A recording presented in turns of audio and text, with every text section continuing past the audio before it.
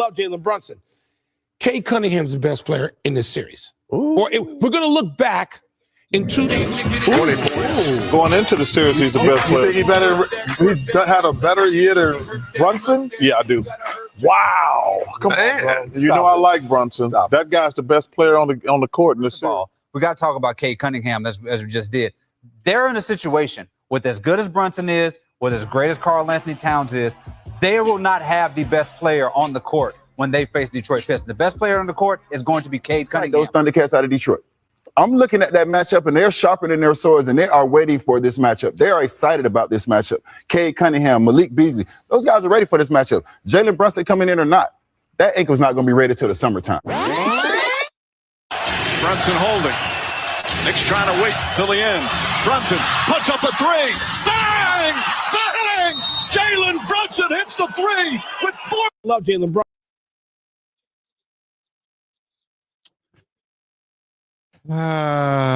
Yes. Happy Saturday to everybody out there. We are back. Let's go Knicks. Let's go Jalen Brunson. Woo-wee. That's what I'm talking about. Let them know, man. Let them know. Listen. Let the haters know. Let the haters know what we doing out here in these streets. JB, baby, let's go.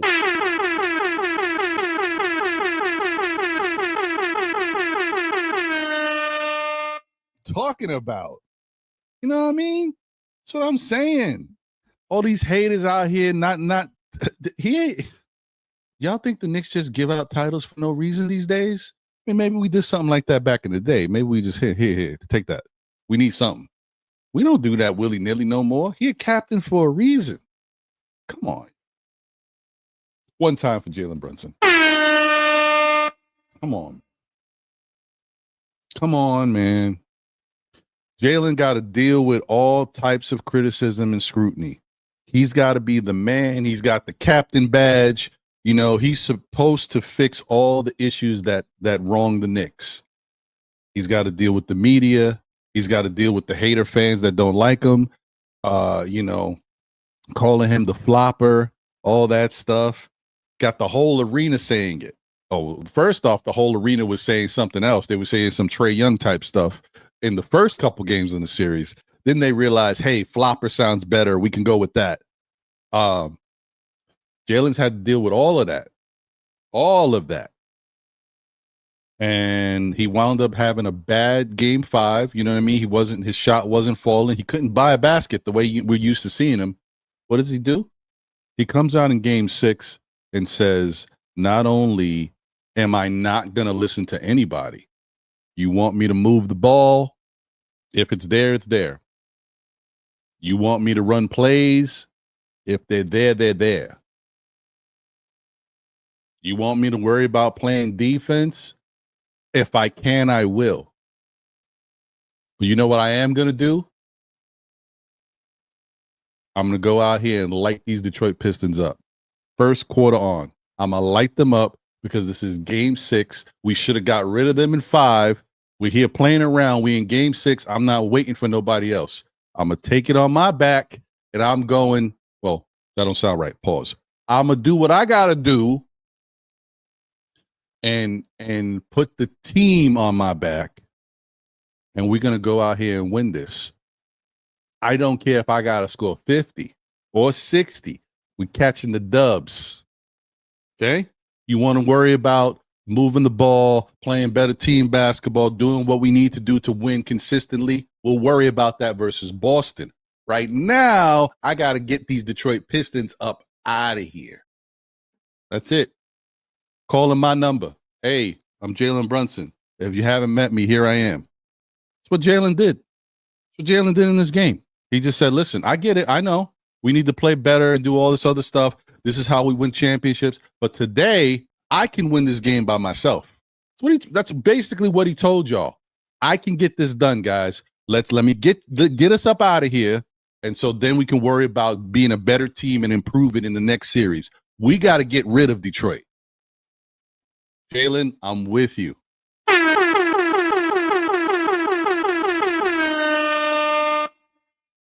That's it. I mean, listen, I get it, you know, and it makes sense. He understands it too.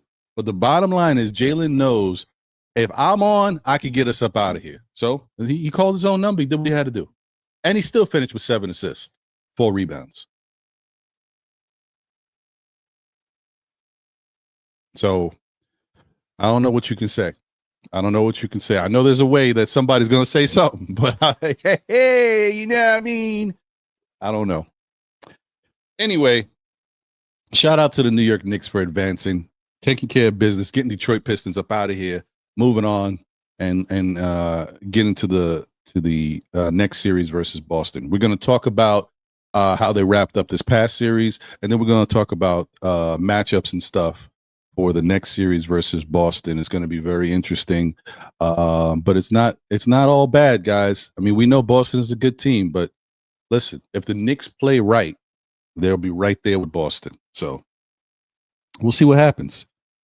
Let's take a look at what let me tell y'all something. Stop playing with him, Tory B. You ain't lying, man. I went outside to go get breakfast for man. I was like, damn, I don't want to go back in there. Damn, still Knicks fans, no ledge. I don't know, man. I was like, I don't know. I don't know about today. But then I was like, I saw this in my mind. See if I know the ledge. It's like, nah, I can't do that to them, man. Nah, I'm jumping out the window. Let me relax. Let me reel it back. Come on, man. This is what we do. It's Saturday. It's know the ledge. So I'm here on a beautiful Saturday afternoon. Oh no. How do I do it? I don't know.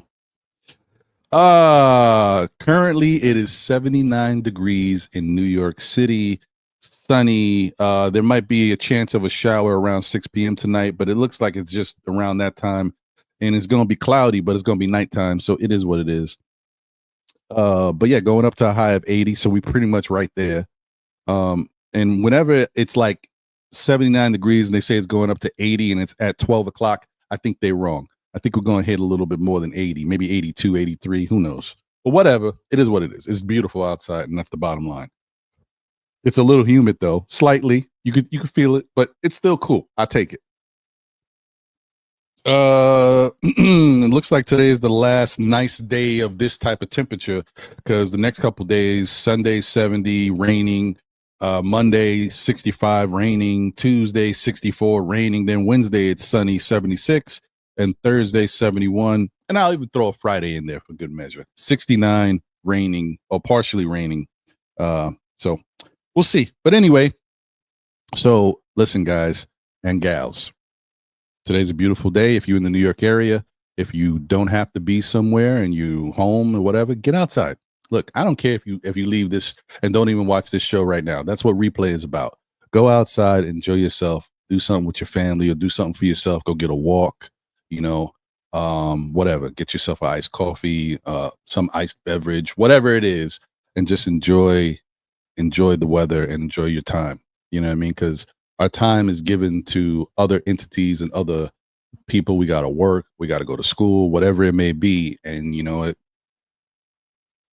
next thing you know, it's another year. Next thing you know, it's 5 years. Next thing you know, it's 10. You're like, where did the time go? So go out there and enjoy it, man.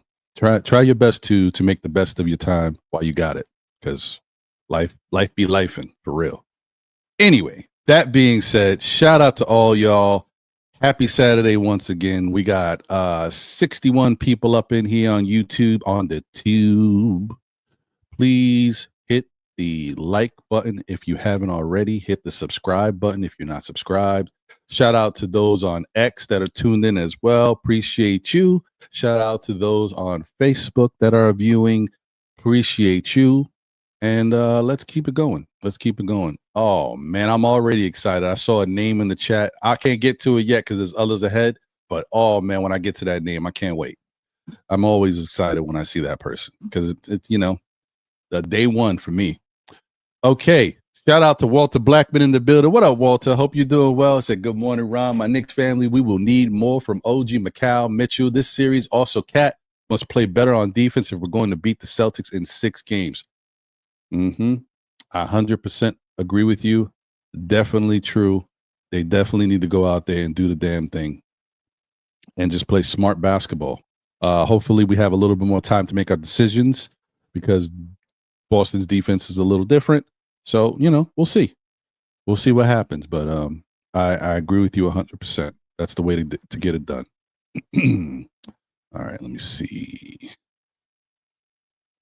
Shout out to Nostalgic Nick in the building. What up, Nostalgic? Hope you're doing well. So SKF. Shout out to Crim's dad in the building, a member of the SKF Army. Salute to you, Crims. He said, Crim's dad. Everywhere I look, I see Ron walking and talking and on other shows. Yeah, man. I try to show love when I can show love, man. Sometimes I feel bad because there's a lot of shows I rock with and I watch. I just don't get a chance to get up there and chop it up with people and talk. But I try here and there to do it, and I definitely got to get more involved back with my MBK fam. We are used to doing a lot of stuff and I just haven't, time has been crazy and I just haven't had a lot of time to really, get with my peoples, man. So you got to get back into that. It's MBK fan for a reason. All right. Oh, and let me not forget this. Let me put the joint up in the joint. Make sure I got the invite out there for people who want to join the Discord. Can't forget that. All right. Put that in there right now for you guys, and then we'll keep it going. Okay.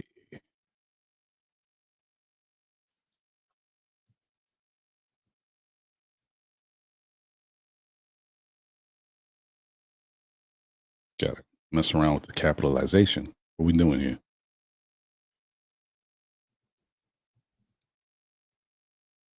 All right. That's not too bad. Not too shabby. Okay. Shout out to my guy Andios in the building. What's going on? Andios NYK. See you.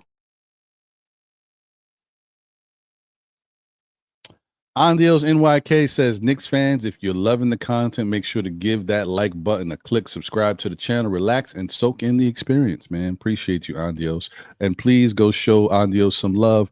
Follow him on Instagram for all the best posts, enjoying our Knicks and positivity that you can't just get. You can't buy that positivity. Good dude, man. Appreciate him. Okay, shout out to Tori B. Let's go, Tori.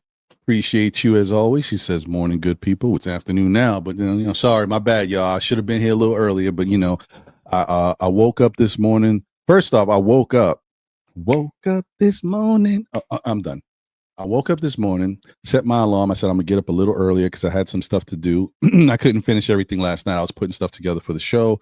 I know sometimes for some people move quick. For me, I'm always thinking, what am I trying to do, or what do I want to do, and what do I want to focus on? And then I'm reading stuff and whatever. I just do that. I get caught up in my own stuff. But anyway, so I said I woke up this morning, put some stuff together, but it didn't happen the way I wanted to. I woke up, I was like, man, I'm gonna get some rest and get some sleep, and then I went to hit my alarm. I'm like, I'm about to get up, and boom, right back down, folks. It was just one of them days. And so I woke up a little late, and then I was starting to finish up what I was doing, a little graphic thing I was doing. And man, time is flying. It's like, I gotta do what I gotta do. And I gotta go outside, get my breakfast, all that stuff. And then when I went outside, I was like, oh my God, it's so nice outside. I was like, oh, what am I doing? And so that's how we got here. But anyway, I'm sorry. I apologize. We're here now. HIM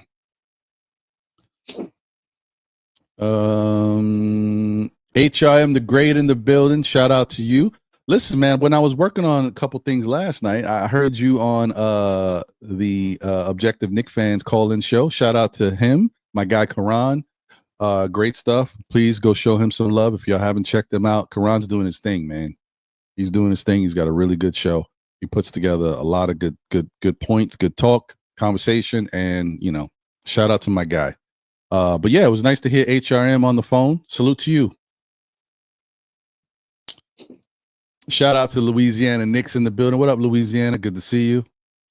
Shout out to my guy, Shy Powers in the building, one half of the Knicks Real Talk crew, him and Divine. Appreciate you, Shy. Good to see you, brother. Shout out to Wonder Woman. Let's go, Wonder Woman. Said good morning, Ron, in the chat. On to the next series, and I'm hopeful we will surprise some folks. I'm with you. That's what I'm talking about. That's what I'm looking forward to as well. Shout out to M. Gene in the building, a member of the SKF Army. What's going on, M. Gene? So let's go Knicks, but now we ain't winning this series, LO. I'm just keeping it real. Hey, let me tell you, M. Gene, well, I'll save it. The point is, you never know, okay? You never know. If the Knicks go out there and play the way we saw them playing against Detroit, no, they're not going to win. I'm 100% with you. They won't. But I'm going to tell you that I believe the Knicks played so bad because of how good Detroit's defense was. And even though Boston has a better defense on paper, it's a different defense. They play a different style. They're not as physical. They are swarming, but if the Knicks can play composed basketball, if they can move the basketball, if they can take smart shots, they can beat Boston. I'm telling you. Boston is look, I've already said this. You guys know I keep it real. Boston is the better team. So what? That don't mean nothing. There's always matchups, right? There's always a team that's better than another team, but you don't know who's going to win the game until the game happens. Boston is the better team. The Knicks can beat Boston. We're going to talk about it more, though. But you guys know, for example, one of the biggest things that the Knicks have in their back pocket is that they're healthy. And they haven't really played together, as a team. They're still bonding. They're still getting to know how people move around. Now, granted, I know you say, but Ron, they only use like 7 or 8 guys. I get it, but still those 7 or 8 guys have not played together a lot throughout this season. So, just saying. And, the way they're playing now is not necessarily what Boston saw from the Knicks. The best the Knicks look against Boston was that last game that went to overtime that, we wound up losing, I believe. Yeah. But that was the best they looked, right? So, and that was recent. So you don't know. You don't know what's going to happen. Let's see. Let's feel it out a little bit.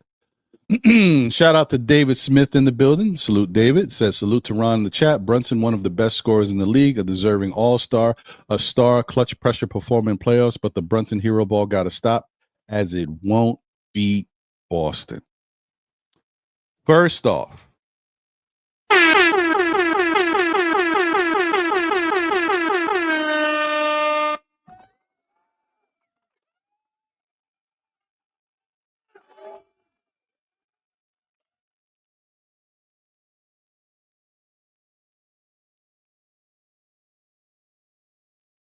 I don't got anything else.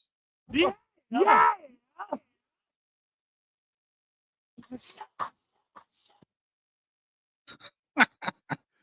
Shout out to David Smith. See, this is what I'm talking about, David. I like how you started this off. Start off with some positivity about the captain.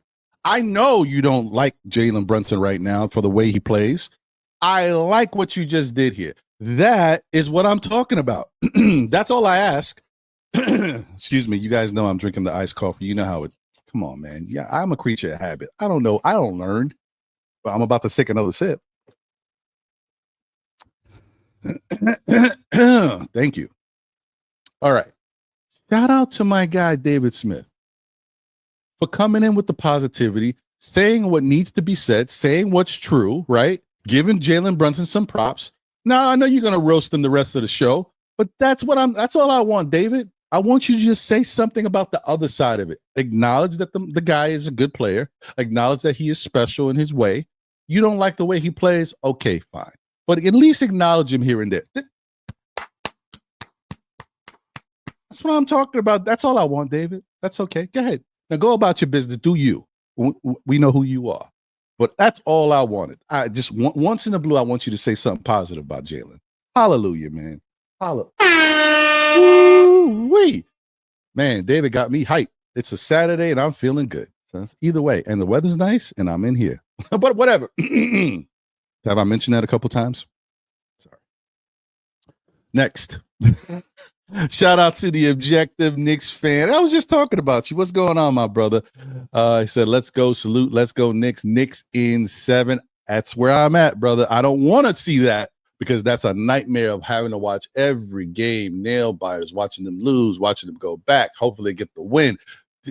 But that's what it is. If the Knicks going to beat Boston, I think they're going to have to do it in 7. If they can do it. And I think it's going to have to come down to 7 games. But we'll see what happens.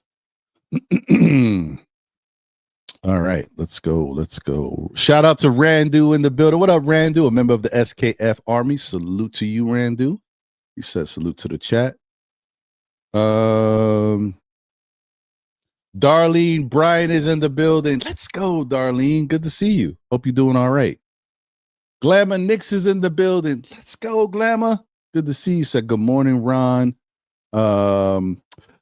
Tibs has to make adjustments next round. The bench gave us minimal production last series. Terrible. As Barkley would say, terrible. Deuce needs to snap out of it. We can't afford empty minutes against Boston. 100%. Right now, if Deuce don't come to play in this series, if he's still struggling, he's got to get benched. I know people are like, yo, but we need him for his No. Thibodeau needs to give DeLon Wright a go.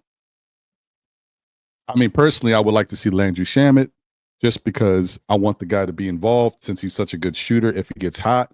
But DeLon Wright can give you a little bit more as to what you need because we need to be able to stop Boston on their with everything they got going on, those 3-point shooting.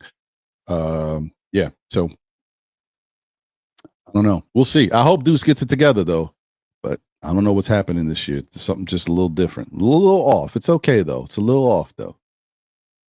All right. What else we got here? Joey Rip 'em Up Sports is in the building. What up? He says, what up, fam?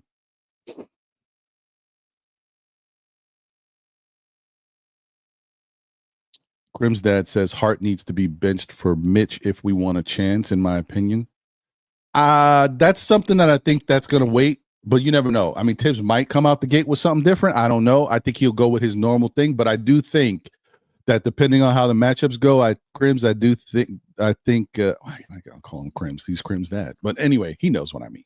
I do think that that's something Tibbs might do. Yeah.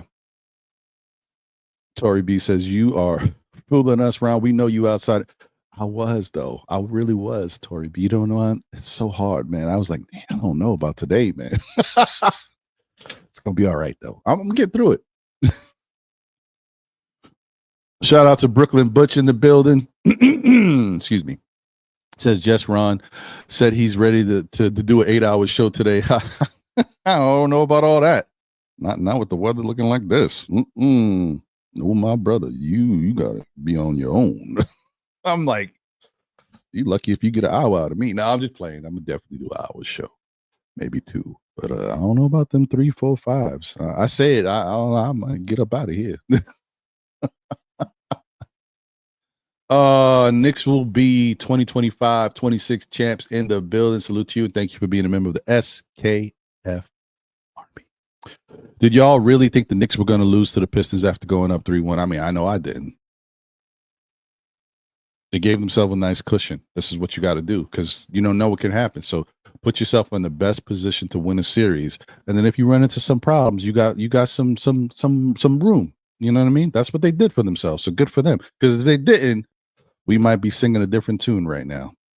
And that's why I'm glad the Knicks took care of business in Game 6. Because I'll be honest with you right now. I don't want to say this, guys, because I know y'all don't really believe it. If the Knicks would have went to Game 7, I don't know if we would have won. I'm just telling you because the momentum and the positivity that them young Detroit Bulls would have, I call them Bulls because they're monsters. The young Detroit Bulls would have had in their system might have really, but it's okay. Good thing we don't have to worry about it. All right, let me breeze through this. Sorry, guys. Cardiac Knicks is in the building. What's going on? Member of the SKF Army. Says salute, Ron. Salute to my diehards in the chat. Salute to you, brother. Shout out to JM3. Moaning, what's going on? Appreciate you. Did I already see? I think I already said Darlene. But once again, Darlene, let's go. Good to see you. Morning, everyone. Prezi the boss is in the building.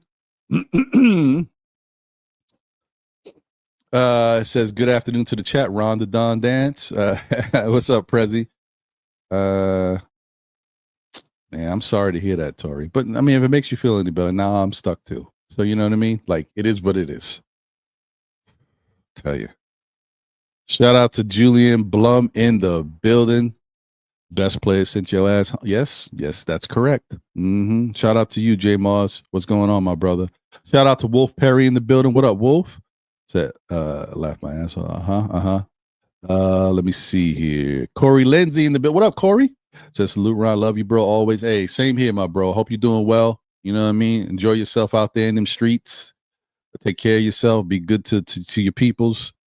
Shout out to Corey Lee in the building. What up, Corey? A member of the SKF Army. Said peace and salute. Queens is in the building. Queens get the money. One of the 718 boys is in the building, y'all. Shout out to you. And here we go. The name I was waiting to say hello to. Shout out to Geraldine McIver. Let's go. One of the first ladies of this Knicks community.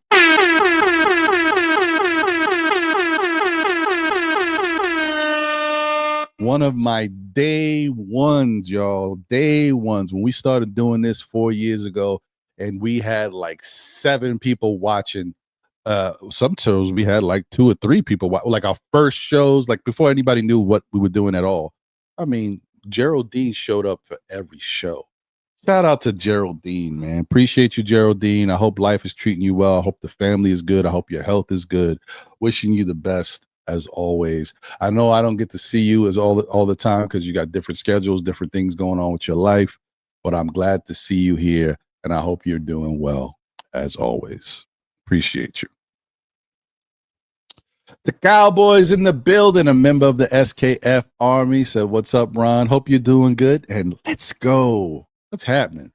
Jersey Shore's in the building. What's up, Ron? What's up, Jersey Shore? Hope you're doing well. Good to see you. All right. Let me breeze through. Double D's in the building. Good to see you back. David Smith standing on business. You know how he do. That's why I appreciate when people can voice their opinion in a polite way. You know what I mean? Do your thing. Hey, your opinion's your opinion. That's cool. But I really love the fact that he gave Brunson some props today. That's what really got me excited. I appreciate that. That's nice. That's nice. I know.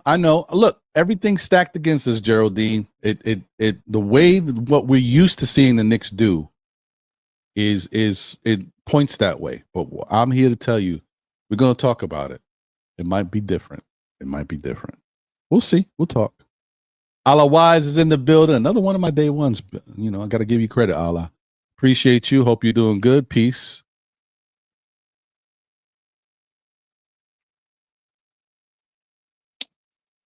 He's another one of them 718 boys on the low. Don't get it twisted.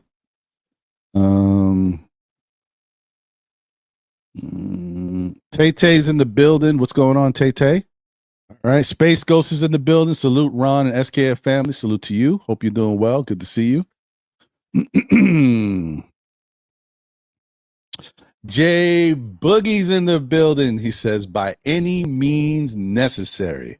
The entire league is on notice on why we named this man Captain Clutch. Let's go another round. Saturday episode. Salute. 3 capital S's. Appreciate you, Jay Boogie. Always good to see you, my brother. Hope you're doing all right, man. Long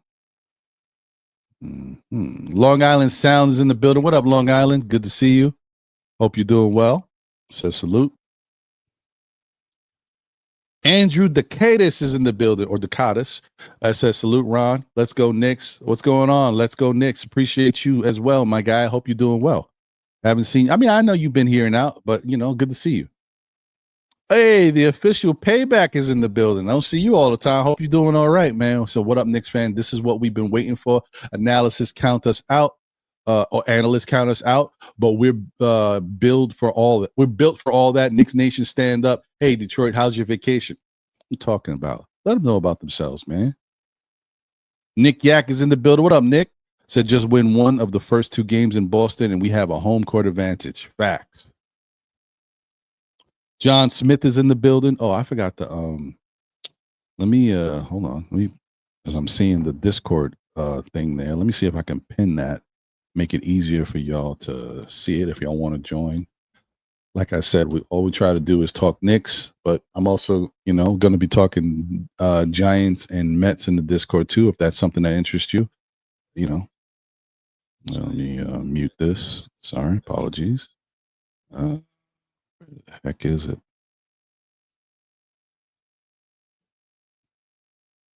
Hopefully I can find it. No, I can't find it. I'm going to have to do it again. Well, and that's what I'll do.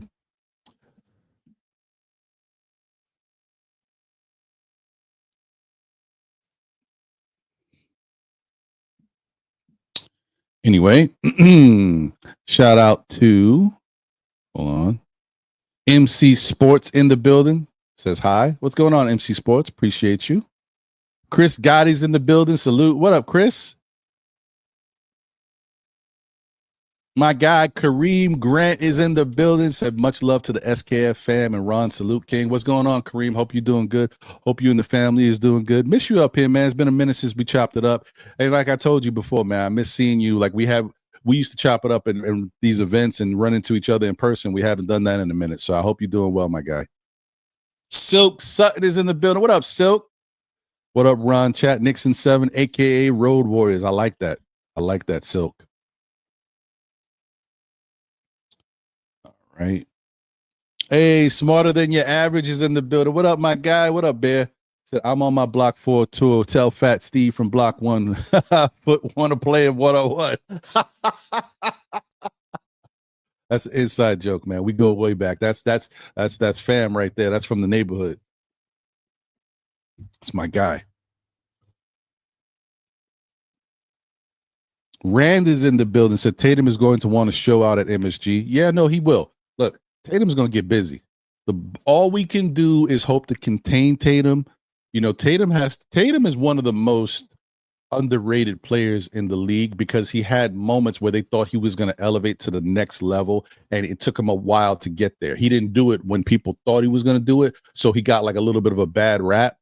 Now he's there, but people all, he got the stigma attached to him, so they don't be giving Tatum the much needed credit that he deserves. Tatum is a beast, and Tatum is going to be beastie in this series. I hope he's not, but he will be. The Knicks just have to figure out how they can stop him and throw some looks at him. Maybe Tatum's the answer. Maybe you got to take Tatum out and force Jalen Brown to beat you.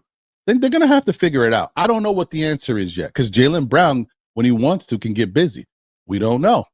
And the only thing about the Boston Celtics, which I don't know if you can say that about this Boston Celtics team, but in the past, in the playoffs, one would be good, one wouldn't. Like Brown would be good in the playoffs and Tatum wouldn't. Or the next year, Tatum would be good and Brown wouldn't. I don't know if we can be fortunate to have one of those things this year. So we'll see. I don't know. Shout out to New Knicks City and Squad. Yeah, salute Ron, SKF fam, Knicks and 7. Book it. Let's go. That's what I'm talking about. Shout out to you, my brother. And please go support my guy, New Knicks. Raul, Two Shots, and Machete, the Organic Fanatics. I don't know how many times I can say that it's a different podcast. It's something like you just know, man. It's almost like barbershop talk, but they like family and friends, like close. You know what I mean? You get it. If you watch it, it's different, and I think you enjoy it. We that's the good thing about this Knicks community. We got all types of different flavors, right? All types of different flavors. So go support them, man. The Organic Fanatics podcast. All right. Sorry, guys. I'm breezing through. I apologize. I know I'm taking a little bit. I'm about to wrap this up and get to the next course of action here. Shout out to Buzzer Beater in the building. What up, Buzzer? Hope you're doing good. Says salute. Let's beat Boston. I'm with you.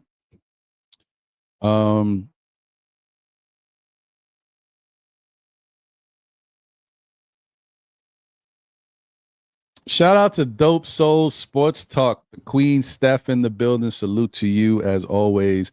Please go support fam. That's MBK fam. That's just a good person right there. Steph is really dope. Go show her some love. You guys know the content she puts out for the Queens Court, for Dope Soul Sports, Neighborhood with Freezy and them, Bronze Tears. You know, just show them some love, man, because it ain't easy to keep doing this day in and day out, however many times you do it per week, every year. And this is labor of love. It's a passion project because we ain't getting the guapola. So we do it for the love. So please go support her. Good to see you, Steph. Thank you, Steph. Yeah, shout out to Ron, one of the hardest working content creators in the. Oh, I appreciate that. Thank you.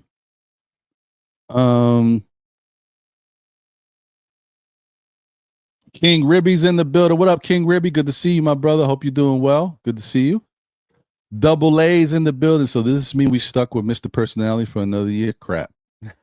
Listen, we should be so lucky, man. Hopefully by the end of the season, end of these playoffs, we're like, oh, wow, I'm so glad we stuck with this guy one more year. Let's see what happens. I'm just saying, I don't know. You know what I mean? Que lo que? Man, I'm on one today. What's in this? As King Ribby would say, what's in your cup? Wolverine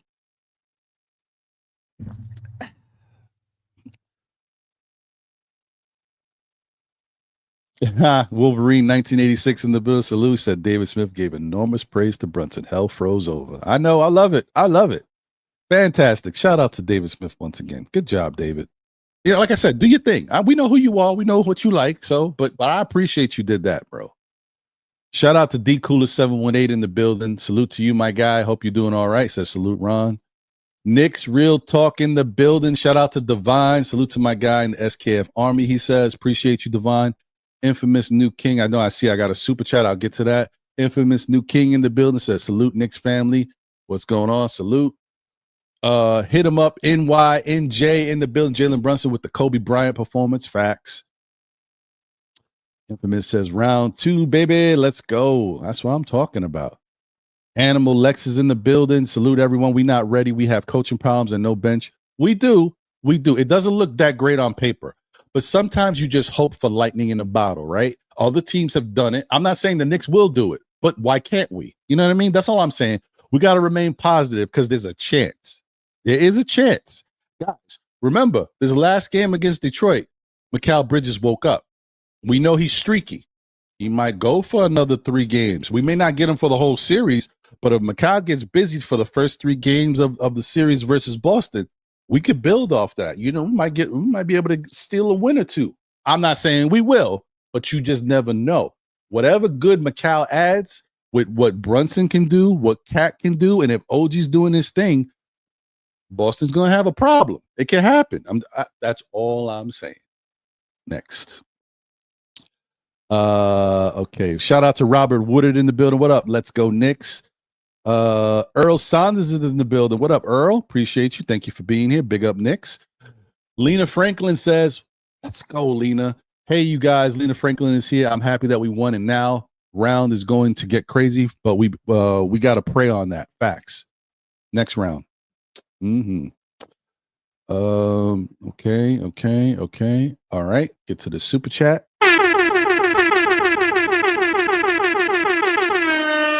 You know what it is. Shout out to my guy, Knicks Real Talk. Appreciate you, Divine. Said, let's go, Knicks, orange and blue skies, the burner. Let's go. Appreciate you, my guy. Let's go, Knicks, man. Let's get it done, man. Let's do something. Let's shock the world. Let's make it happen. Why not? If not us, then who? You know what I mean? Yes, the Giants did have a good draft, Geraldine. I'm excited about that.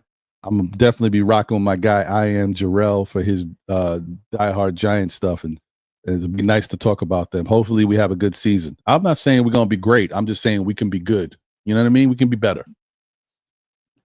JJ47K in the building. Salute, Knicks fam. Salute. Hey, my brother from another. Shout out to my guy. You already know when I get to see my brother.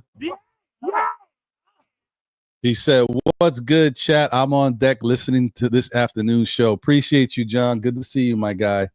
And I'm glad that your son is doing it. He had a walk-off the other day, y'all. Walk him off, baby. He's playing baseball. He's playing soccer. He'd be boxing. He'd be doing everything, but he's doing basketball. Like, come on, man. Dude's a jack of all trades, man.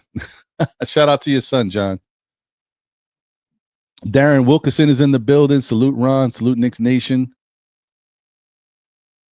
All right. I'm breezing through, guys. I think that's pretty much it. I think I said what's up to everybody. If I missed you, it's not for lack of trying. You understand what it is. Just want to show you guys some love. You know how we do on Saturdays. Make sure the love is the love is felt. Shout out to CC in the building. Salute Ron and the fam. Knicks in 7. I like that Knicks in 7 thing. I'm telling y'all guys, don't underestimate it. It can happen. Never know. You just never know. Anyway, yeah, but I'm gonna put the link out there. But before I do, I just want to say, once again, man, shout out to the New York Knicks for handling business, right? For doing what needed to be done, for taking care of a very tough Detroit team, right? Detroit was real. They came out there with a plan. They knew what they was doing, and we had to respect it. We got to respect them now. They're much better than we thought, and it just is what it is. Detroit is a good team. They're young, and they're going to continue to get better. And they've positioned themselves where other people are like, yo, Detroit ain't that bad. Motown. There's good food over there. They got good fans. They got some young talent. They play defense. They're winning. They got a young coach. So don't be surprised if Detroit looks a little different next year, guys. Detroit could be a problem. That's why the Knicks have to do as much as they can to see if they can shock the world this year. I don't care. They'll be better next year, but I'm saying you want to just because these teams going to continue to get better. Now they got a taste, right? Teams like Detroit, teams like Houston, watch out. They got some dog in them. And these Thompson boys is real. These Thompson boys is like the new Morris twins. Both the Morris twins could ball. As they got older, they were always legit. But these Thompson boys, they serious. So shout out to them. But yeah, man, the Knicks went out there and they took care of business. Just a quick little recap for I don't think there's anybody who missed it, but you never know. Knicks wound up winning 116-113 over the Detroit Pistons to wrap up the series to win 4-2, right? And it's good. They took care of business. Now they're facing the Boston Celtics. But the other thing about this game is, unfortunately, the bench didn't give much, right? And so to people's concerns and points, that is something that we got to think about, right? The bench accounted for 6 points in this game. So that's an issue, right? 6 points. And you're talking about 13 minutes for Mitch, 17 minutes for Deuce, and 6 minutes for Campaign. Now, Campaign getting 6 minutes, I'm not going to fault Campaign. Could Campaign wake up and be a bigger factor in the series? Yes. Well, more time he can be. Deuce, on the other hand, though,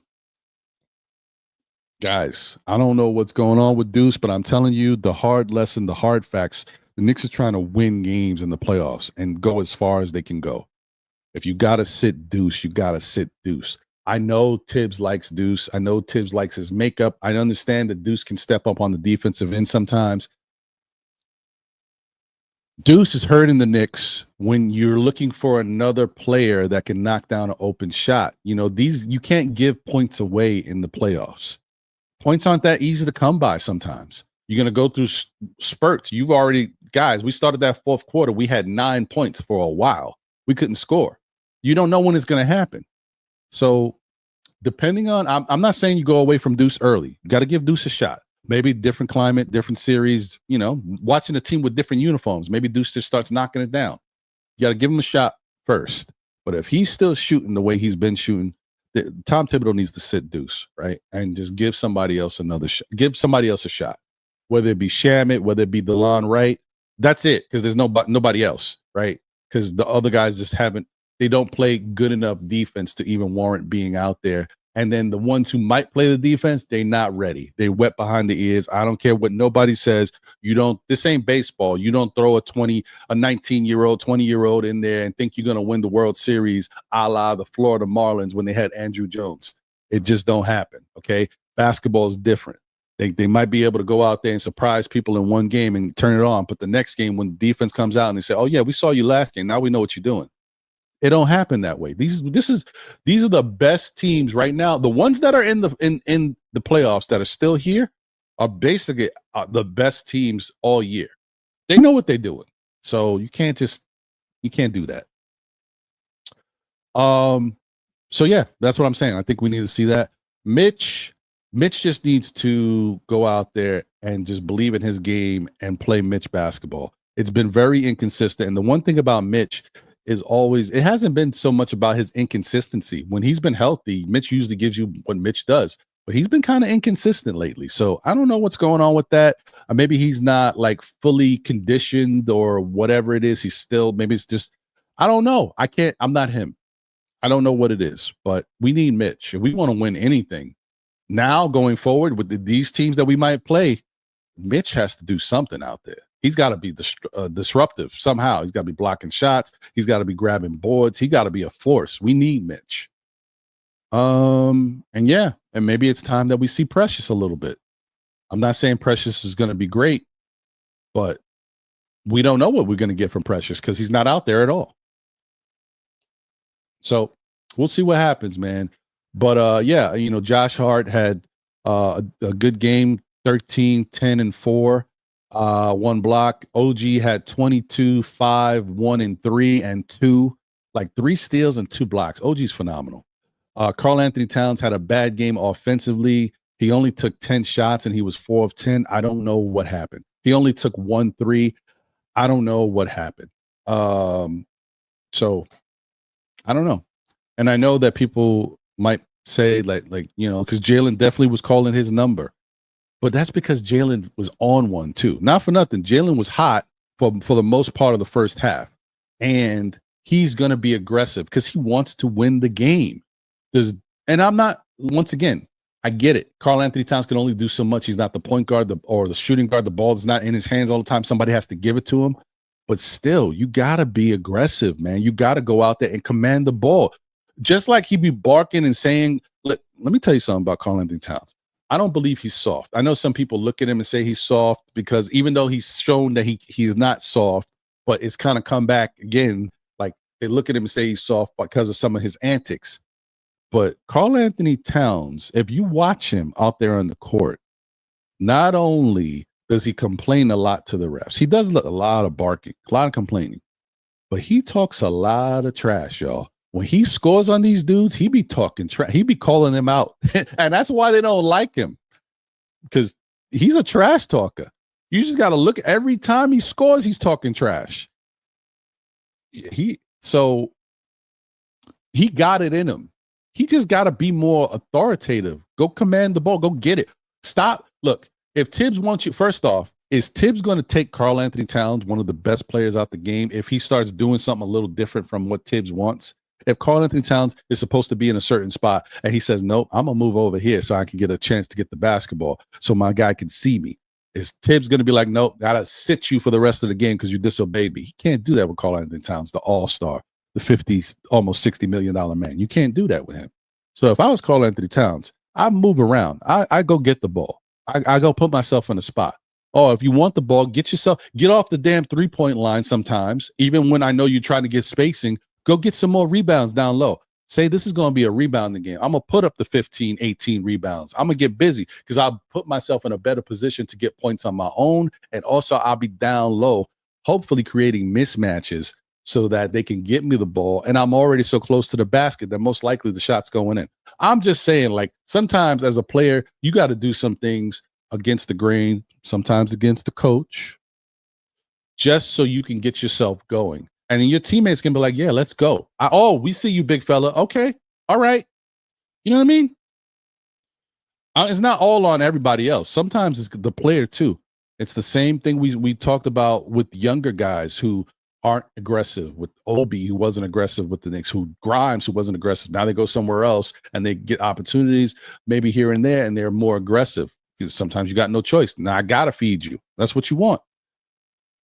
Sometimes you got to go get it too.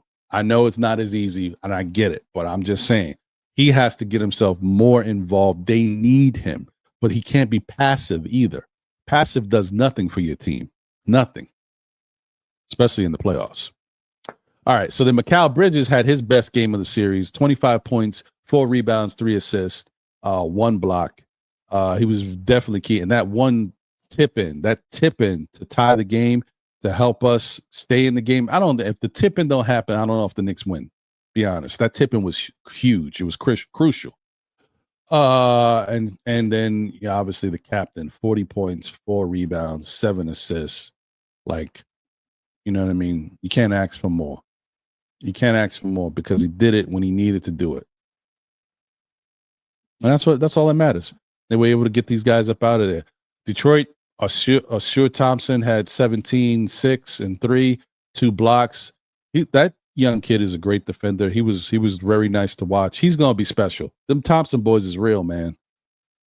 Tobias Harris had 14 and 5. Once again, this is the Tobias Harris I'm used to. All that talking, trying to get under Cat's skin. His game never backs that up.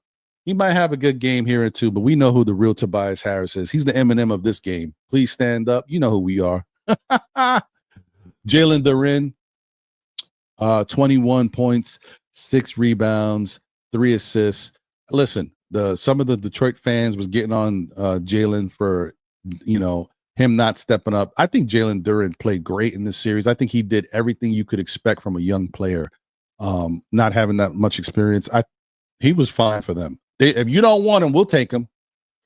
So shout out to him. Tim Hardaway went ghost as usual after he wanted to be all tough, pushing people to the ground and stuff. 7 points, 5 rebounds, 1 assist, 1 steal, 3 of 11 from the field. That's where you belong. All right.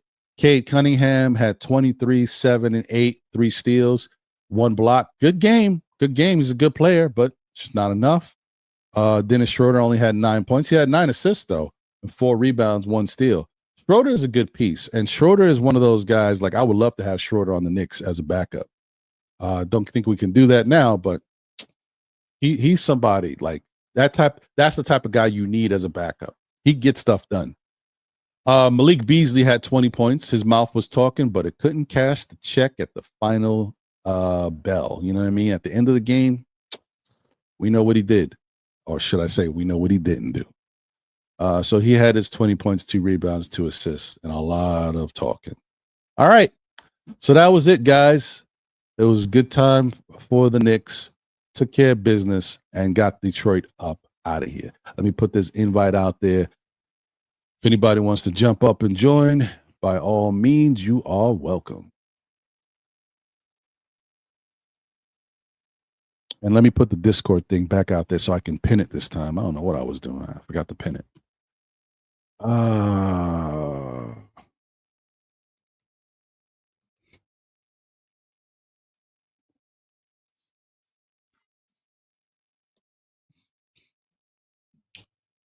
Right. Let me get that invite again. All right.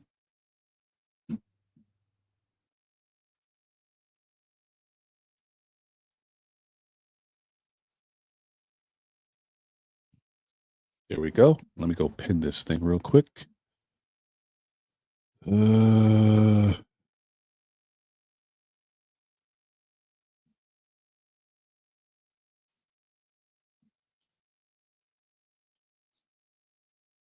Sorry, give me a second, guys.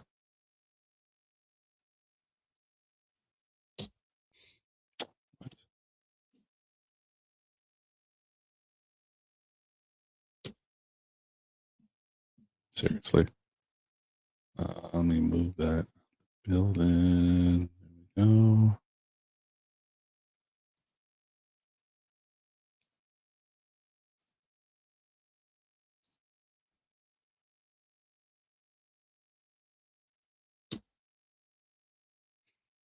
Okay. And there we go. All right, cool. I'm done. All right. Got somebody backstage. Let me get him up here.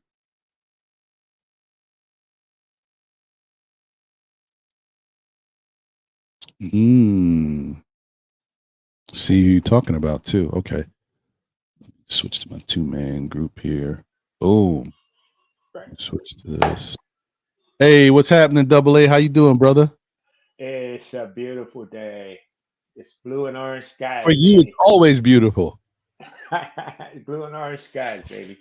Yes. However, bro, is it any more nauseating than just dealing with Stephen A. Smith's crap, man? You know, this guy predicted on national TV that we were going to lose Game 6. He came straight out and said we're going to, and now he's celebrating like he's a man. This is why I want to say this. Shout out to all you Nick content creators, Ron, the Queen, you know, you guys know who you are, man. Y'all put in the work, man. Because we can depend on you guys for the truth. You know, despite disagreement, despite anything, we spit the truth, man. And y'all spit the truth. And if it ain't true, y'all don't play it, and y'all don't play both sides of the fence. You know what I'm saying? So, and like to get the truth, man.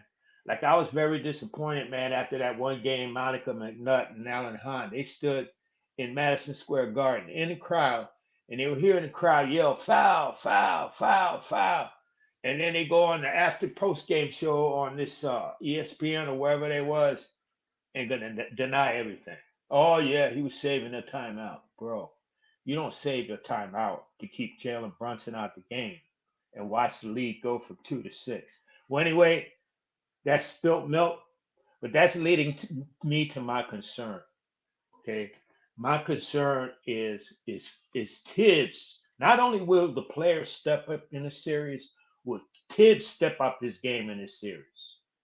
If he brings his 6-7 man rotation against Boston Celtics, we're going to get blown out every single game. And if we get blown out every single game, he needs to be put in a suitcase and sent somewhere out of town, because we cannot face the Boston Celtics with a short rotation at all. Precious Achua, he should have played. He's a coach. He made the decision. We won the series, okay, but we did it the hard way. I had to watch Jalen Brunson struggle bringing the ball up every single play, bro. Struggling. You knowing that they were going to pressure him. They were going to pressure him with Thompson. They were going to pressure him with Schroeder. They were just pressuring him with Beasley. They were throwing it. I mean, it took Jalen Brunson at least 11 seconds to get past the half court line. It took at least 12, 13 seconds for us to get into our offense. You know, and I'm saying, why don't he let somebody else, let Jalen be off the ball? That way he don't have to work. Because each and every time, they purposely were making him sprain his ankle. He was spraining his ankle doing it because it was pressuring him. You see it, and then he falls, or he had to turn. They were making him turn like quick. I mean, he had to do that to just try to break free, right? What other way do you have to break free if they're playing you full court defense? You got to slick and slide and move and glide. And should you be doing that with an ankle that's woofing? No. You know, and we know he was been playing with a woofing ankle. So even more shout out to the captain. You know, but I'd like to see Karl Anthony Towns play like a $50 million a year center. Yeah, he's had a decent games or whatever. But bro, you can't be letting 6'9", 200-pound guys push you out the paint. Harris was bodying you out the paint. You know what I mean? You can't be doing that, bro. You know, you're not no Patrick Ewing, put it this way. All right? You're not no Patrick Ewing. Because Patrick would have ate Harris's ass up. You know, and I don't know why you wasn't the focal part of our offensive plan anyway. Why the offense didn't start with you, given that mismatch that you had. I'm with you, bro. We said it all series. We was hoping that he gave either Precious or Wright some minutes. Because, look, if you're not getting offense from somebody, at least get defense. You can get defense, right? Well, you could at least put some people in there that hold them down while the starters rest. If they ain't gonna score, at least they play some defense, right? But like you said, bro, and I know this is why I say you speak the truth, bro. From the heart. You're a Deuce fan. I know this. Ain't nobody support Deuce McBride more than you, Ryan. But you saw it just like we saw it. He was getting bullied. He couldn't help it. He had 6'4", 6'5", 200-pound dudes pushing him around. You know what I mean? The only time he looked a little better is when they put him on Schroeder. That was a smart move. Because, you know, Schroeder was a little bit ineffective when Deuce was on him. That I saw. You know, Deuce was doing that. But I mean, 6 points from our bench. Put it this way: if it's 100, if a score is 100 to 98, right, and the winning team scores 100 points, and you're only getting 6 points from your bench, that means you need 94 points from your starters. That means if 2 of your starters go off and score 30 points, say Brunson scores 30 and Cat scores 30, we still need 34 points. Still need 44 points from McCallum and OG. And Hart. You And see Hart, what problem, see the dilemma we're in? This is why when we play teams like the Cavaliers and the Boston Celtics that have a bench, our starters have to go against not only the starters, but against the bench too. Yeah.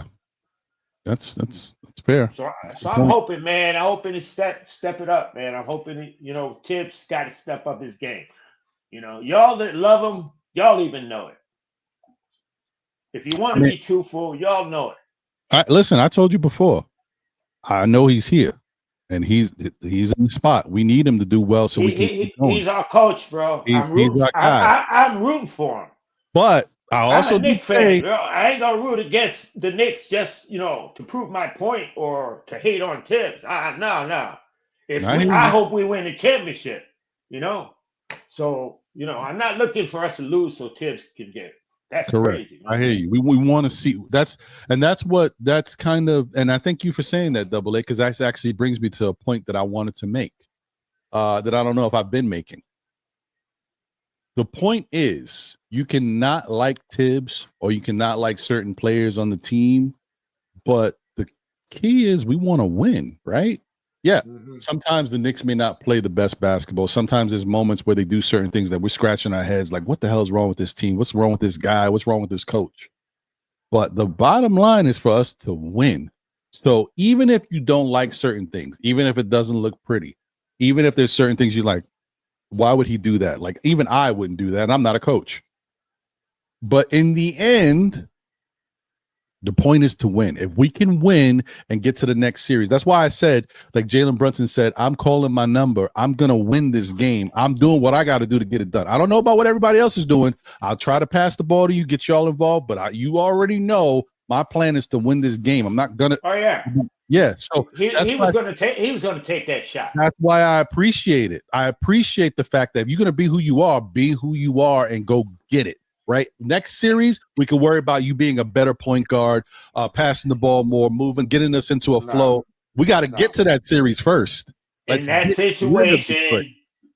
situation, you want the clutch player of the year taking that shot. You don't want nobody else taking that shot. And he did it. And you know what was very, just to make it so exciting, man, is this guy's doing it with everybody in the building knowing where the ball is going to. I know. That was great. That's amazing, man. Everybody knows, everybody in the gym knows where the ball's going to. Right? And it's genius, bro. It's genius because he pumped left and, you know, Thompson was overplaying him on the left-hand side because they figure he's going to go left. He's left-handed. But that cut, that Shaquan Barkley cut, that's what got him. And I like the fact that, and I see I got a couple other people backstage. I'm going to get them in here in 2 seconds. I like the fact that Brunson set that up from the inception, right? He set that up from the bench. Mm-hmm. He's talking to Tibs or talking in that little huddle. He said something to him. Maybe he told him, this is what I want to do. I don't know. But then when the Knicks were coming back on the floor, you saw it. It's on video. He went over to Macau. He said, Macau, blah, blah, blah, blah, blah, blah, blah, which basically was telling Macau, come to fake like you're going to screen for me. Don't screen for me. Just run past. He set that up from the beginning, and it worked out perfectly. And then it was so good.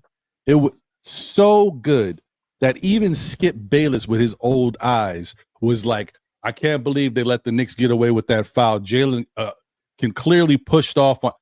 Jalen barely even touched this man. Like Michael Jordan, when he does his little thing and he used to get guys off with the classic. Oh, yeah. He pushed you off. Jalen didn't push off. He basically put my guy in the blender. He was trying to stay with him, but he didn't know what he was going to do. So he guessed wrong and he caught him off balance. Just a beautiful play. Don't be putting fouls on a guy who didn't foul nobody. Jalen didn't foul that man. That's what I hate. Haters are haters, man. That's what they are. And you have it all across the media, man. Like that dude, what's his name? I call him Windbag. You know what I'm trying? Brian Windhurst. Yes. I mean, he a big hater. First, Cade. Oh, Cade is the best player in this series. Oh, Detroit. Detroit's going to manhandle the Knicks. Oh, the Knicks going to be the first team to get knocked out in the playoffs. Blah, blah, blah. Shot. What's good? What's good, baby? All right. Blue skies, baby. Blue skies. Jay. What's Boogie. happening? Everybody's in the building. Let's go. Jay Boogie. He might be whipping it. I don't know if he's working. He might be on the road. Okay. All right. Peace and blessing. You can hear me well? Yes, sir. Yeah. They've been working on wires out here. I was rocking with Shaw the other day. I was in and out of so it, Well, last thing I heard that some cat was eating someone's ass, and then I got lost after that, and I stopped listening. Whoa. But wait, what show you watching? Double A said he would have ate his ass in that thing, and I laughed. I ran around the kitchen for a minute and laughed. I can't lie to you. I ran around the kitchen. I was like, man, but you know what? Look, me and my friends joked together. I'm like, no, he wouldn't have done that. Double A, don't say that. No, he didn't say he eat anybody's. Yeah, no, not this is a family show. He ate what? Go back and go back and listen. What he meant was he would have whooped on him. He would have whooped on him. Yeah. That sounds like. Not out. Not out. Yeah. All right. Look. Moving on. I wanted to bring some humor to it because you know what? Yeah. Let's just take one quick second and say we are moving on to the next round. Yes. Let's just start right there real quick. Yes. All right. Salute to our Knicks for moving on to the next round. No matter what said and who played where and what Tibs did and how they did. And how they did. I totally agree with the tip in from if Bridges don't make that tip in, let's not forget 2 games ago, Cat with that behind the basket shot, fade away out of bounds, and then the 3-pointer from Indiana. He shot it. Yeah, that's one of them Curry. That's one of them Curry shots. Yeah, nuts. And then also Mitch came alive in this series. Yes. I want to try to look at because there is a lot to look at to go. I wish this is whatever, but I'd like to look at the things real quick with what was done well.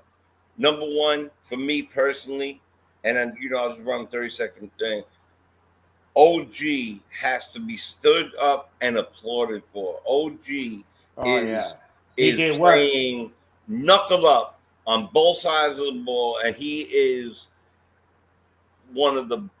To me, Captain Clutch is what he is. He can't be a 6'1". I call him the 6'1" center. You know what I mean? He gets in the middle. He plays the way he needs to play, and he does what he has to do. And I knew he was going to hit that shot. You know, you just felt it coming. But you've got to add OG into that conversation. OG was sticks the hardest players and then switches off really well during the whole year. Helped. He played two people. That's going from left to right to left to right. And I'm always nervous because he jumps and he falls a lot. So he played an excellent series. And you know, JB and the rest of the cast, I do believe Deuce is taking a step back. And I don't know what that is quite. Maybe it's because he was the next man up when Debo and them were here. He wasn't the next man up just yet. And who knows what it is. But the fact of the matter is that we're moving to the next round. And I'm glad. And if you watch Cat last year playing again, he's a power forward player. He's not really he was brought in here to be a center. Salute. To be a center until till Mitch came back. If at the time they would have brought in one of those two dudes from Charlotte at the same time, then we would have saw Cat the way he played from the first half on, played like that almost every game. Because truly, his game is, you know, we all said Cat should be, when we were talking around too, Cat should be in the middle, posting up on these small dudes. Throw me the ball. But Cat's game is not necessarily predicated on that on a regular basis, even though he could have done it. Cat saved us. He's a part of the Knicks. I am a Knicks fan. The front of the jersey. Brunson and Hart are my favorite players, but OG is becoming them. But that don't matter. I used to love Ewing, but I love Starks too. I love the Knicks. We're going to the next round. And the one thing that I want to say is I am glad that we played Detroit before. I got a text. I keep asking, please don't text me, guys, about whoever it is. That we played Detroit and they were physical with us because now we're going into a series with a team that plays completely different, and I really believe that revved up our physicality and revved up our heart and our engine and our New York grit. And now we have to watch out for this technical, really well played basketball that Boston's going to bring. But it was good to go through a team like that first, in my opinion. You know what I mean? And so what, we won in 6 instead of 5. So what? We won. Right. We won. And that should be applauded. You know what I mean? No matter what. So yeah. Blessings. Jay, you think he should go with the big man's lineup to start the series? To do that, he's going to have to play Precious, which, you know, if you look I don't know why he's not. When Mitch had his 9-point or 11 rebound game, either two, he had a great game. He had 11 points or 11 rebounds, and he scored points. 12 and 11, yeah. Something like that. He played most of his minutes double big man lineup with Towns. Yeah. So that's why I was surprised, and I know he was sparing them, trying to not play with them together because, you know, he wanted to use Mitch to give Cat rest. But I mean, if you use Precious, now you can use that double lineup a lot more, you know. And I was surprised. So I just wondering what you fellas think about that. Well, hold on. I know Sean's about to say something, but before he says this, let me just say that I actually want Tibs to do something he's not going to do because it's not conventional for Tibs. So, I mean, he could do it. I don't think he will. I actually want Tibs to use the double lineup, but I don't want him to change the lineup. I want him to go out there with what he's used to using and feel it out, see what Boston's doing and what works best. Because I think the problem with Tibs and why he doesn't make the proper adjustments on the fly is that he doesn't have enough information. He don't know, like he's watching stuff on the fly, but I think he's so focused on the game and what his guys are supposed to be doing out there. He's not the greatest at picking up what. And I don't know this. I'm just, I'm talking crap. I don't know. The dude might be a freaking wizard. He might see everything that's going on. It just doesn't look like it. I feel like on the fly, his adjustments, he needs time to process. I feel like halftime is good for him because he can see whatever. He probably looks at old video while it's going, like seeing what happened. The coaches behind him tell him this is what they did. This is what, and it's how he probably processes. I mean, the man is older. I don't know how, I don't know. When you get in your 60s, you holler a lot. Right. You know what I mean?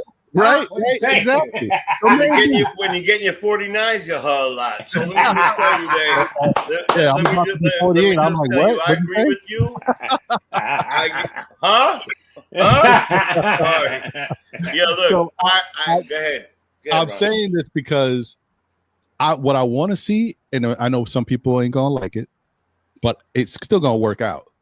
I would like to see him start with his normal lineup. Take Cat out at the 7-minute mark, right? I know that's only 5 minutes. People are like, yeah, 5 minutes. That ain't gonna really have time to get Cat going. I mean, you try to get Cat going early, right?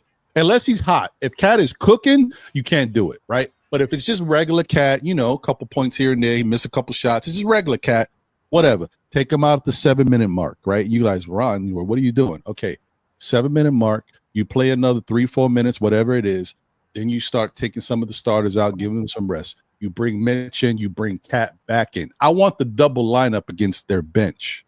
I want the double lineup against their. I want Cat to have a mismatch.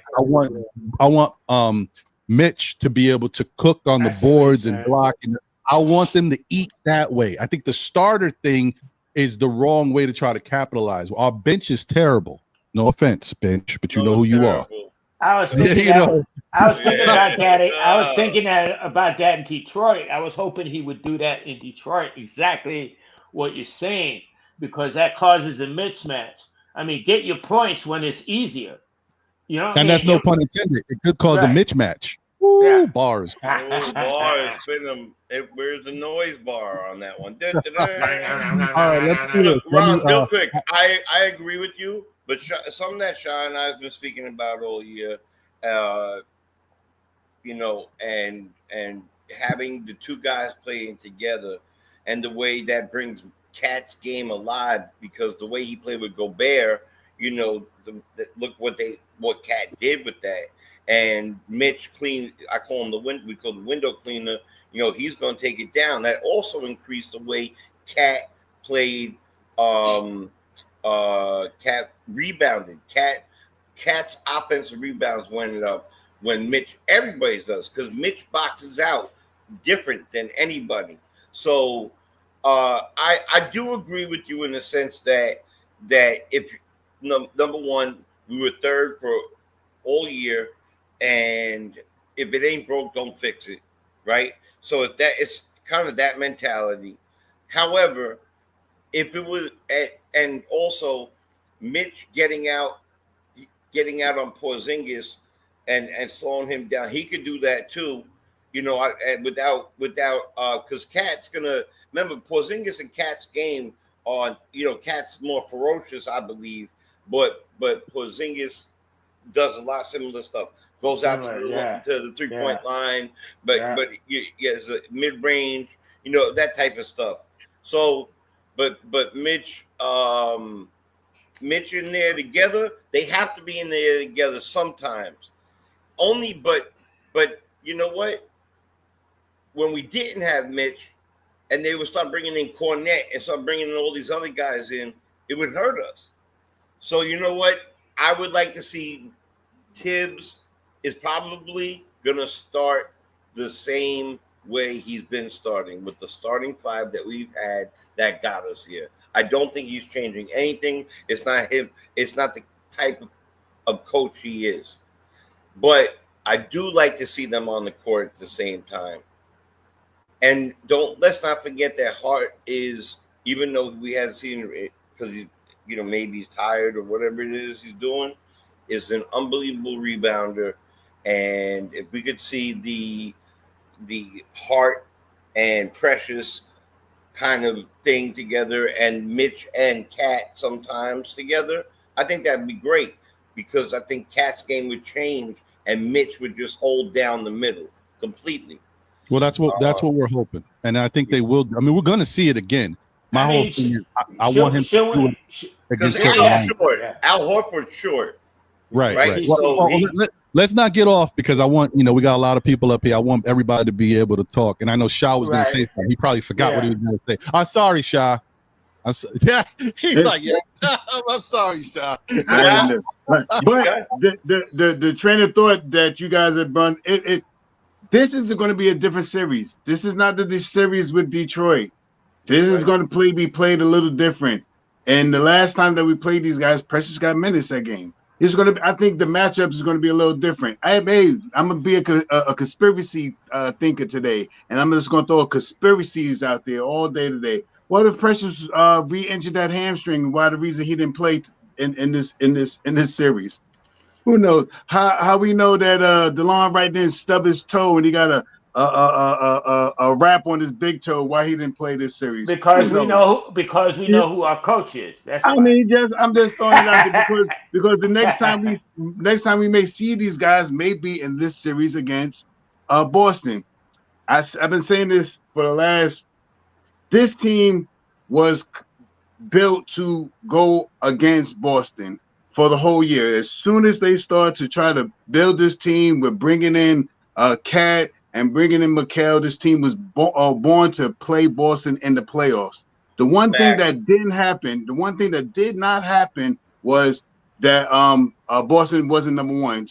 Cleveland this year excelled all the way to number one and surprised everybody. So, but the team is still Boston. This New York team was put together, in my opinion, to go against Boston. And if we get them now, or if it's in the playoffs, the Eastern Conference playoffs, so be it. It's not going to be that now. It's going to be in that series. I think this team. The last time we seen this team, we went to overtime with this team. The last time we played this team, Tatum played 46 minutes in the game, 7 minutes. He played crazy. They wanted to win this game again. It wasn't like it was a cakewalk, like they came out there and they just scooped it up and did everything to the Knicks. They wanted to win. I think it was only a couple of points that they won by. So with that being said, and I think Mitch played. And that was one of the first games, if I'm not mistaken, that we seen the Cat Mitch thing up there for about 2 minutes or something like that. This is a different team. We got different players that we could go up against these different teams. We don't have a bench, but we do have players that can play on the bench to stop their bench from scoring. Boston that's what we're talking. Yeah, scores a lot of baskets. Shah, let me ask you something. Being that way and being our past performances, because you brought up that last game, but man, we played them a couple of times before. And, one time is a flop. I agree with you. 2 times, maybe okay, they got lucky again. But 3 behind whoopings like they put on us. Don't you think he better have a change-up plan in mind? We can't go at them the way we've been go at them. We can't count on that 2 minutes. We can't count on that 2 minutes of Mitch to be the big changer of that's why all of a sudden we didn't have that earlier though. 36. Double A. We didn't have Mitch. We didn't have the first time we played them. We didn't have Mitch. We didn't have Shamuth. We didn't have Precious. The next game we played them, we didn't have Shamuth and Deuce. And the next game after that, I think Cat was out or Brunson was out. You're not. But you're not. You know what I mean? I'm just saying facts. I think if I'm not mistaken, the first time that we really played this team fully healthy was that last game when we took them to overtime. That was one of the most healthiest that we've seen, and we fell short. Yes, we lost, but it wasn't as bad as the last couple of games. Even though the whole series, there's only one game that really got blown out by them. Every other game was competitive. If I'm not mistaken, there's only one game that we got shellacked. No.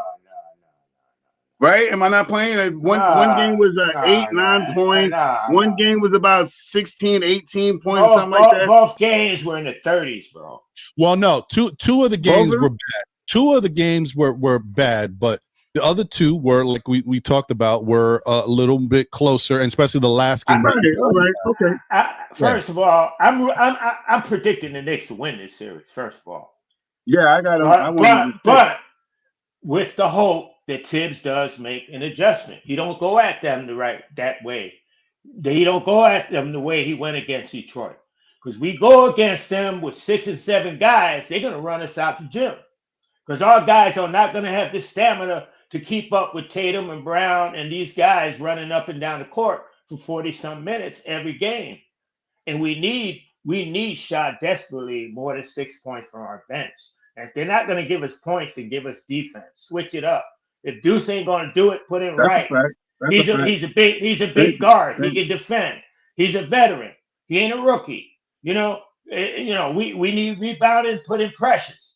He can give us boards. He knows the system. We know that he can perform. You put him in the right position to succeed at power forward, he can give you some quality minutes. So what I'm saying is I just hope that he doesn't go at it. He changes it up, man, and he uses all guns, bro. Don't count on 6 and 7 guys to win it. Don't count on your starters. Our starters can't go against their starters and their bench, is what I'm saying. It just barely worked against Detroit, but it damn sure ain't gonna work against Boston, bro. That's all I'm saying. I mean, no, listen, I hear you. I hear you. Let me get to Jay Boogie and then get to Corey Lee, see what they got to say, because I know they've been patiently waiting. But before I do that, I got to give a shout out real quick. Appreciate you. Yes. Smooth. That's me right now. Okay, anyway, all right, let me go back to the usual. Shout out to Still Knicks fans for, oh wait, that's me. Hey, shout out to me for gifting 5 memberships to some members out there. Shout out to y'all, whoever you may be. You see it. Of course, I mean, it's random, so I can't pick who the memberships go to, but whoever got it, got it. Shout out to SF Wisdom. You are a member of the Army. Todd Barbie. Hey, Todd, my guy. You're a member of the Army. Wait, it breaks up the names. I can see them easier on the YouTube app. Shout out to Mike. You are a member of the Army. Shout out to 66 Kimball. Like I said, I don't know. Shout out to Walter White. You both are members of the SKF Army. Salute to y'all. Thank you for being here. Appreciate y'all. All right. The gift that keeps on giving. Okay, now let me get over to Jay Boogs. What's going on, Jay Boogie? How you feeling, my brother? Man, I'm feeling great, man. I hope everybody's in the greatest form of health. Another Saturday, another beautiful day of life, another episode with Ron having us, reminding us each and every time that we're still Knicks fans. Shout out to the chat. Shout out to everybody that's viewing us, watching. Make sure you hit that like button, you share, subscribe. You know what I'm saying? Tell a friend to bring a friend. A classic name that was mentioned earlier. I was listening to the whole thing. Shout out to Miss Geraldine. I hope everything is all as well with you. You know what I'm saying? With you. It was so nice and so beautiful to hear your name called.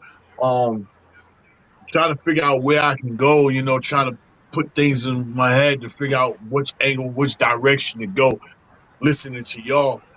But Nas had a second album. His second album was called It Was Written. This season before it even started, I believe this was already written. It was written. It was destined for us to play Boston already. The thing is like it was just mentioned, everybody was looking for us in the Eastern Conference Final, and Cleveland decided, to let it be known, we don't make changes too this year, so we got to show y'all. So that threw a little dagger in it. But it still was written for us to play Boston. I believe Tom already knew this. I believe at the end of the season, at the end of the last, not season, but at the end of this series, I think Tom already let everybody know that I need everybody to be on deck and prepared, ready to go. Even if you haven't been called upon for this past series, I need you to still be ready to play if I call on you. And that is majorly important because we're going to have to do some different things, accordingly to what we've been doing against Boston. But I believe Tom has a lot of things that he's held back that he didn't show during the regular season against Boston. Because once again, this was already written. So I'm not going to bring nothing new to the table they never seen. So I believe Tom is going to bring out his best coaching. The pieces is already in place for this chess game. We got a whole bunch of pieces. We got rooks, we got horses, we got queens, we got kings, we got everything. We got pawns. We got everything on this side of the chessboard, you know what I'm saying, to go against that side of the chessboard. Me personally, I already said it's 1-0. We ain't even played yet. I think we already took advantage of this series, you know, being that they gave us 3 nights off. I couldn't believe that. If we'd have lost in Game 6 in Detroit, we'd have been playing today, and we'd have been playing Monday, and that would have gave us 2 days off. But being that we have an extra day, some extra rest, I think we're gonna go in there really looking and knock them off, you know what I'm saying, in game number 1. I think you're going to see an all-out effort in game 1. This is what I believe. This is the best chance to beat them in Boston. It's coming off a big-time game. We got a lot of momentum, a lot of rhythm amongst our team to go into Boston and not steal, but take this game 1. And this is what I believe. I believe we already won nothing. The most important thing that I've seen that is happening, you know, as far as the team, and I believe it's going to work a whole lot in our favor. And we've been waiting for Bridges to find his role all year long. And it hasn't come about. It went down, up and down, cyclone style, roller coaster style. But I believe he found what he needs to do and how he can be effective and where he can be a leader at. He mentioned it earlier in the week that we have to do something different as far as the third quarter. Maybe we need to change on the layup line, whatever it is that needs to be done. But he didn't only use those words. He took initiative action amongst himself to come out in that third quarter in game number 6 and led it himself. The first play on offense, he drove to the basket, got a layup. That said, let it be known. Another play came down. We got another good shot. The third possession we came down, he went to the basket, got fouled, went to the free throw, and that started off Bridges having a good performance in the second half. And I think Bridges is going to be our third quarter leader from here on out. I think he's going to set the tone. He's going to let it be known, follow my guy, follow my lead. Because, between Brunson and Cat open and closing, you have to have some middle pieces performing. Second and third. Always said you open, you close. You open the first 4 minutes of the first, you close the last 4 minutes of the first. You open the first 4 in a second, you close right the last 4. You have to open and close, open and close, open and close. You know what I'm saying? And let everything else take its part. So if Bridges is going to open up and be in the mode where he's at third quarter, I'm so happy for that. And I love when somebody speaks upon something and they don't just use the words to speak it. They actually go out there and do it. A lot of things that Boston has seen Orlando, you're not going to see that with us. You've seen a good defensive team in Orlando. It's a good defensive team over here. But we got way more scores than what Orlando. So you're going to have to, you're going to have to play some people over here. You know what I'm saying? I think Detroit, they're not as good as finesse defense as Boston, but they are more physical than Boston. So I believe that we can, go through whatever type Boston, how they want to play. I think we can out-physical them because of the matchup we came through, and plus we can score better than Orlando. I'm more than ready. I'm ready for this series. I can't wait for it to get started. Shout out for the team, hard-earned, deserving victory against Detroit. All season long, they've been showing that, that we're not a fluke. That was a good series for us. And I think it gets us prepared more than anything for Boston. But I don't care what happened with us and them guys over there during the regular season. I'm ready right here, right now. I know the team is ready. I know the team is fired up. I know the team is ready to go. I believe we can win 3 out of the 5 matchups in the starting 10 between both of us. 3 of them.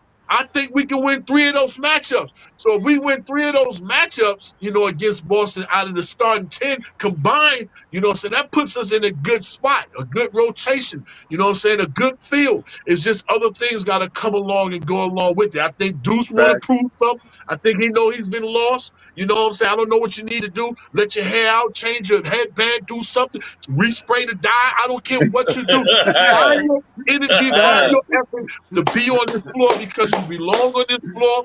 We need you on this floor. We need everybody, even if you don't play. I need everybody to be a chord. I need everybody to be standing up, cheering, clapping. You know, when somebody go, look, reach a hand to help pull somebody up, dap them up. You know, whatever you need to do to make sure you're a part of this right here, because this is a team effort. And I'm looking for us to win this series. I'm looking for us to win it in 6. Y'all can go 7 all the way. I look for us to win it in 6. I don't want to go into a game 7 in Boston. I know how I can get 6 games. I want to steal one of the 2 and make sure we hold home court advantage. We've been slipping as far as home court. We've been giving up home court games. I don't want to do that no more. Appreciate the building. You're going to get a lot of love. You're going to get a lot of energy. A lot of everybody supports and loves this team. You have to show us as the fan base that you love and appreciate us being there for us, and make sure you being there for yourselves and for us at the same time, and secure those victories that we need to have, man. But I'm ready to go, man. I'm ready. I can't wait till Monday. Appreciate, the schedule coming out, giving us 3 days off, giving us some extra leg, you know what I'm saying, amongst our body and everything. The team probably should be leaving first team to Boston. Let me get out here in this atmosphere. We don't care how you feel about what we think. And shout out to the captain, you know what I'm saying, as far as receiving that award. Shout out to y'all in the league that gave him that award, and just finding out. Notice what we've been know. I didn't need that shot to happen the other day to know how clutch this man is. But y'all needed it. You know what I'm saying? The world needed to see how clutch and how valuable this man. And I'm glad you see it so you can give him his proper respect from here on out. You know what I'm saying? But man, I'm ready to go, man. Yo, that was it right there, man. Yo, fire, can you repeat all that? Can you just repeat that one more time? And you said that to me the last time. You told me that the last time. What did I tell you the last time? I'm going to tell you the same thing. Go watch the replay. Yeah. Yo, you want to know what the real truth is? I always watch the replay. Yeah, I know you do. I see the alerts. Yeah. I watch the replays too, man. I watch it, man. Hey, Boogie, you see Yes, something that Bridges initiated. I don't know if you guys noticed or not. He had them doing old school layup line coming out of halftime. Mm-hmm. He said he suggested that because they were coming out cold. He said it was maybe a way to get them going, and that's what they did. They came out and they had a layup line for the first time like in a long time. Normally they just out there messing around, shooting around, but this time they were actually doing the old school layup line. That's great, man. Anything you got to do to find some type of rhythm going into the third quarter, coming out of that locker room, because I know you probably can go in there, you probably can, go to sleep, on time in there. I know you really don't want to hear it, but when you come out of there, you got to have some type of fire. You know what I'm saying? Because Tom only telling you what he's been seeing and what he's been. He's trying to remind y'all what you're not doing and what we talked about before we went out there on the floor. You know what I'm saying? But when you come out there in that third quarter, man, third quarter was real big, man. And I couldn't believe. I think we scored 29 points in that third quarter or whatever, something like that. That was the most. I'm like, where was the coach at halftime? On the toilet? Yeah, that was the most. That was the most focused I seen this team. Yeah, I seen them a lot this year, but I never seen them more focused than they was in that third quarter, because the attack that rim and put them into foul troubles early in that third quarter. They could continue on pursuing and get to that free throw line, and everybody was knocking down their free throws except for when, you know what I'm saying, that we brought Mitch in and they did. That's a bad move right there. If we got advantage with the free throws early, you don't bring Mitch in that game. You know what I'm saying? During that time so they can hack him. Because everybody was making their free throws. So we in the bonus. Why are we in the bonus? And they did this before, that you bring Mitch out there on the floor in the third quarter when we're in the bonus. So these are the type of things that I'm looking for Tom to try to, clean up. But I love the attack and putting them in the bonus early. I think we did in the bonus like 8 minutes, something like that. And everybody was just knocking down their free throws, knocking down. Yeah. That's when the team is focused. Attack. That's why they had a game plan, Jay Boogie. They had a game plan. No, I was going to say they had a game plan. They came out and said, listen, we're trying to get rid of this team. We need to have a good third quarter. Third quarter's been bad for us all series. Most of the end of the season, the regular season, third quarter was bad. Let's come out and try to win this third quarter. Maybe that changes things up. And I think that had a lot to do with them being in a better position in the fourth to get stuff done. It was like a second round. It was like a Tay-Rock second round. I said, yo. The dude came out with no, my bad. Sorry, battle rap. No, ain't ready. Anyway, I'm gonna get over to Corey, but let me just say what's up to a couple people real quick. Shout out to Billy Goat in the chat. Salute to you. Hope you're doing well. Good to see you as always. Shout out to Denise Torres. Love the show. I'm Jay Chosen's cuz. Let's go Knicks. Yeah, let's go Denise. Hey. Let's go. Appreciate you. Shout out to Mike Stezo in the building. Salute. Appreciate you. Shout out to Clavins Duras. Last game, Jalen Brown didn't play much, and that's why the game was close. Interesting. He's saying that to Shah. Appreciate you, Clavins. Shout out to Leon Mitchell in the building. 5 coaches waiting for Tibs' job. I'm sure they are. I'm sure they lined up. They know what they got over here. Let me tell you something. The Knicks job. They're going to be waiting. They're going to be waiting for a minute.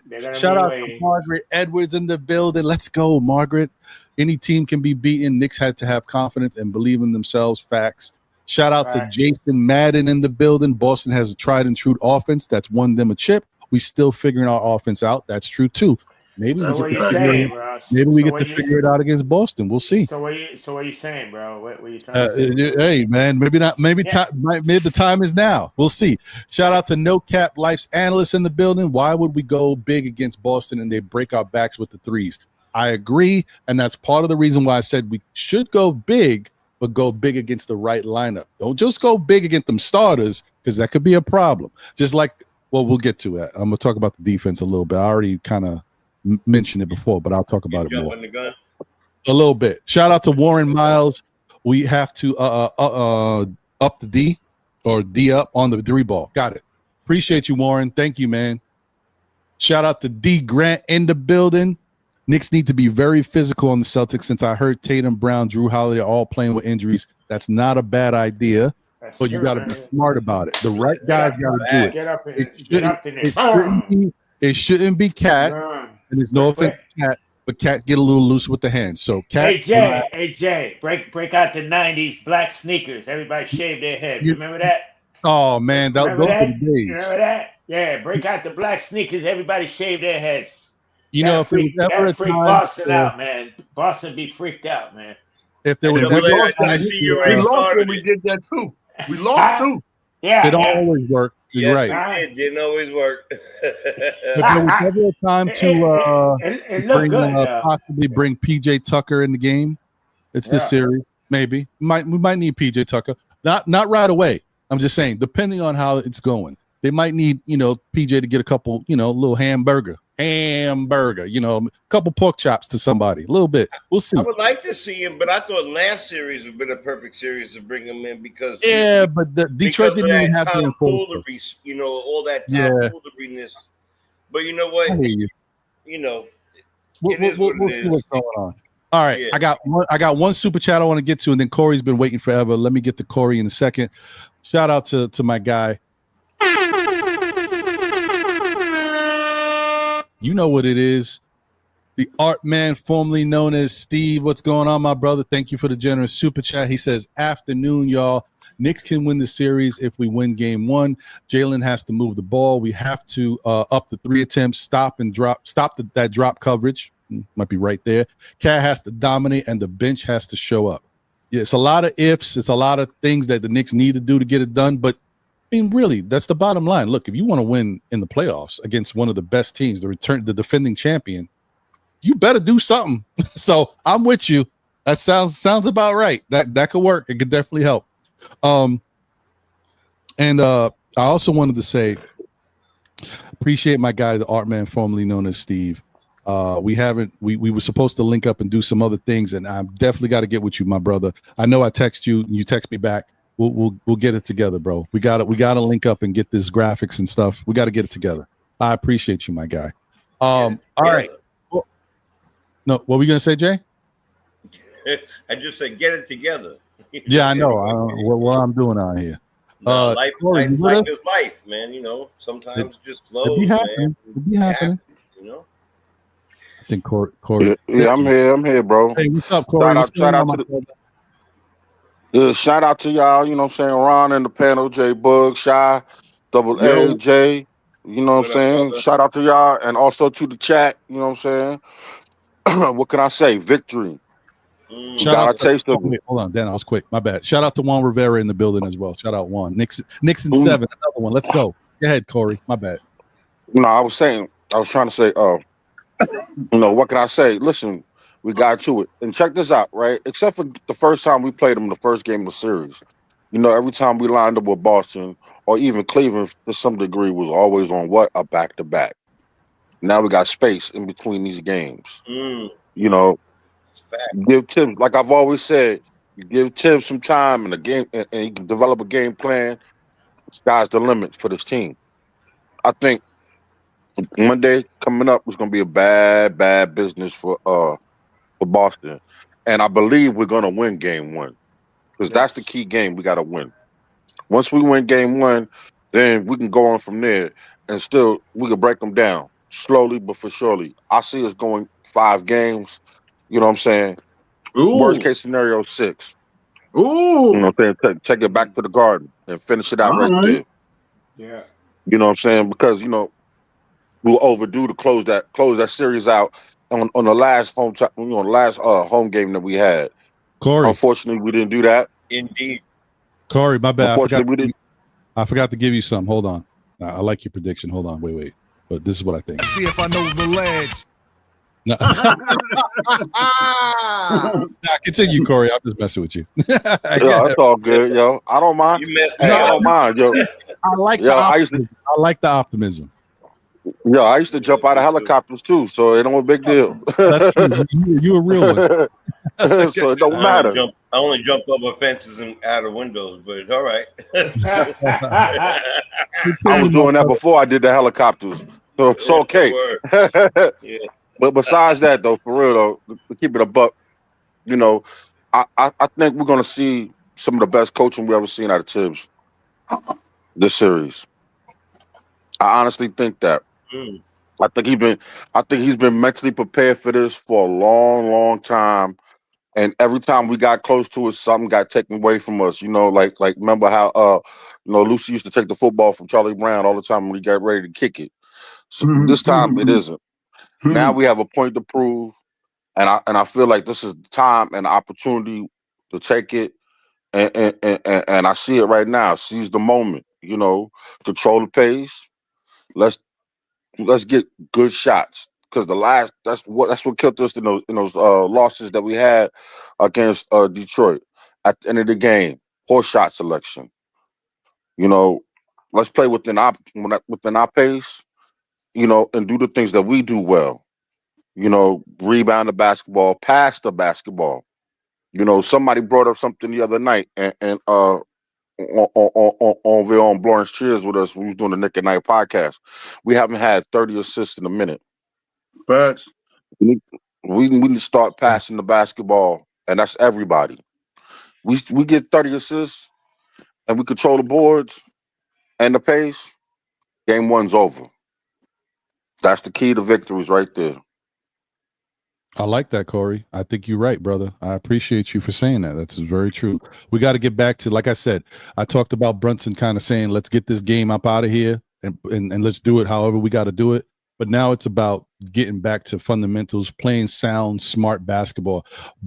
Boston is a really well-coached team. Boston is now looking like the Miami Heat style. Yeah, they look like the Miami Heat. You know, not this year's Miami Heat. I'm talking about historically. You know, Miami always had that, like, no matter who they get in there, they play Miami Heat basketball. Boston's starting to look like that right now. So we got to be able to match Boston's abilities and their smarts with our smarts and abilities. That's the only way you're going to win against them. And not everybody can do it. You know, people can do it. People beat Boston this year. Can you do it in a 7-game series? So that's why I'm saying I'm with you guys. I said Knicks in 7. I'm keeping it real. Boston. How do you think they're gonna match up, Big Ron? Oh, well, we're gonna get to that. I'm glad you brought that up. This is coming right now. I'm saying 6. I'm saying 6. Boston in 6 or the Knicks in 7. I'm just keeping it real. The shorter the series goes, in my opinion, it favors Boston because that means they're able to. They've got the killer instinct. They know how to close teams out. They get you up out of here. The Knicks struggle at that. That's why I'm not saying the Knicks can't win in 5. Knicks can't win in 6. Is that the Knicks do too many bad? Like when it gets to the point where it's time to get the team up out of there, the Knicks don't clean it up. They don't do what they need to do in the right way. They leave doors open. They get nasty, sloppy turnovers in the fourth quarter. They just do things to let the other team get the life that they need. It drives me fucking crazy. I know. Like getting a steal and then getting it stolen, getting a steal and getting it stolen back. I'm haunted, man. I'm haunted for years with that Reggie Miller playoff loss where we were up by like 9 points with 7 seconds left, and Reggie Miller kept stealing the ball and draining threes. Man, that shell shocked me for years. That's a tough one, Double A. That's I was shell shocked. Shout out to Tony Crow. He hit me with a Knicks and bruises real quick. Anytime I see Reggie Miller, it messes me up, bro. That's a rough one, man. Oh boy. I can't All right. Well, thank God he retired now, so we ain't got to worry about him no more. That PTSD, let it go. Flush that down the toilet. I think, if I'm not mistaken, we won that series anyway. We won that series. In the end, we did win. Yes. Facts. Yeah. Shout out to Shoquan in the building. We scored 38 in that third quarter. Ooh, was it that much? Yeah. Oh wow. Nice. Also, quick shout out to Music Man PKS. Said hello, host, new subscriber. The last time the Knicks were this good, OJ was on the run. I love it. And they turned the playoffs. Remember, they turned the Knicks game off for it. I know. I was so mad. I was like, man, we had a chance to win. And I was younger too. I was like, and that's why NBC does not host NBA games no more. I couldn't believe that. I was saying, as a kid, I was younger, and I was like, "Yo, man, OJ messed us up. He's the reason why we did, because it broke the momentum." I'm like if the Knicks was in the stadium watching OJ, like, but anyway. Now, Ron, they had him on a jumbotron. I know they probably did though. I still think stuff like that. But you know, my nigga shout out cooking the wrong meal. I know, but shout out to I forgot who it was. It's so funny because I ain't gonna lie to you. Sometimes you have a little senior moment, even when you're younger. This was like 3 years ago. I was in my head thinking, I forgot. I was in my head thinking that game was the game that forced us to lose the series, and that changed everything. But thank you to a person who was in the chat. It was like, no, Ron, no, we played another game. Remember, we had a chance to win. I was like, you are damn right. I'm a damn lie. You right. So yeah, man, that was on the Knicks. Okay, they messed that up. So it is what it is. But whatever. I'm not crying over spilled milk. That's old news. We back. We the new school Knicks right now. And speaking of the new school Knicks, I like it. Okay. I'm calling that too. Knicks and 6. I'm thinking Knicks win game 1. Every other game. Knicks win game 1. Knicks win game 3. They get game 5. And they get game 7. 1, 3, 4, and 6. That's the first game on the road and all our home games, and we get it done. So you want them to win back to back, 3 and 4, huh? At home, yes. Ooh, yes. Interesting. We do that. You know what the city would be like? Oh, yeah. Anyway. I don't know, man. Tatum loves the Garden. He loves both gardens. So I don't know. Shot, what do the all players say, Shot, when they come to the Garden? Yo, son, we about to go to the Garden. Yo, we got to hit our free throw. We got to shoot 3. Yo, we got to play phenomenal. We gonna go out there and perform. We got to go show out for the. We got to play. We got to get on Broadway. We got to try out for Phantom on the Opera. We got to go try out for Shang Yu, the Chinese thing. We got to go try out for all of it because we going to the Garden. And if they come into your hometown, they're going to drop them off at the Botanical Garden. Right, no, but you're right. But Sean's right. He's right. When people come into the Garden, they're like, we're going to the Garden. We're going to the Garden. We're going to the Mecca of everything. The Mecca of everything. We're going there. Everybody's going to see us. It's true. It's true. That's why they ball out at the Garden. It's historical. It's got so much, bright lights. It's the big city. You got all the celebrities there. You know, it's nationally televised most of the time when it's good games. You know what I mean? Like, yeah, the Garden is the spotlight. The Garden could put you on. Wow, I know a pimp named Comfort in Manhattan. That was so left field. Couple of shorties to find out somebody find out where Boston Celtics hotel is gonna be at. Oh, I see what you're trying to do. Double A. You know, after the show's over, we'll talk about it. We'll set it up. You're not gonna get a more bigger media coverage if you come in here and show out than playing in any other building. You know what I'm saying? It's just our media coverage here.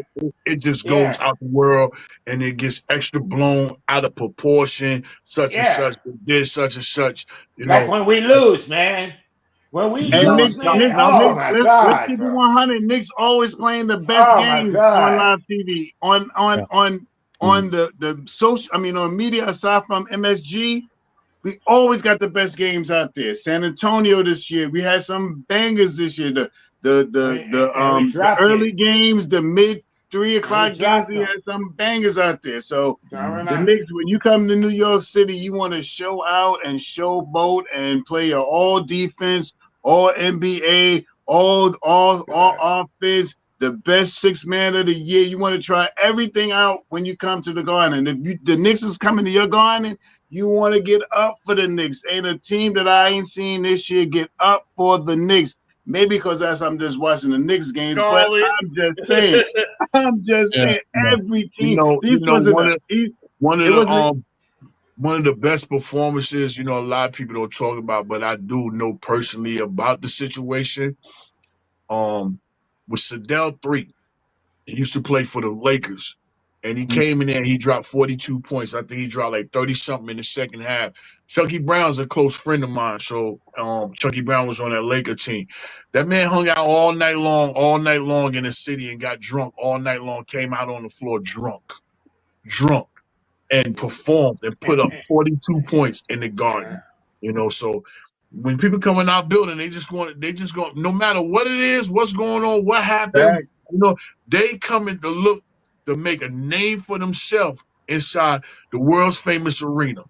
You know, that building that's what it's named, the world famous arena. Before they say Madison Square Garden, they say that first. So you come in here and you put on, you know, you get ready to it's gonna be known in Tokyo, Japan, Italy, everywhere. It's true. It's true. It's a different animal. Definitely in Italy. My people. Somebody told me it's everywhere. All right, let's get to some stuff here real quick. Okay. All right. First off, I told y'all today. I said it yesterday when I was on Knicks Real Talk with Sean Devine. I said today, listen, you don't want to hear it. It's happening. You don't want to care about what's going on. It's happening. It's a Jalen Brunson show. Let's go, Jalen Brunson. Much I'm coming through in the clay seat. My thought is a bombshell built to only propel. Oh, let's go, Jalen. Let's go. It's a Jalen Brunson show, y'all. Gotta show him love, man. He went out there and did the damn thing. I'm not gonna forget. I hope y'all don't forget either. It's a serious business. Serious. And if he's Batman, OG was damn sure Robin. Yes. Yo, Ron, you got that short I sent you? I seen it, but I didn't click on it yet because I was doing the show. My bad, bro. I got you though. I'm gonna check it out. So let's get to what we want to get to, man. Listen, we talked about all this. We talked about Boston. It is what it is. It's time. Matchups. Drew's hurt, ain't he? You already know. Drew's hurt. Well, Drew's hurt, but apparently he's feeling a little better. So don't be surprised on Monday if you see Drew. Okay. Everybody feels better when you play the Knicks. Oh wait, hold on. I'm going too fast. Hold on. All right, here we go. So first up. This is gonna and I'll get into this as we go, you know, because this is the matchup, but this ain't gonna be who's playing each other. All right, this might be who's playing each other. Jalen might be playing Derek, and Derek might be playing Jalen, but it's gonna change as we get through it. So first off, Jalen Brunson, we already know 26 points. Derek White 16.4, but you do know Derek White is an assassin. You know, just because you don't see him dropping 30 points or 26 points doesn't mean he can do it in a heartbeat, especially if they feature him. That's how good they are. It is what it is. 2.9 rebounds, 4.5. 7.3 assists, 4.8 for the starting point guard on the returning champion Boston Celtics for 7.3 assists from Jalen Brunson. Let's just keep that in mind, y'all. 48.8 from the field, 44.2 for Derek, 38.3 from 3 points, 38.4 for Derek White, who is one of the best 3-point shooters in the NBA. Look at Jalen Brunson. Look where he's at. Just keep in mind. 82.1 from the free throw line to 83 for Derek. Derek's a little bit more clutch from the free throw line. And there you have it. That's the first matchup. Advantage New York. I would say definitely advantage New York. Definitely advantage New York. Does anybody disagree with that? That's what I was expecting for. Yeah. Cricket. Thank you. Okay, next matchup. And like I said, this is the matchup on paper. Obviously, Boston's going to do some different things, which we will talk about. Knicks will probably do some different things too. We'll see. And that is Josh Hart versus Drew Holiday. This is what it's going to look like on paper, but we already know, we've seen what Boston does. They're going to put Drew Holiday on Karl Anthony Towns at some points in the game. And that's something that Karl Anthony Towns better deal with, and he better act accordingly. It's one thing to deal with Drew Holiday, who's an excellent defender, but come on, man. You know, you're a 7-foot center. You got to go to work. Get him in the drop. Got to go to work. Anyway, get him in the butters.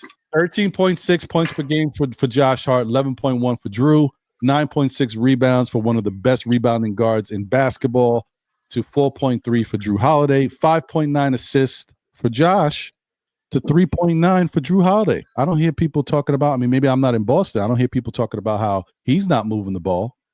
That Josh Hart has more assists than Drew Holiday. I don't hear that, but okay. Yeah. Let alone Jalen Brunson putting up 7.3, but just saying. 52.5% from the field for Josh Hart. You know, he's great in the paint. 44.3 for Drew. 33.3 from 3 for Josh. 35.3 for Drew. Drew's not the best 3-point shooter either. You know, they're a little closer than you might think. 77.6 from the free throw line, but this is where he makes it up. 90.9 from the free throw line for Drew Holiday. Ooh. Don't foul him, y'all. He's automatic. So yeah, he's still only averaging 11 with all that said and done. True. So, very true. Advantage Hart. I'm gonna say this one's tough, bro. I like to say this is a wash, in my opinion, because of everything that Hart can do. But Drew Holiday, 13-9, though. Rob. Did you hear what I said? They're gonna put Drew Holiday on Cat, bro. Right, it's not gonna be the matchup. He's probably gonna be playing white. Then it should be an even bigger advantage for us. If not, Cat ain't doing his job. Give me Giannis's number in off season. You know what I'm talking about? I see you, Double A. This is going to be a show and prove for Cat. Listen, if we lose, because Karl Anthony Towns can't take advantage of a 6'5" Drew Holiday, give me Giannis's number in the offseason. I hear you, David Smith. You out there? Tell your mans in them, because this is it. This is going to be it. Show out. If he don't show out against Drew Holiday, we ain't never going to let him hear the end of it. I'm telling you right now. This is big, because they're going to do it. They've done it. All right. So that's that matchup. I'm going to say it's a wash. Does anybody think that any side has an advantage over the other? Anybody? Yeah. Okay, I know you feel like it's Josh Hart. Okay, anybody else? I'm going Josh Hart. Okay. I mean, you got that 11 point. You got to have Hart. Gotta have Hart. All right. Listen. The only reason why I'm gonna give Hart I'm gonna give him a slight advantage is because of the other things that he does. The rebounding and passing the ball. But the intangible. He cannot. He has to. Josh Hart has to limit his turnovers and his argument. And the argument. I don't think Hart plays him anyway. I think this is going to be Brunson guy. Maybe. More likely, yeah. Let me tell you something. I think this is going to be Brunson guy. What we're not talking about is, technically, this whole series, Drew Holiday could be the most important person in this whole series, because if they do what they've done in the past and he does make it tough for Cat, he will be the difference in this whole series. Because if Cat can't give us what Cat is used to giving us, we're gonna be in trouble. So I hope that's not the case. I'm just saying, if that does happen and he's guarding him, that's a problem. Cat should stuff him in the basket. He definitely should, and I expect Cat to come out.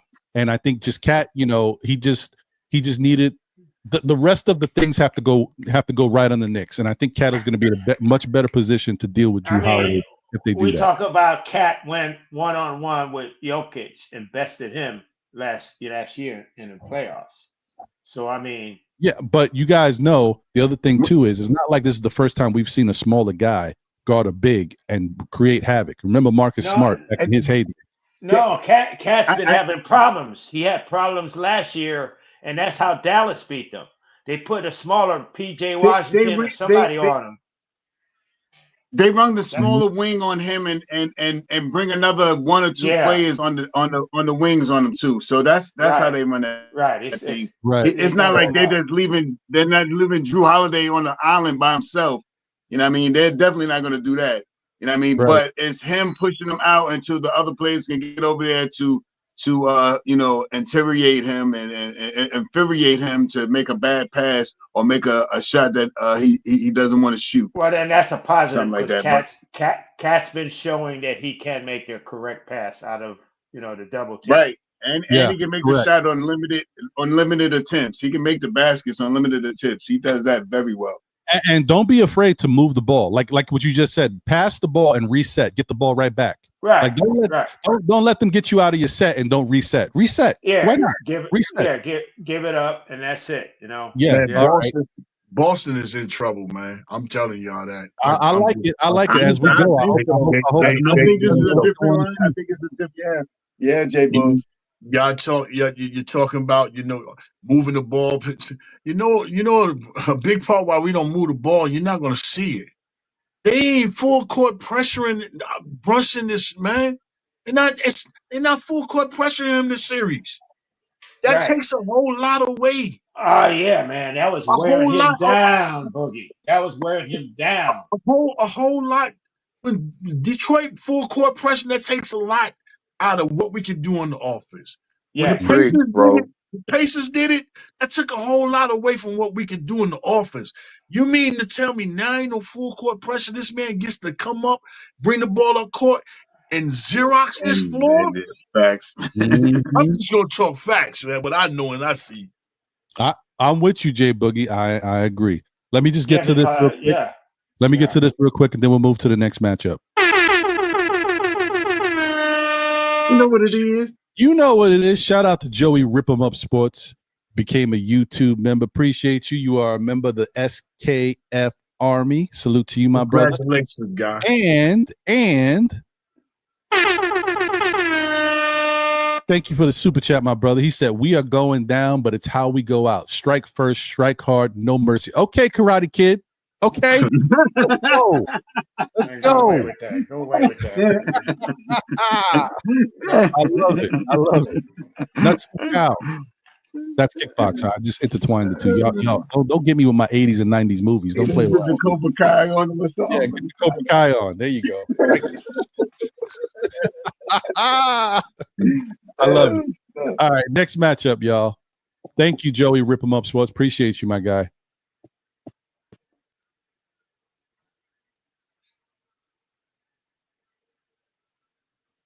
All right.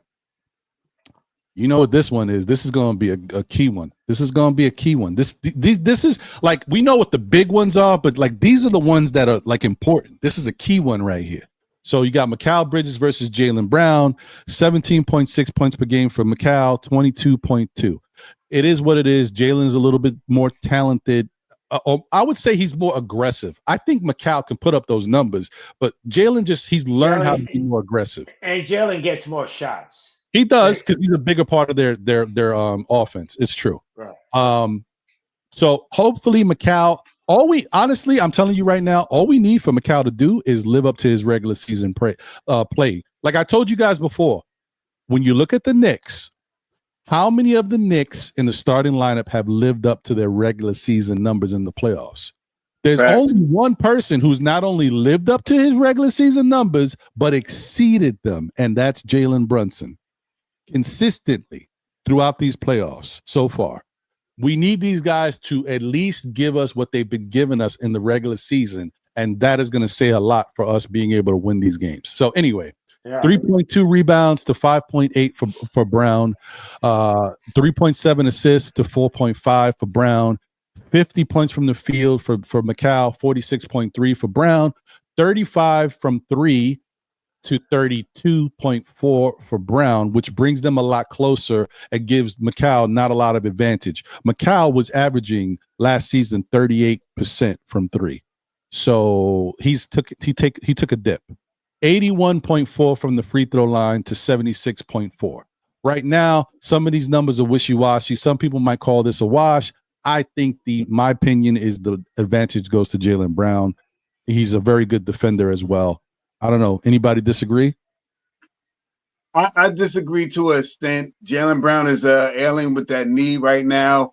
And Mikal Shirley, to me, in my opinion, I mean, I've been voting for him all year long, man. I like Jalen. I mean, I like Mikal. Mikal steps up his defense. So these same numbers that you're getting over here, Mikal can also elevate his numbers and bring Brown's number down. And I mean, I make it like a wash. And I mean, where Jalen could get closer to 19 and bring Brown down to more like 20, 21 or something like that. You know what I mean? So I think this could be more of a wash. This guy has been playing phenomenal defense, playing stellar block shots in the passing lane. And, you know, if this guy is ailing Jalen Brown, if the facts are true about, we seen it the last time we played. Someone mentioned that earlier about he was hurting in the last game. He hasn't fully recovered. You know what I mean? He is still ailing. So if he is still a little airly and this guy gets in his groove, you know what I mean? It's all in this guy, Mikal Bridges, hitting big shots, hitting those momentum shots, hitting those crucial big-time shots. If he does that, I believe this could be more of a, you know, I'm being a Knicks fan, so I think it's more on the Mikal Bridges side, but I could go with this one as a wash. I'm hoping you're right. I kind of agree with that, to be honest with you, mostly on the fact that the momentum and something that Book said about the third quarter, you could see it in the last month-ish or more that Bridges is finally finding his niche. You know what I mean? He's finally knowing what his lane is, where he is. You know, remember, the entire team is shifted, right? This guy is out of position in some sort of way, and he is shifted. So now he's found his way. So I really think because Jalen Brown, that is, you know, has had some ailments and not necessarily the same Brown that we've seen in the past. And Mikal right now has been on fire. Talking about that tipping, talking about being everywhere, talking about the strips, talking about the crisp passes, the you know what I mean, the corner threes, all these things that he's been doing. I think right now it makes it more of a wash. In the past, I think that we could have easily said that Jalen Brown would have had the advantage. I can't say that at this point. And there's something that we're missing. The reason for Bridges' resurgence. He's now playing guys his height or taller. Okay, Mikal Bridges' defense suffered this year a lot because he's not used to playing the shorter, faster guards that he was asked to guard this year. You know, but once he starts playing guys like Jalen Brown, 6'6", 6'7", 6'8", this is where Mikal Bridges' defense excels. Okay, it's just the type of defense that he plays that makes it rough for these guys. Okay, now that being said, offensive production, he's right where he's been. You know, except for that 1 year in Brooklyn. This is where Mikal's been, points per game. You know, and to do that with two dominant ball players in Cat and Brunson, and then OG, who got his this year. So to me, getting 17 points in that lineup is impressive. That's You can that's a get good 17. point. Double A. You can get 17 points playing with Towns and Brunson, and OG. I think you're doing good. The That's only a thing very very good point. Very good for point. him is play that defense, bro. That's Because like that's real major with you, Double A, real major, because you look at when Brunson went out, you see how his game elevated, you know what I'm saying, along with OGs, you know what I'm saying? So we already know they are more than capable of doing more than what they actually do. But being that they're, amongst two all-stars, they, still have to play their role, but at the same time, pick and choose their spots when they need to go. You know what I'm saying? So I'm along with you. That's why at the beginning, when I knew Ron was going to come with this, that's why I was like, I believe we can win 3 out of the 5 in you know what I'm saying, in the starting 10 matchup. And this was one of the 2 that I was giving to him, but now that I'm looking at it, I'm thinking more and more and more about it, and realizing that and this guy gained on fell off since he cut his hair and all that. I'm riding with Bridges, man. I'm riding with Bridges, man. Get all that, man. Shave his hair. What's wrong with you, man? Go ahead, get out of here, man. You should have cut your beard, man. Yo, Jay Boogie, you hilarious. Oh man. So listen, I understand what you guys are saying, and Double A, that was a great point. Great point. Yes, it was. But I'm gonna tell you one thing though, even though you're saying what you're saying, and I'm with y'all. The difference I'm gonna make, and I'm just saying, is Mikal Bridges got to step up and play consistent basketball to give you what you expect he can give you. Jalen Brown has been banged up, but healthy, he just does this, right? He can't have an off night. Right. But the other thing too is, remember, Boston's been waiting, guys. These are days off. Jalen's gonna be feeling good when he plays the Knicks. Don't keep thinking he's gonna be hurt. Yeah, but sometimes too much rest is not. The Knicks are coming. The Knicks are coming. You know what I'm saying? Sometimes you get that extra 2 days rest, man. You come out flat. Yeah, you know what I mean? Right. Hey, my brothers, I got to jump off. I'm getting some phone calls and stuff. Okay. I got Boogie. Be peaceful. Man, I love y'all, man. And I had something I wanted to share. I had some information I wanted to share with y'all, but I gotta jump. I gotta jump off and take care of some other things, man. Y'all keep doing what you're doing. Chat, continue on being amazing as you are. The greatest people, the greatest fan base belongs up under this orange and blue. Nobody told y'all, you know what I'm saying? Today, just know that Jay Boogie, myself personally, I love all of y'all. And it's still a new year in 2025. I hope you all are still pursuing for your goals that you was laying out in 2024, coming into 225. It does not stop because you got further along in the year. Continue on pursuing whatever it is that you're striving to accomplish. Everybody have a marvelous rest of your weekend. God bless. I love you all, man. And shout out to Ron, always holding it down for us all the time, walking the city, holding it down. That's a great new look. I like that, man. Keep doing what you're doing, man. Keep elevating, you know what I'm saying, your show and your content, man. Y'all have a marvelous weekend. Salute, salute, salute. 3 capital S's. If I don't speak to y'all no time soon, remember I said it's 1-0. I'll wait right now. Appreciate you, good Boogie. Yes, Shout yes. out. Peace, Bless big bro. you, brother. Bless you, King. God bless you, brother. Love you too. All right. Let me get back to it. Okay, so and shout out to the chat once again. Appreciate you guys coming in now. Shout out to my guy Phil Porto in the building. The prophet in the house. Send him the link. Send him the link. The prophet in the house. Appreciate you. Shout out to D-Rex in the building. Shout out to Fabian Williams in the building. Shout out to Building Blocks in the building. Appreciate you guys. Shout out to Paris Duggar in the building. Appreciate you, man. Thank you, everybody. D-Ras is in the building. What up, D-Ras? Mets Knicks fans, let's go is in the building. Yes, this is live. We here. We here, baby. I know you see the screen. This is the matchups. Shout out to Linda Hernandez tuned in on Facebook. Appreciate you. Thank you. And yeah, I think I got everybody. And let's go, Linda.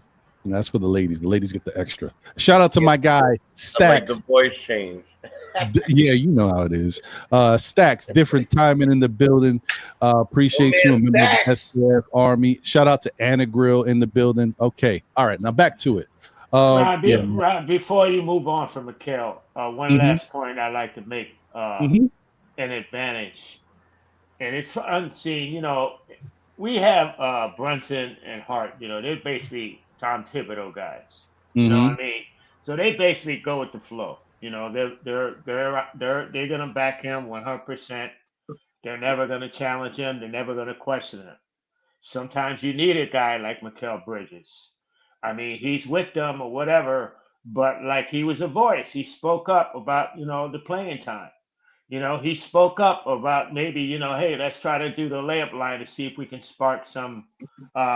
You know, I'm not saying that particularly was the reason why we won Game 6, but what I'm saying is he can be valuable that way as a voice that's not like tied, that he's not going to be like blindly loyal. You know what I mean? That's another voice that Tibs can count on. Like sometimes you need somebody to be able to tell you the truth. You know what I mean? Or go against what you're saying to make you think. You know, Tibs at the end of the day, he's a coach. He's going whatever he says is going to happen. But sometimes it's good to have somebody that's not going to agree with you all the way. It's going to challenge you. Yeah, no, it's true. You got to have somebody that can go against the grain here and there, and hopefully it's somebody that people respect. And that's why, like, I don't know about Mikal's voice overall when it comes to stuff because he hasn't been as vocal, but I like the fact that he's starting to be a little bit more vocal, especially with this. I think, you know, as we already pointed out, it was great that he said what he said. He said, hey, maybe just doing a layup line and then going out there, and we watched the Knicks do it, and then they came out and they played better in the third. So that's good. Right. And the other thing that he talked about with regards to playing guys and minutes in the rotation, everybody can respect that because we're talking about a guy who's the Iron Man, who plays every game, who plays tons of minutes. And at the point that he said that, he was leading the NBA in minutes played. So you can respect that it's coming from him. So that's the type of smart, high IQ type of stuff that we have on this team that you hope to see more of, and you hope it translates on the court. But I'm with you, and I think that is very important that Mikal did it and stepped up in that, because everybody's got to have their role, and everybody's got to take liberties, right? When you don't see somebody else saying something, hey, maybe this is my role to say something. So I'm with you on that. Okay, let me get back to it. All right, next matchup. This is the one, y'all. This is going to be the one, y'all. This is going to be very important. The next two are very important, but like I said, the last one is a little iffy because the Boston's going to mix around their defense with that. But this one right here, this here right here, this might be the one, man. OG Anunoby versus Jason Tatum. We all know that OG it's been a resurgence. Or not a resurgence, because we didn't know he could really do that. Like, this is new for him, becoming more of an offensive player. So that 18 points per game that he did in the regular season, we know that 18 could be whatever. It could be 25, it could be 30. Just depends on what OG you get. So 18 points per game versus 26.8 for Tatum, 4.8 rebounds versus 8.7. I'll say something after. 2.2 assists to 6.6 assists for Jason Tatum. 47.6 from the field to 45.2 for Tatum. 37.2 from 3 to 34.3 for Tatum. And then 81 from the free throw line to 81.4 for Tatum. Now, listen, I'm going to hear you guys' opinion, but not only does this matchup go to Jason Tatum, Jason Tatum is, no matter what day the Knicks play Boston, and this is the only time that I can convincingly say this, that I agree, is the best player on the court. Okay? No matter how you look at it, I know Jalen Brunson, I love him. He's Mr. Clutch. Jason Tatum is a beast. He's a monster who scores just as many points as Brunson. He rebounds the ball. He assists the ball. He plays terrific defense. He is top 10 as an individual defender in the NBA. He might be even a little higher than that. I think he's actually higher. At his position, he might be top 5, but he's top 10 in the league. Jason Tatum is a beast. So he is the best player in this matchup. Shout out to OG. OG may play better defense in the series, but with everything that Tatum does, with his combined good defense and great offense, he's the best player in this matchup, and he's probably the best player on the court. Not probably, he is. It is what it is. We Knicks fans, but we got to call it real. Tatum is a beast, okay? Whether you like him or not, he's a monster. Looking at these stats, you know how I see OG can neutralize it, force him to take threes. Because if you look at his game, that's the weakest part of his game is his 3-point shooting. So if OG can force him out further than he wants to be to take shots, that's going to be an advantage for us. That can affect his game. I can agree with that. Historically, OG plays very well against Tatum. If I'm not mistaken, if it wasn't this year or last year, Tatum got so frustrated that he got thrown out of the game because of the defense that OG was putting on him. He clamps him down. He doesn't stop him, but he makes his field goal percentage a little harder. You know what I mean? This guy's a incredible superstar right here, Jason Tatum, and and he is a superstar. You know what I mean? And he can get it from anywhere. You know what I mean? He can post you. He can shoot a fadeaway. He can shoot the three. He could drive. He'll throw it on you. He could get a triple-double at any given time. This guy is a phenomenal player. But OG is one of the best, in my opinion, one of the best defenders this year, playing big-time scorers. And I think this is going to be one of the most impactful matchups in this. If OG can frustrate him and keep him to his average numbers, 26 and 8, I am overwhelmed with that. I'll take that every night if he can keep it to 27, 28 a night. I'm 100% down with that. These numbers right here we see, I think and OG can get around his numbers right here. I could give away that, what is that, 7, 8 points or something like that. 8, 9 points, 7, 8 with 27, 11 points, something like that. Whatever the matchup, I could give away the points if he could keep his field goal percentages lower than what we see up here. If he can get it down to 40, 44, you know what I mean? If he can get his 3-point percentage down, keep it at 34. You know what I mean? I'll be happy with that. And Shy, the way he can do that is by being aggressive offensively. Of course. Making him work on the defensive end. There you go. You know, because if you attack him, because you got to make him exert that extra energy, Exactly. So now it's harder for him to score. Exactly. You know, so you got to he has to come at him just like Tatum's gonna come at him. So that's how you kill that right there. And the same for the last matchup with Brown and as well as Bridges. Bridges can make it tough on him because now Brown has a bad knee. Make him move. There you go. It's the better make him move. Too. It's the better. Make it's him the better move. matchup to that matchup. I like that matchup. Yeah, make him move. Make him move his feet. Keep cutting, sliding, running around screens. You know what I'm saying? And also too on the other one, the matchup that Holiday as well as Holiday, who's probably gonna be on Cat. Hey, these cats are hurt. Let them strain them injuries that they got. They don't have a cat like us. We just go to the back, put some tape on it, and he comes back out ready to go. Even better, right? You know. So that's how we got to look at this. You know, and I think Tibs is looking at it like that, and also too, Orlando has pretty much given us the blueprint. You know what I'm saying? We can't. No kick gloves. We got to put our hands on these guys to some degree, Exactly. and make them feel us. Pause. But seriously. No, I hear you. I agree. But a big point he made though, man, Corey, was you right? You're absolutely right. We got to make them work on both ends of the court. Use that energy. We can't just let them relax. Right, can't let them set up. Take care, Darlene. Appreciate you as always. Good to see you out here in these Knicks streets. Catch you on the next. Yes, ma'am. I see her before you see her, but I'll see her. You will. I got some people waiting backstage. So what I'm going to do is I'm going to get through this last matchup, and then I'm going to bring them up. And they obviously can talk about any of the matchups that they want to talk about. But I just want to get through this, and so we can go from there. I'm just going to say peace real quick, though, before the matchups are dope. yo, be proud of our Knicks. It doesn't matter. Peace to the, everybody, man. Knicks Nation in the house. Knicks family in the house. I love the show.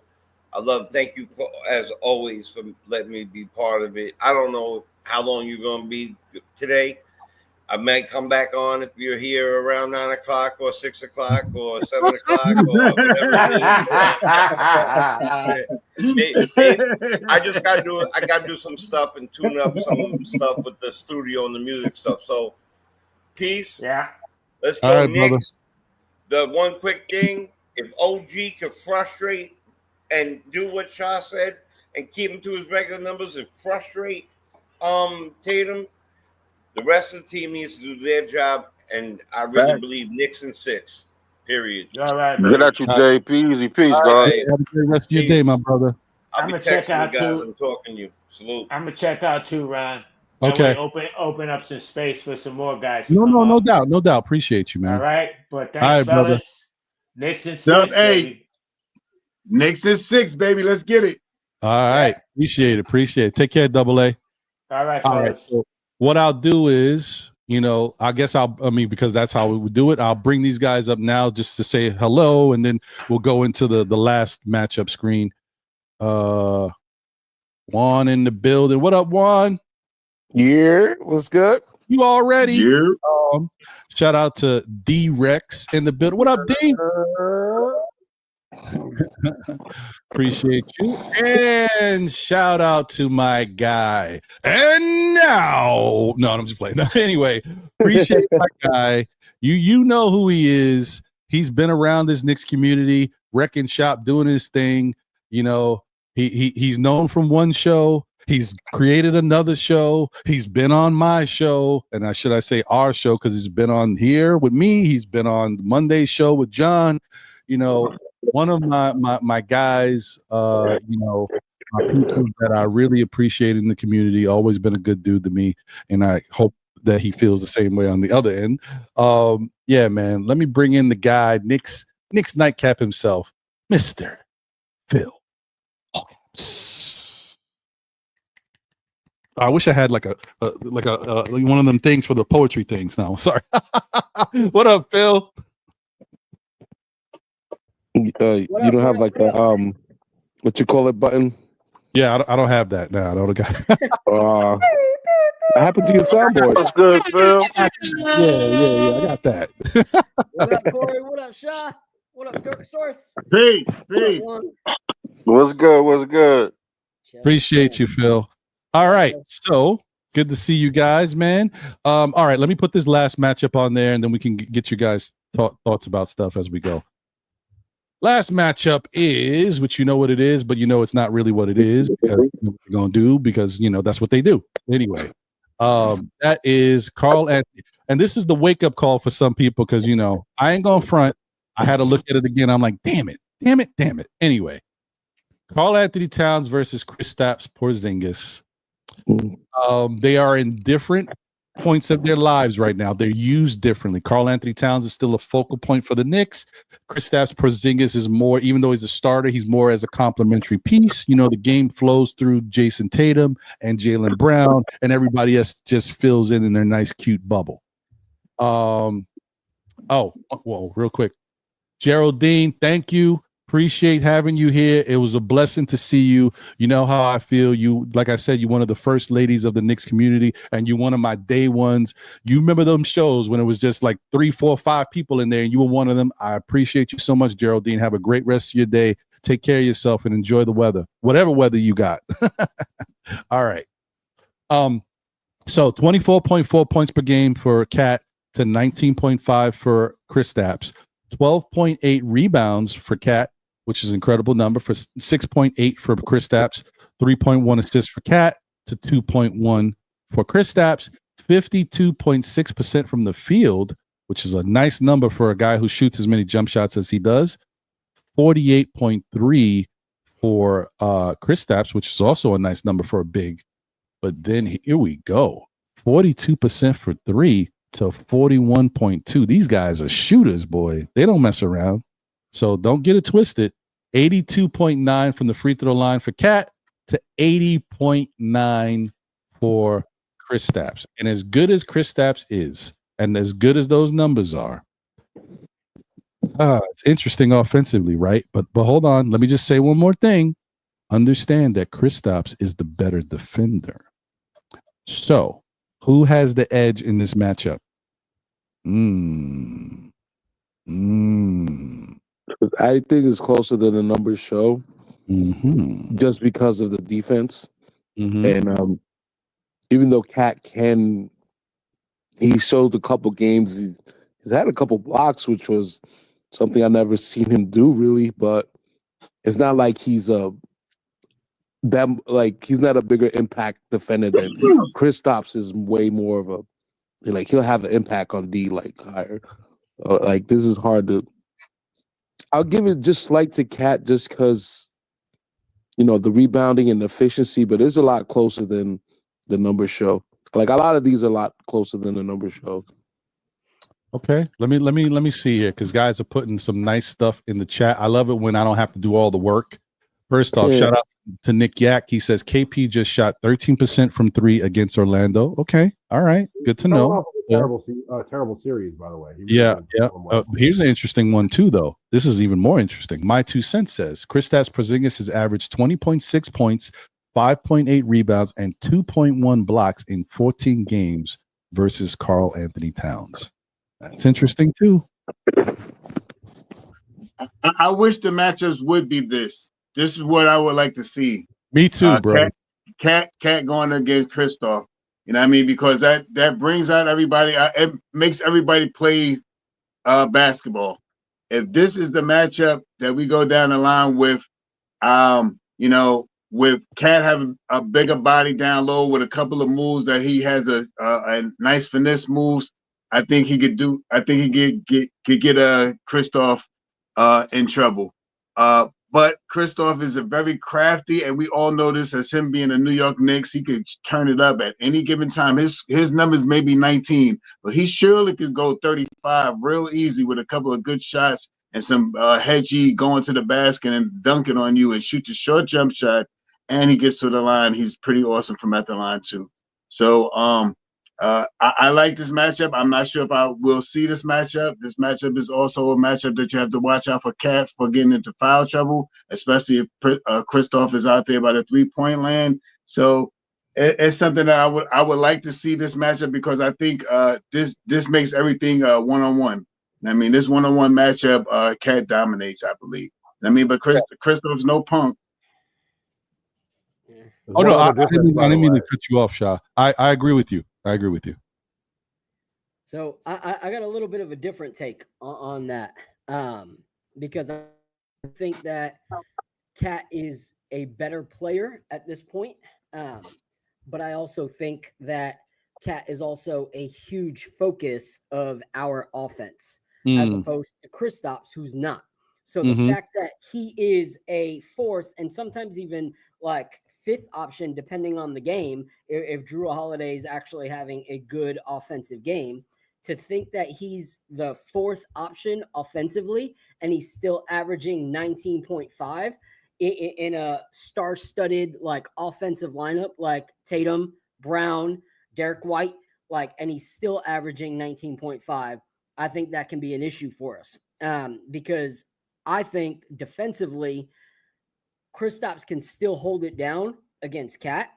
I think that he's going to be a little bit hard for Cat to actually be able to defensively hold it down. You look at this last series, yes, Duren is physical, but he's pretty much under the basket, very close, mid-range at max kind of player. And Cat still suffered with him and Tobias when he was covering those 2 guys. Kristaps is a lot more all over the court. I think he's going to make Cat work a lot more, which is also going to put Cat into some sloppy foul trouble. So I think that is the big thing to watch out for is Cat trying to defend Kristaps, who's a lot more agile than the last few that we've seen Cat go up against and struggle defensively. So I think this is going to be a problem, in my opinion, because the way that we play defense is a lot of help defense. So if you have Cat coming out to help a little bit with Tatum or with Brown underneath the basket, that's going to free up Kristaps to just light us up. And if we double team Kristaps, that's going to free up Jalen or Tatum or Derek White.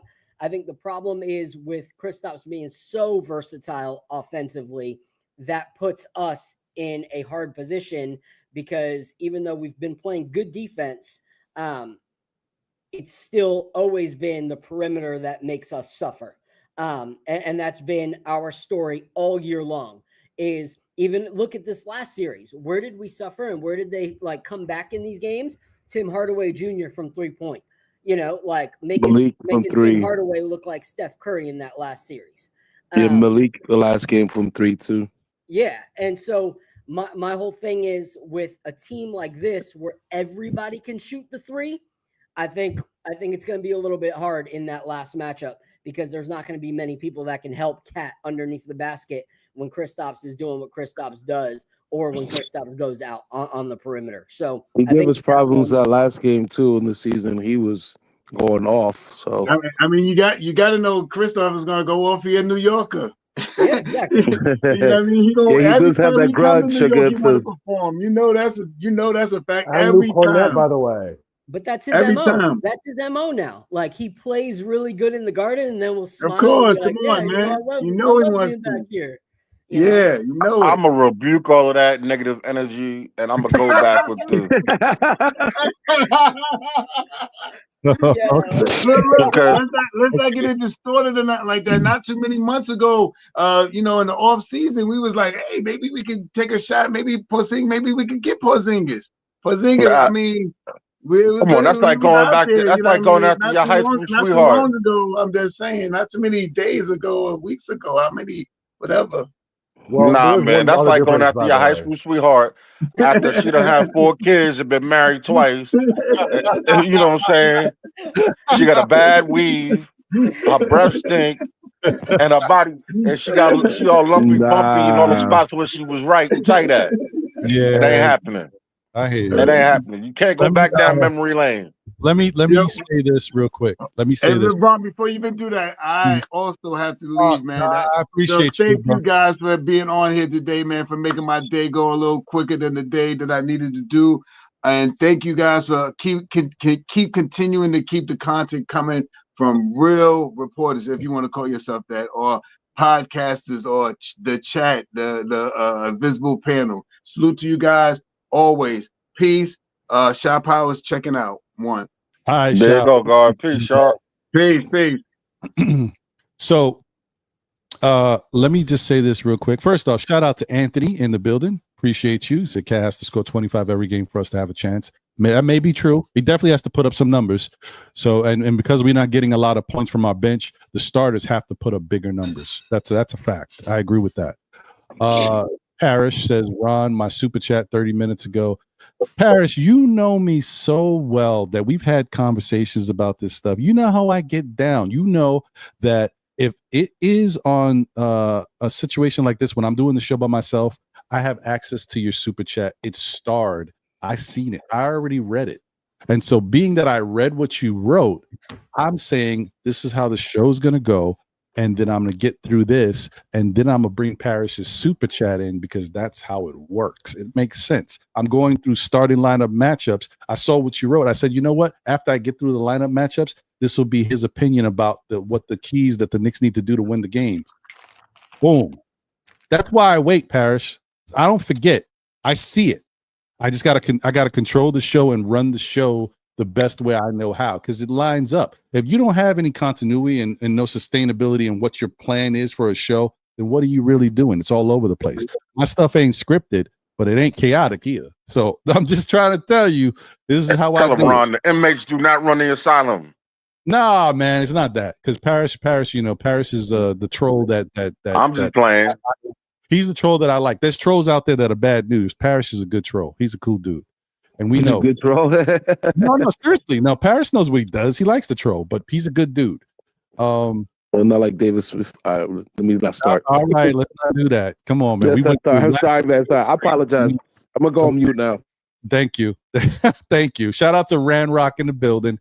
Appreciate you.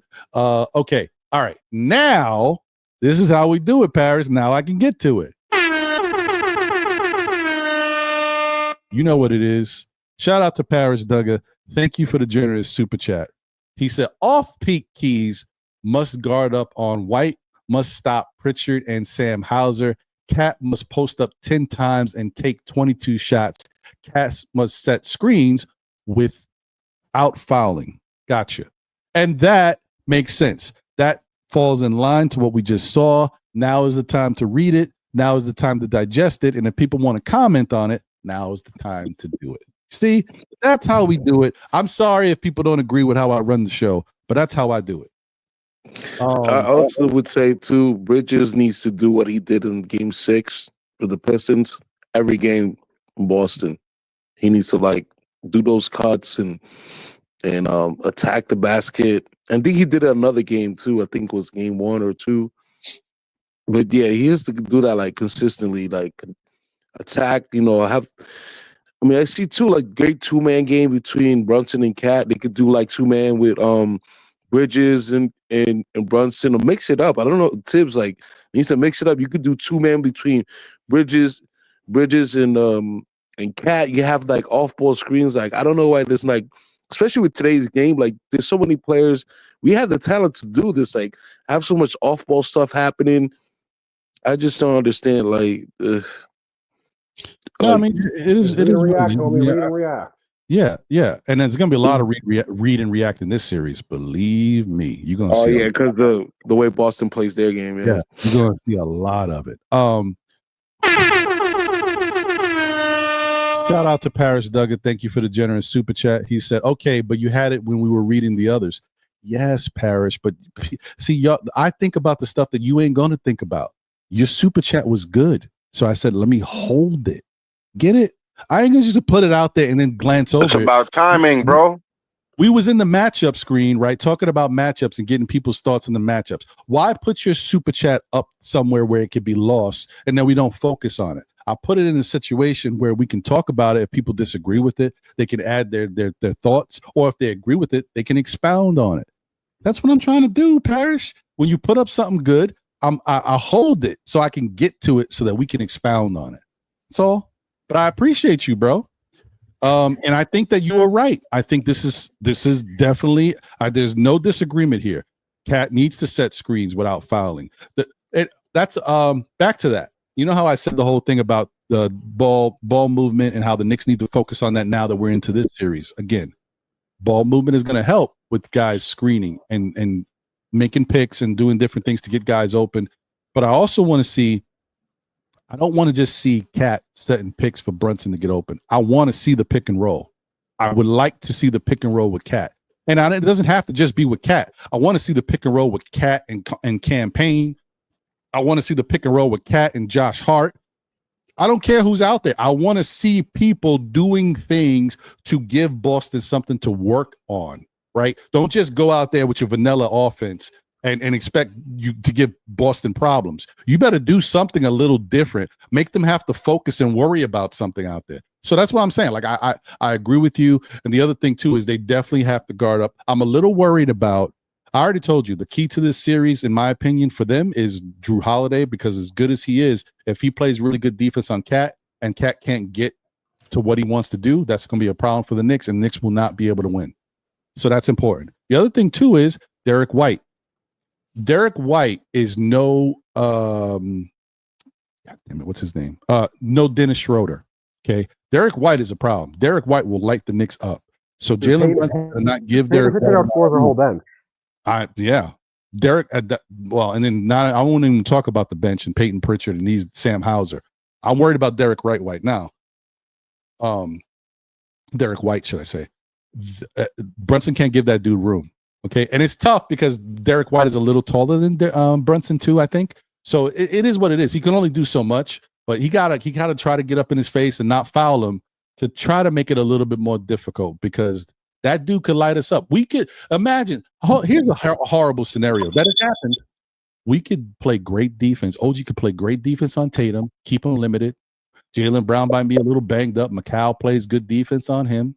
You know what I mean? Kristaps might get his points. Brunson might get his points. Cat might get his points, and Derek White might light us up, and we could lose because of Derek White's points when it comes down to it.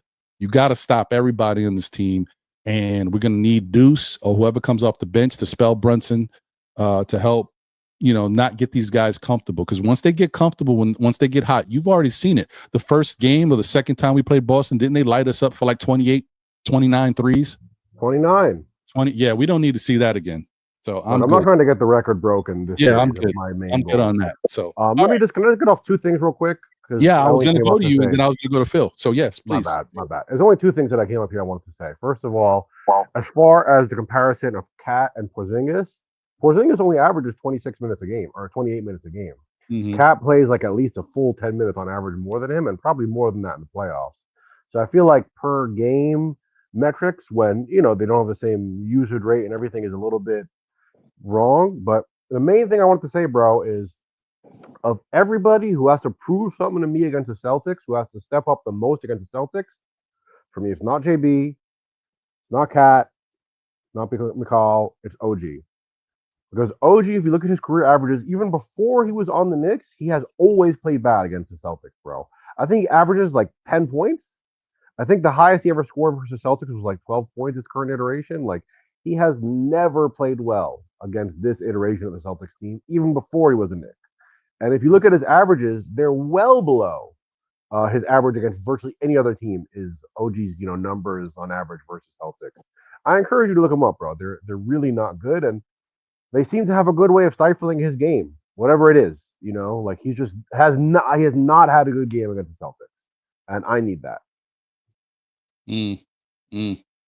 I hear you. Yeah, I will say that Bridges, if Bridges and OG still they have elevated their defense, so it's gonna hopefully creates similar problems. So that being said, we really got to watch out, like you said, for like Derek White, Porzingis, those other guys, because even at the best defense, Tatum is still gonna be Tatum. Superstars are gonna do what superstars do, right? No matter what great defense you put on Brunson, he's still gonna. He's still like Detroit had great defense. He still came out with 40 in Game 6. You know what I mean? So it's really most of the games and series like this is the guys who are around the stars. You know what I mean? So yeah, I agree with that part. Most especially OG, McCall, those guys really gotta step it up. And mostly, I would say McCall and OG. I mean, to be honest, McCall Bridges kind of got a break because he's hitting his defensive stride right as Jalen Brown is like playing hobbled. So he really is lucky, Once again, thank you to the Detroit Pistons for getting us opened up with our defense once again, so we can start taking that to Boston. I appreciate them. But someone pointed out to me that I've been watching a lot of Celtics content just to understand what they look at the matchup. Someone said there was a Grizzlies game where they made Drew Holiday take like 17 threes or something, as part of their strategy. And that seems like a pretty good way. It's almost like when people make Josh Hart shoot threes on us. You know what I mean? You've seen games. I think like Oklahoma did that a few times where like the only open guy ended up being Josh Hart at the 3-point line on a lot of plays, like funneling our offense to him. Okay. It seems like if you were to do that with Drew Holiday, it would be a good strategy. I think that makes sense, but the only concern that I have is the Knicks, is this Knicks team disciplined enough on defense to run I don't want to say sophisticated, but a particular strategy like that on the opposing team? Are they disciplined? Well, if they can't do that once in a 5, let's say, hopefully series game, then I don't know what to tell you. Because offense, in my opinion, especially from the last series, is crystal clear to me. We don't run any kind of complicated, organized offense. We don't. On this team. But defensively, bro, like, come on. You have to have a plan. Don't forget, on the court, you already know you got two guys, Brunson and Cat, who are not the best defenders. They're not, and it's not because they don't want to be. It's not because they're lack of trying. It's because they just don't. I'm not saying that they're like amazing defenders and that's something you can accommodate for, but I'm saying like as far as directing their offense to come from some person that is less effective or less efficient, That's plausible. I don't see why if the Oh, Grizzlies no, can no. do I it. agree you with know? you. Yeah. There's not something they can't scheme up and say, let's try to lock down these guys, get the ball. Like you would just basically try to lock down guys, whoever has the ball, make them like step up on them, and maybe even you can show hedge or whatever so that they pass the ball to someone else. And once it gets to Drew Holiday's hands, you back up a little bit on him so that he's forced to like, I got the opening. I'm going to take the shot. I get it. Yeah. But the flip side is you just said Memphis did that. And I give a lot of credit to Joe Mazzulla. I think Joe Mazzulla and the Celtics are good at understanding what didn't work for them. And I wouldn't be surprised if the Knicks try to do that. They make a quick adjustment to it. A team championship team that makes adjustments in game on the fly can say, you know what? I see what they're trying to do.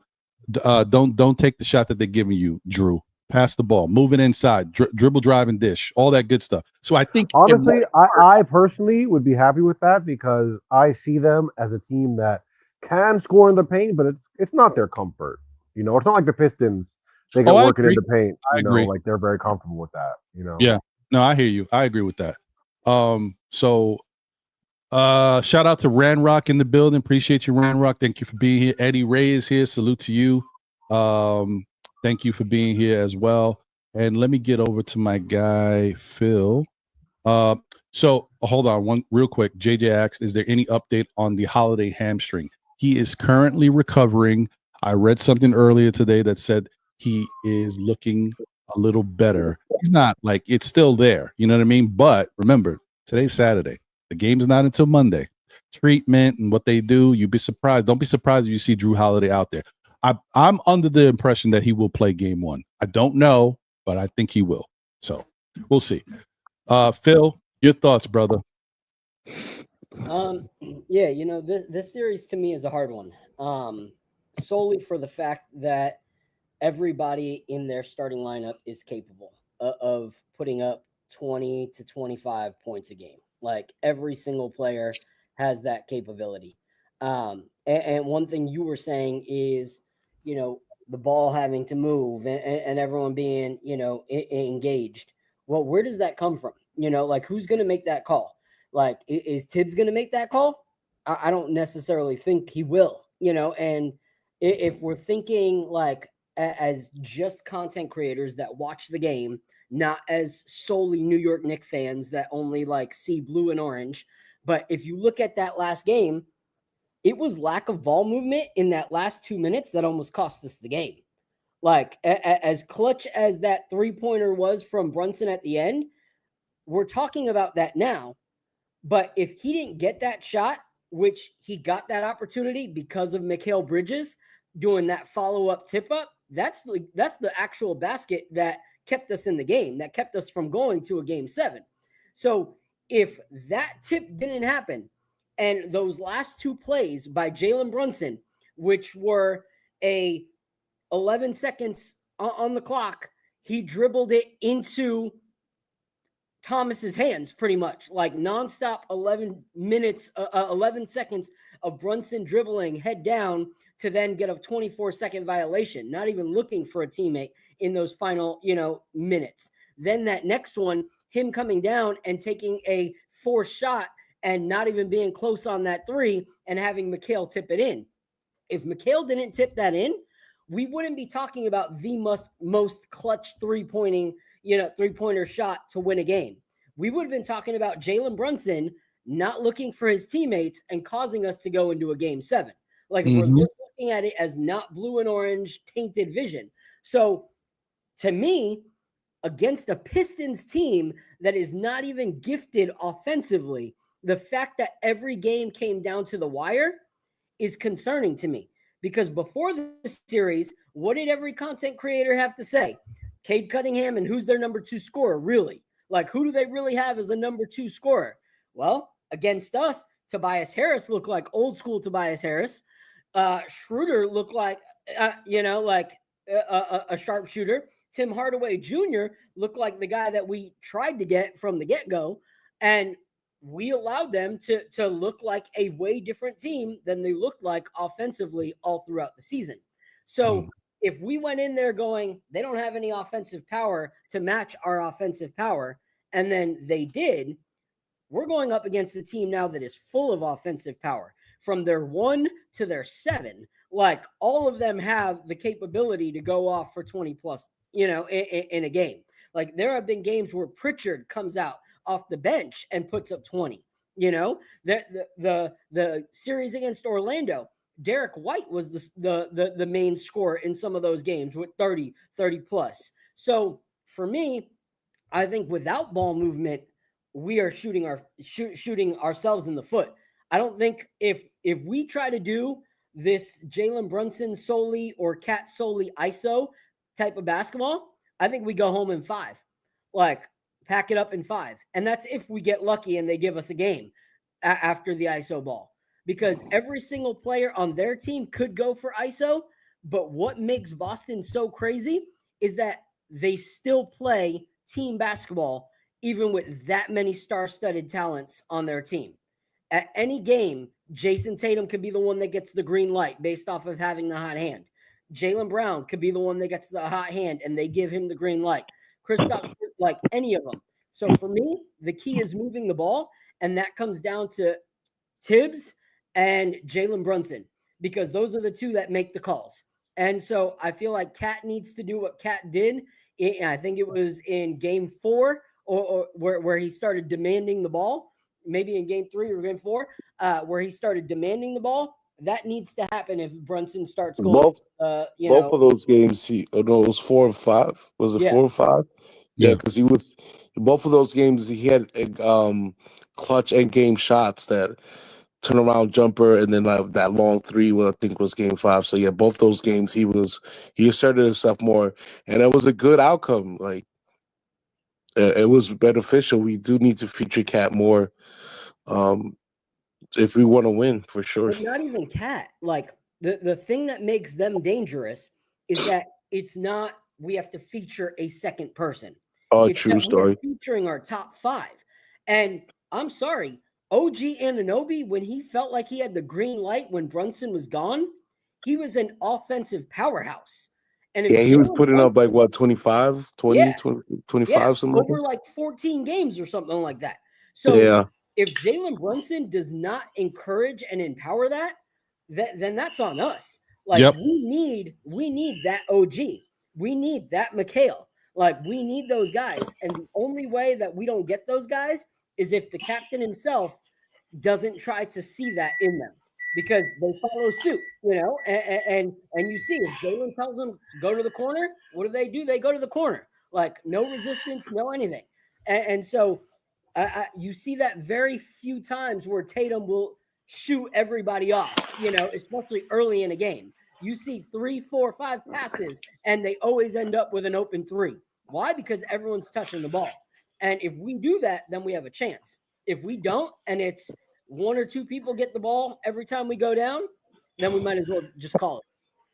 Yeah. It also doesn't that come down to coaching a lot, though, more than it does to Brunson. It comes down to coaching too, but it also, like, I'm gonna be fair and say, like, Brunson does have something to do with it. He's on the court. He is the one with the ball in his hands. He's orchestrating. But I definitely do believe that Tom Thibodeau has a lot to do with the schemes. And if there's an issue that Brunson is not following, or if he's noticing something that's not working, it's his job to correct it. It's his job to call a timeout. I don't want to just see you the Celtics go on a little run. They score 6 points in a row. Timeout, and then just, what are you talking about in the timeout? Like, what are we doing? There's a reason why you called it. You just trying to stop momentum, or are you actually going to tell the team something that they can use when they go back out there that's going to make a difference? That's what I want to see. So I agree that it's what Phil is saying about Brunson having the ball and believing in his teammates is important. I also said this before in the past, weeks ago, whatever. The team can't have the deer in headlights thing. The team can't be looking for Jalen Brunson to bail them out again, like make it easier for Jalen got it. Jalen's cooking. He's about to get go. Like, you got to still be aggressive and still want to get the ball, because they're going to try to do something different to Brunson, make it more difficult. So that way you're in the game. You have rhythm. What I think the Knicks need to do is how the Knicks played when Jalen Brunson was hurt. They did go 9-6 in 15 games. Very nice. They need to play that way, that style of offense, right? the Knicks defense needs to be the same type of defense we started playing and have learned to play against Detroit. Towards the end of this series, it was sloppy, yes, but the Knicks still played good defense, especially in game 5 and 6. Much better defense. They got to bottle those two things. How they played when Brunson was out and the defense they picked up in this series versus Detroit, they have to bring that into Boston because Boston hasn't seen that. The way we're playing defense right now, and I know it was Detroit, they don't have a lot of options, but still, you still see how the Knicks were swarming. They were doing different things. They were stepping up on their guys. They were talking more. That is not how they were playing against these other teams. Maybe in the last game that went to overtime, but that's my point. The Knicks have changed. They're not the same team that they were earlier in the season. So the defensive side is important. That's one.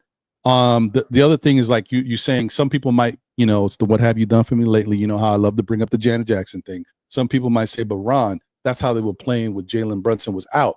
How are they going to do that when Jalen Brunson's in the game now? Because he's different. He plays this way. They don't forget the first month and a half of the season.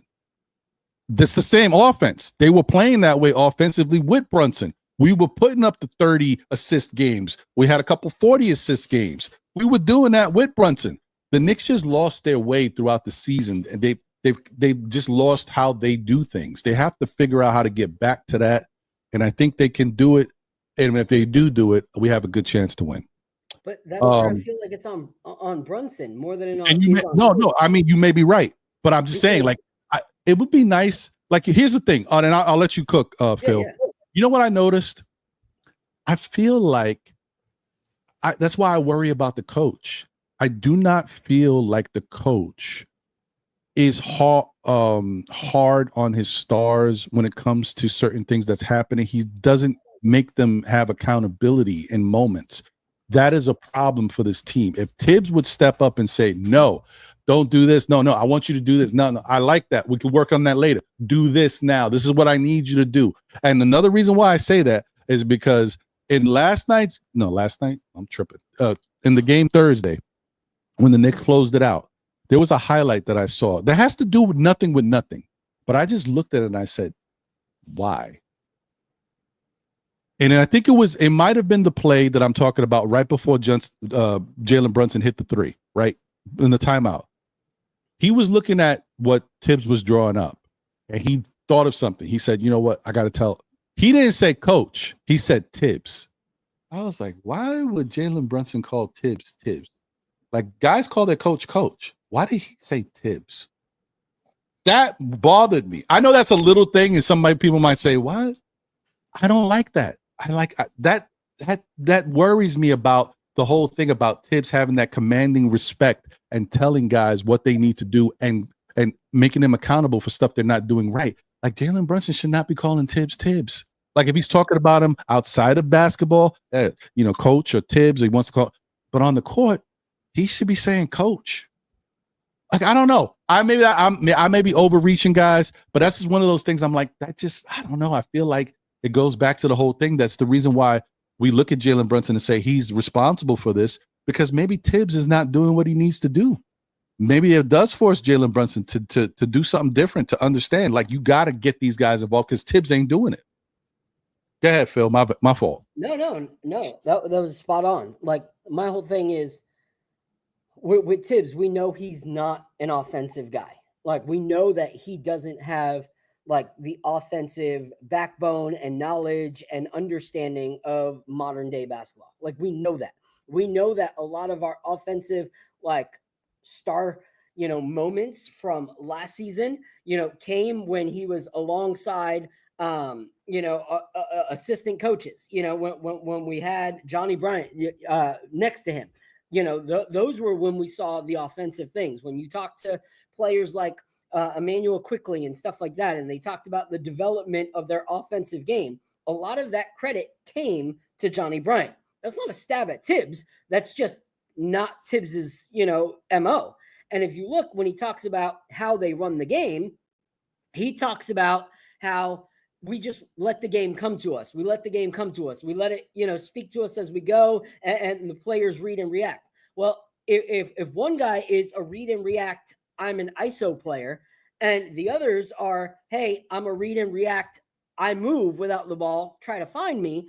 And one is, hey, I'm also an ISO player. Well, everyone's reading the game completely different. So to say that the game just speaks to you, well, yeah, but if it's speaking 5 different languages to 5 different players, then it's not really speaking anything. Like, go into one room and have someone talk German, have someone speak Russian, have someone speak Portuguese, have someone speak, whatever. All these different languages, you're not going to understand anything because too many languages are talking at the same time.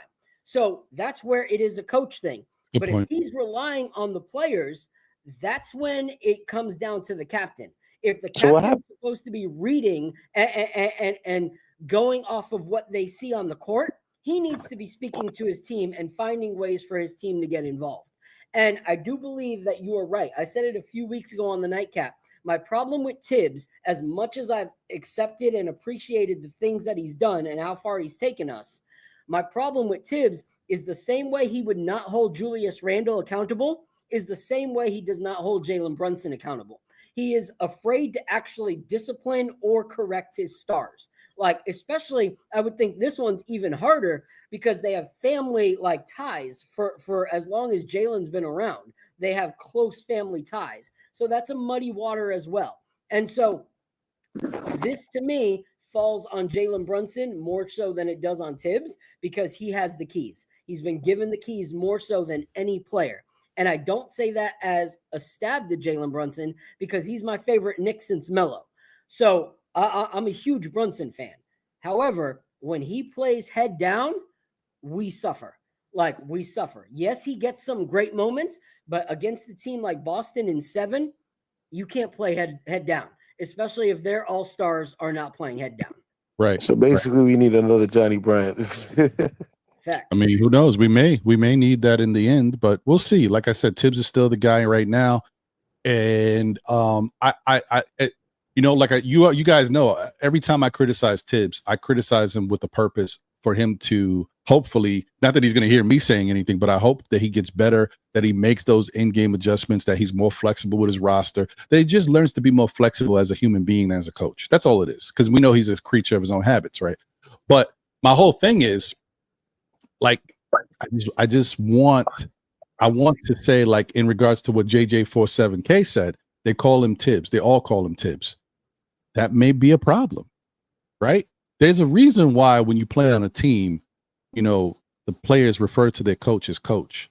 There's a reason why, like, coaches do try to get close to their players, but they try to keep a level of I'm the coach, you're the player thing. Because when it comes to hard times, I'm going to have to tell you some stuff. You ain't going to like it. And if I'm buddy with you, either you're going to not take it as seriously as you need to, or you may not respect it, or you may feel a different way. But I thought we was cool, coach. You know what I mean? But Tibs, I thought we was cool. Tibs, what you mean? Like, that's why they do have to try to keep that little bit of separation. Maybe Tibs is much more, because that's the one thing about, these guys, I'm not saying that's wrong, because maybe that's how he gets the best out of guys. Will run through a wall for Tibs. You hear it. We talk about and criticize Tibs, and all these guys is like, yeah, we love Tibs. Maybe he gets that out of them because he has that buddy thing. Maybe he's more of a player coach than we give him credit for. But it ain't good when you're trying to win in this league and you need to make changes and in-game adjustments and hold people accountable when stuff ain't right. That's when the coach needs to come out, not the Tibs. Hey, Tibs, no, coach. This is what I need you to do. That's why other coaches do it. That's why I think maybe there's a little bit more of an internal issue with the team than we want to let on. And it's not a bad thing when it's working. It's only a bad thing when it's not working. So, right. Yeah, and that's why probably he also has a tendency to be outcoached a lot. Yeah. I don't know. He's a really good coach. It's just there's certain things that fall by the wayside. No, I mean, if we're going to talk about coach versus coach, though, I'd give the edge to Mazzulla for sure. I mean, he definitely deserves it, and his team did win the championship. I think he deserves it no matter what he does. He's going to have to show that he's not the best. You know what I mean? Like, when you do something, when you get to the pinnacle of anything in life and you've achieved something, you should get like all the respect in the world until you don't get it, right? You got to show me. He gets all my respect until he doesn't get it. Until Tibs shows, hey, I outcoached you in this game, in this series. We beat you guys. Tibs gets it then. You know what I mean? Like, Mazzulla gets it until he doesn't get it. The other thing too, I wanted to say, because I know I had read the whole thing about 14 games between Kristaps Porzingis and Cat, and I read Cat's numbers. I'm sorry, I read Porzingis's numbers. Here's the flip side. In 14 games of Cat versus Porzingis, Cat has averaged 23.8 points, 10.3 rebounds, and 3.8 assists. So Cat actually has better offensive numbers versus Porzingis. The only difference is Porzingis averaged 2 blocks in those 14 games versus Cat. So there's no real rhyme or reason to say who that Kristaps is going to be better than him, in a head-to-head matchup. I'm gonna say this to what you just brought up. I'm glad you brought that up. And the reason why they usually use Porzingis as a help side defender. He's not matching up on another big head up. He's usually either somewhere lurking so he can come over and help to block the shots or do whatever he has to do. And that's why they have him defending a Josh Hart or somebody like that. You seen what happened when they put Wagner on him. Wagner was cooking him for the most part of that series. So I'm not really delving too deep into what Kristaps is, because once they see that his trigger finger isn't working, they're pulling him out and they're bringing in Al Horford. You understand? So I'm not even thinking big about him. He was not even in my mind as like being somebody. Somebody you have to pay attention to and look out for. You can't let him get loose. But as far as him being a real serious major threat, the threats I'm really worried about the most are the guard, what's his name, the tall guard, and Brown and Tatum. Those are the 3 cogs that run that engine the most. And if as long as we get shut down at least, or not shut down, but put 2 out of the 3 at bay, we should be in striking distance, or if not ahead of the game, and winning definitely game 1 and as well as the rest of the series. Okay. Yeah, I rock with that. I like it. So give me a second. Hold on. What happened to my this thing got switched up. These presets kind of stink. They don't stay, right? Like you would think they would stay. Ugh, disgusting. Anyway, so I got somebody backstage. But also while I'm doing that, let me just do this real quick. Let me do my little one-man show thing here. One-man gang. Let me do it this way. I'm gonna try to use these presets. I get so used to not using them because they kind of stink. All right, here we go. So once again, guys, join the Still Knicks Fans Discord today. Appreciate you. If you haven't already checked it out, please do. We are definitely want to bring everybody together. We love having to be able to talk to each other. And this can be 24/7, anytime in the night. Whether you're here in America or if you're somewhere else. We know we got Knicks fans that support the show that are in Brazil or in the Philippines, wherever you are. Join the Still Knicks Fans Discord. We'd love to have you. You can talk about Knicks. I may not get to you right away, depending on if you type it in there at 1 o'clock at night, I might be sleeping. But when I see it the next morning, I'll get back to you. But there might be some other people that might be on. You guys can get into a nice conversation. So please join the Still Knicks Fans Discord when you have a chance.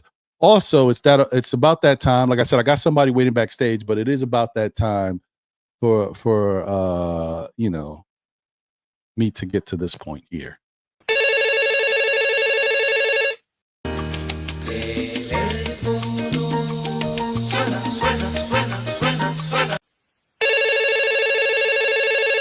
Yes, that's right. It's time to call in, folks. So if anybody's out there that's looking to call in, the call-in number is 347-305-7280. Once again, that is 347-305-7280. Call in now. Oh, on cue. Don't miss a beat. All right, let me pick up this call real quick. Shout out to you. Is this Randu? Yeah. What up, Randu? What's going on, my brother? Hey, what's up? Appreciate you. Hold on one second. I'll get right to you. Let me get my guy Stacks in here. All right. And just turn down the volume in the background. Appreciate you, my guy. All right, let me bring my guys Stacks in here. All right, we got to go to the 5-seater. Senoritas. What's happening? What is going on here, man? This thing be crazy, bro. How's everything with you? Can't complain, man. I'm doing good, bro. Can't complain. Everything's all right. What up, Stacks? What up, Ron? How you doing, bro? Chilling. Came to real quick. Yeah. First off, let me just say to you real quick. Appreciate you, my guy. I see what you're doing. Good stuff. You know, you out there putting your stuff together. I like it. I'm supported. You know, I'm subscribed. Appreciate you, bro. All right. What's on your mind, bro? Oh, wait, hold on. Actually, you know what? Let me do this because I got to be fair. I'll get to you in 2 seconds. Let me get back to my guy, Randu. Randu, since you're calling in, what's on your mind, Randu? Just a couple of things I wanted to go over. Yeah. Now, I saw earlier when you was doing the comparisons for positions. Right. Now, the toughest battle is going to be Boston's wings position, small forward and power forward with Tatum and Brown. Mm-hmm. That's going to be the hardest part. Now, with White and Holiday, that might be the battle that we could win. But then again, it all depends on who's guarding who. But I know guarding Tatum and Brown is going to be very rough. Now, the center spot, I'm going to say this, if Cat can come play the way you know he can, and the bench also got to step up. In this series, I would definitely like to see Bright get some playing time because he's a bigger guard. He's very good defensively.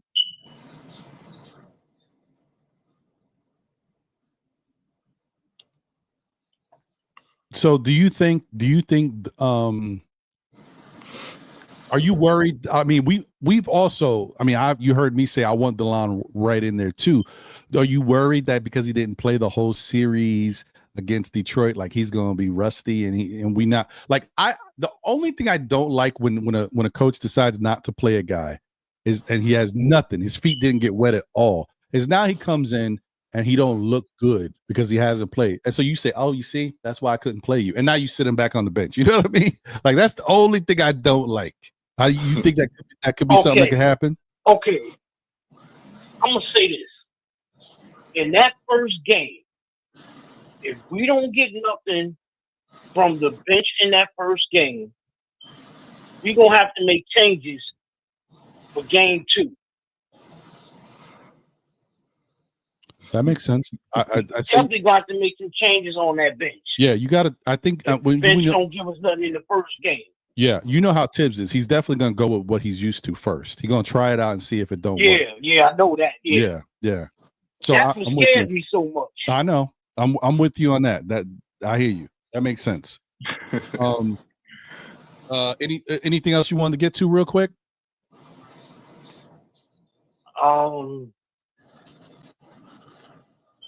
Like I was just saying, if Cat can play like we know he's capable of playing, and the bench can give us something, then we got a shot. And if everybody else can play to the level we know that they can play, then we got a shot. I hear you. But it's definitely important. That first game, man, we got to punch them in the mouth. First game. Yeah. No, I'm with you. You're right. And that's what I'm hoping for. In order to win this series, we're going to have to take a game in Boston. If we can't take a game in Boston, then we done. I agree.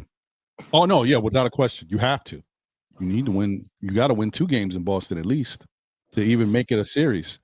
But yeah, I'm with you. Yeah, I hear you.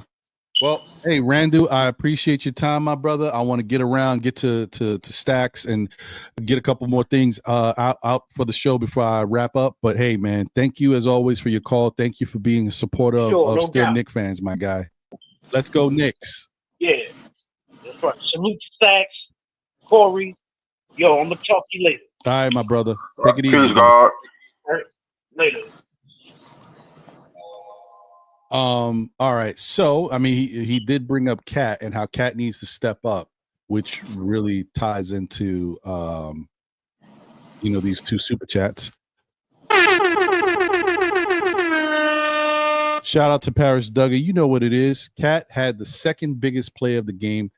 You ain't lying. That steal was important. That steal that he got at basically a little before half court. And he took it the length of the court. He got fouled. He knocked down the free throws. That was very important. That's a good point, Parrish. I gotta give Cat credit for that. It was good to see him. I get a little scared when I see him using those hands to do something with but that time it worked out. So, and I was surprised. He had a little giddy up. He was on his giddy up, but good for him. Also, and he said, thank you for the generous super chat. He said, pushback, this ain't Little League. It's up to Cat. That may be the difference maker for the Knicks. I already told you what I think the difference makers are for Boston. I think it's White, and I think it's Drew Holiday if he plays. I mean, if Drew Holiday don't play, then I got to reassess what I'm saying. But for the Knicks, I think the difference maker is Cat. I think as long as Cat can get busy in this series, the Knicks have a good chance. Of course, for the Boston crew, they're going to try to take Cat out. They're going to try to take Brunson out and force McCall and OG to beat them. Well, we're going to need everything to beat Boston. We need everything from everybody. All right. That's it. Now, that being said, Stacks, what's on your mind, my brother? No, I was just calling to say that Phil was cooking. That's his name, right, Phil?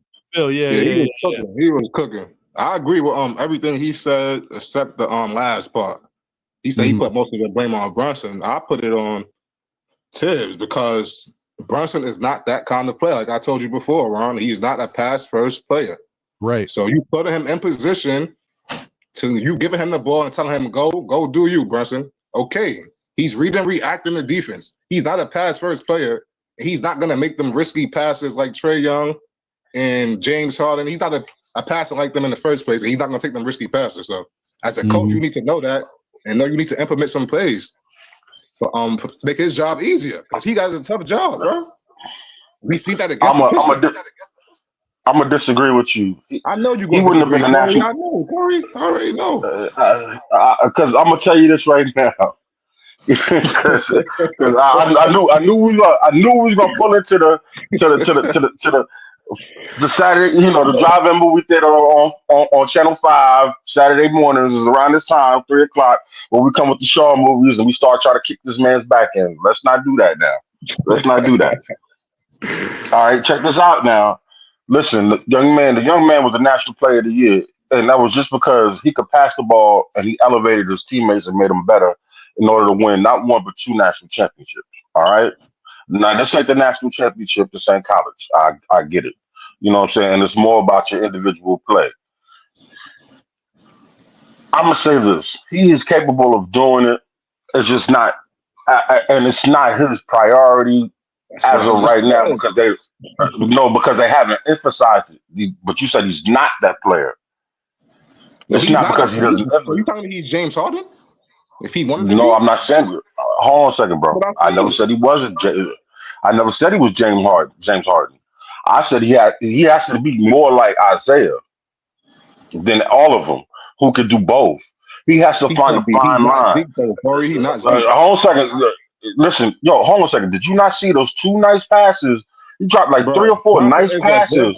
I know he's a good passer, but he's not Zeke. He's not James Harden. He's not them guys. I said he has to step his game up like them. He doesn't do something that he's not actually used to doing. That's what I'm saying. Make his job easier. Hold on. I mean, I'm just going to jump in because I'm in the middle of this. and I mean in the middle in my thought process. I know Literally. Corey, I'm gonna let you right. I'm gonna let you finish, Corey. And Stacks, I know where you're coming from, and I think you're both right. But I think so. Here's the one time that I could say, you know how we sometimes try to put the blame on certain people. I don't think there needs to be blame on anything. But if we wanted to say what's the issue here, the issue here is roster construction, right? What Stacks already said is true. Jalen Brunson is not a pass first type of point guard. He did a little of that when he was coming up under Dallas behind Luka, but then when he, went back into finding his offensive game and having to step up when Luka was out, he found his offensive game and he became that guy. And then when he came to the Knicks, he had to be that offensive guy. So that's where he succeeds. That's where he's blossomed. That's why he's a 2-time All-Star. So that's him, right? Can he pass the ball? Yes. But is he natural at seeing the court, setting people up, putting people in spots like a Chris Paul? No. So roster construction. The Knicks have not paid attention or not focused on point guard play for years. As fans of the Knicks, we all talked about this. They never really focused and made getting a point guard on this team a priority. They're worried about best player available, whoever that may be, getting this guy in, getting that guy in, drafting the RJ Barrett draft. We never really was focused on getting that point guard who can come in and control the game and set us up, the floor general. We never really did that. Then we get Jalen Brunson, who's the best point guard-ish that we've had in years. But bottom line is the Knicks needed. There's so many of them out there. We see it in the playoffs now. The Dennis Schroeder. The Knicks needed one of those guys on our bench, a type of guy that can come in and can orchestrate the offense. Dennis Schroeder didn't play that great yesterday, but he played good enough. Did y'all know he had 9 assists? I mean, Thursday. I didn't even know he had 9 assists. I know he had 9 assists. He knows what to do. I did. But I'm just saying, like, that's the type of guy the Knicks need coming off the bench. He's the type of guy that when Jalen Brunson is not out there, he knows what to do to orchestrate the offense, right? And the flip side is when you want to put them together, he can orchestrate, and then Jalen Brunson can just do what he does, get to the spots, knock down shots, take advantage. And the Knicks don't have that because we haven't prioritized point guards since the early 90s. Like, it's not something we that's the reason. And well, in fairness to David Smith, that is the reason why we took OG Anunoby instead of taking Tyrese Halliburton. We wouldn't even be talking about this right now. But whatever, I don't get into it. All right, back to you, Corey. Finish cooking, my brother. And also too, let me lead to this. Also too, you got to think the pressure that was put on him bringing the ball up in that last series was ridiculous. True. I'm talking about 90 feet. So it did not allow us to get into the offense so we could set it up. So that way we could move the ball the way we should have. Now, until we switched it up and had Mikal as well as Josh Hart help him bring the ball up. And then that's why the offense flowed a little bit better. That we didn't get the best shots because, you know what I'm saying, obviously the shot selection was thrown off because of the way we had to bring the ball up. Now, is that an indictment against anybody? No. That's a plus on the defense of the Detroit Pistons. That's part of their game plan. They came in and that's how they disrupted our offense. You will not get that. You will not get 90 feet of defense on Jalen Brunson this series right here. Let's just wipe the slate. Let's wipe the slate clean. Is 0-0. And let's go in with an attitude knowing that our offense is going to be a lot better. A lot better. What makes you believe that? What makes it, because they don't play defense like I just explained it to you, my man. What? Are you serious? He's not going to have 90 feet of pressure on him. You're not going to just end up. Offense is that is the point. They get into a slow offense regardless. They take 10 to 15 seconds to get into a play. Hold on. We can go back. We can go back and forth. But you can watch the tape. I can show you clips. Yeah, but fact, what you're saying and what Corey's saying, there's truth to both. But I think what Corey's saying is true. That's what I believe. Yeah, I know what he's saying. I'm just saying that it's regardless of the. So why are you arguing? Because now we get to control our tempo even more. You understand what I'm saying? I mean, it was forced. It was forced. We were forced into playing offense a certain type of way. We were forced into it. Now we're not going to have that type of pressure. You're not going to see Drew Holiday guard Brunson all the way down and then go across the half court line to go pick up Cat. You're not going to see that. You might see Derek White on him, but Derek White ain't going to pick him up until the half court. Mm-hmm. You're not going to see that. You're not going to, because that's going to kill Derek White, and that's going to take him away from what he does best on the offensive end too. That's just my point. Yeah, I agree with you. I hear you on that, and that's what I was saying earlier, Stacks. I don't know. I know you've been here for a lot of the show. I don't know if you heard when I was talking about that from the beginning. The point was Detroit played such a physical, in-your-face defense that they were all over the Knicks, and they were everywhere. The Knicks, even when they were doing up and unders, no matter what, they were there. Boston is a better defensive club as far as the numbers. They're better than Detroit because of what they give up. Right? But it's different. It gives you a little bit more breathing room. So I'm saying, like it's like me. In any situation, like you out on the basketball court right now, I'm shooting shots by myself. I'm knocking down shots. Then somebody plays defense on me, and they're good, and they stop me from hitting the shots. Then they leave, and I'm by myself again knocking down shots. It's going to be better. It's going to be easier. All I'm saying is, and what Corey's trying to say is, Boston's defense is different. It's still it can be suffocating at times, but it's not as aggressive as Detroit is. And it stifled the Knicks. They couldn't move around. They couldn't do anything. Just being able to move around a little bit might be comforting to the Knicks playing Boston. It's not that it's not going to be easy, but it's going to be different. So that's what I think he's trying to get off. I don't see this offense being easy at all, bro. Well, don't forget, look at, if you want to look at something just for layman's terms, look at the last game Boston and the Knicks played each other. That was the best the Knicks looked against Boston all season. It was the best they looked against any of these teams, really, the good teams. So that's a good sign, right? Because they're healthy. They were going into the playoffs. Now we lost that game again. Maybe they come out and they look better against Boston than we expected because it's different now. They have a little bit more confidence. They had no confidence against Boston before because Boston was handling us easy. At least in that game, they developed a little confidence. Confidence. As a matter of fact, they should have won the damn game. If we're going back to it, Boston should have lost that game. The Knicks didn't take care of business in the fourth quarter once again. And then Jason Tatum hit that three. Once again, why did he shoot a three? Why didn't we foul him? I don't know. But he hit the three to tie the game and send us to overtime. If not, the Knicks should have won and would have won. And then we would have had even a little bit more confidence because they actually got a victory under their belts. But whatever. I hear what you're saying, Stacks. I'm just saying, everything's not the same from what it was earlier in the season. The Knicks are a better basketball team now. Do they still have a lot of issues? Yes. Did Detroit bring out a lot of stuff that the Knicks need to clean up? I agree. But I don't think that Boston is going to play the level of the type of intense defense that Detroit was playing. They're going to be good. They're going to be tough. But it's that combination of hitting you with good defense and then a powerful offense that knocks you out. That's the difference. That's what we got to worry about. I'm not worried about the players. I told you before, it's just this coach. I ain't worried about the players. No, I hear you. I mean, listen. He puts them in bad situations time after time again. Tibbs is going to earn his money here. We're going to see. I'm trying to tell you, what does Tibbs do? What does he need to improve at?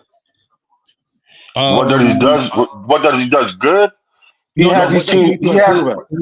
What does he need to improve? He needs to improve in a lot of areas. I mean, do I think he needs to add more wrinkles or structure the offense a lot more better? Of course, of course I do. Because it'll be easier. You know what I'm saying? Have more set plays in there. But also, too, to some degree, it might stifle some of the things that some of our key players, Cat as well as Brunson, does, because it's more of a freelance, free-flowing offense. That's what he does. That's why he doesn't. It's KISS. Keep it short, simple. I think it's a lazy offense. That's how I feel. You don't think it's a lazy offense? You might be right, and I might be wrong. But also, too, now, you got to think, like I said this, I think a couple of nights ago, or maybe I said it here, but I'm going to say this. This right here is the NBA. You understand what I'm saying? So every person who's in the NBA has a degree. That means that they're not high school kids. They understand and know the game at a certain level that you shouldn't have to be told to do certain things at certain times.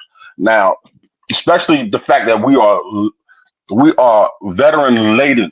We are veteran top heavy, especially in our rotations, and especially what comes off the bench. There's at least 9 people that play, or at least have over 5 to 7 years of experience. I agree with that. You know what I'm saying? That play. So then that means they've been in enough games, especially playoff games, or have seen enough playoff games to understand what they have to do in order to get over to the next hump. Now, executing it is one. Saying me telling you that is one thing, and executing is another. And that's the part that what we need to work on. That's what gives us our PhD, which gives us the NBA championship. You understand what I'm saying? Yeah, I agree with you said. Like you said, they've been to the playoffs enough. That's what he's relying on, I believe. But at the same time, everybody needs help sometimes. Like the game the game is moving so fast. You need to help these players, especially against great I agree teams. with you. Hold on, Corey. Hold on. Especially against these great teams, you need to help these players. You can get away with that in a regular season against whoever's not in the playoffs right now. You can get away with that against. And against maybe a Detroit, they don't have the talent and experience, but you're not getting away with that against the Celtics, and all these other top teams. You're not getting away with that.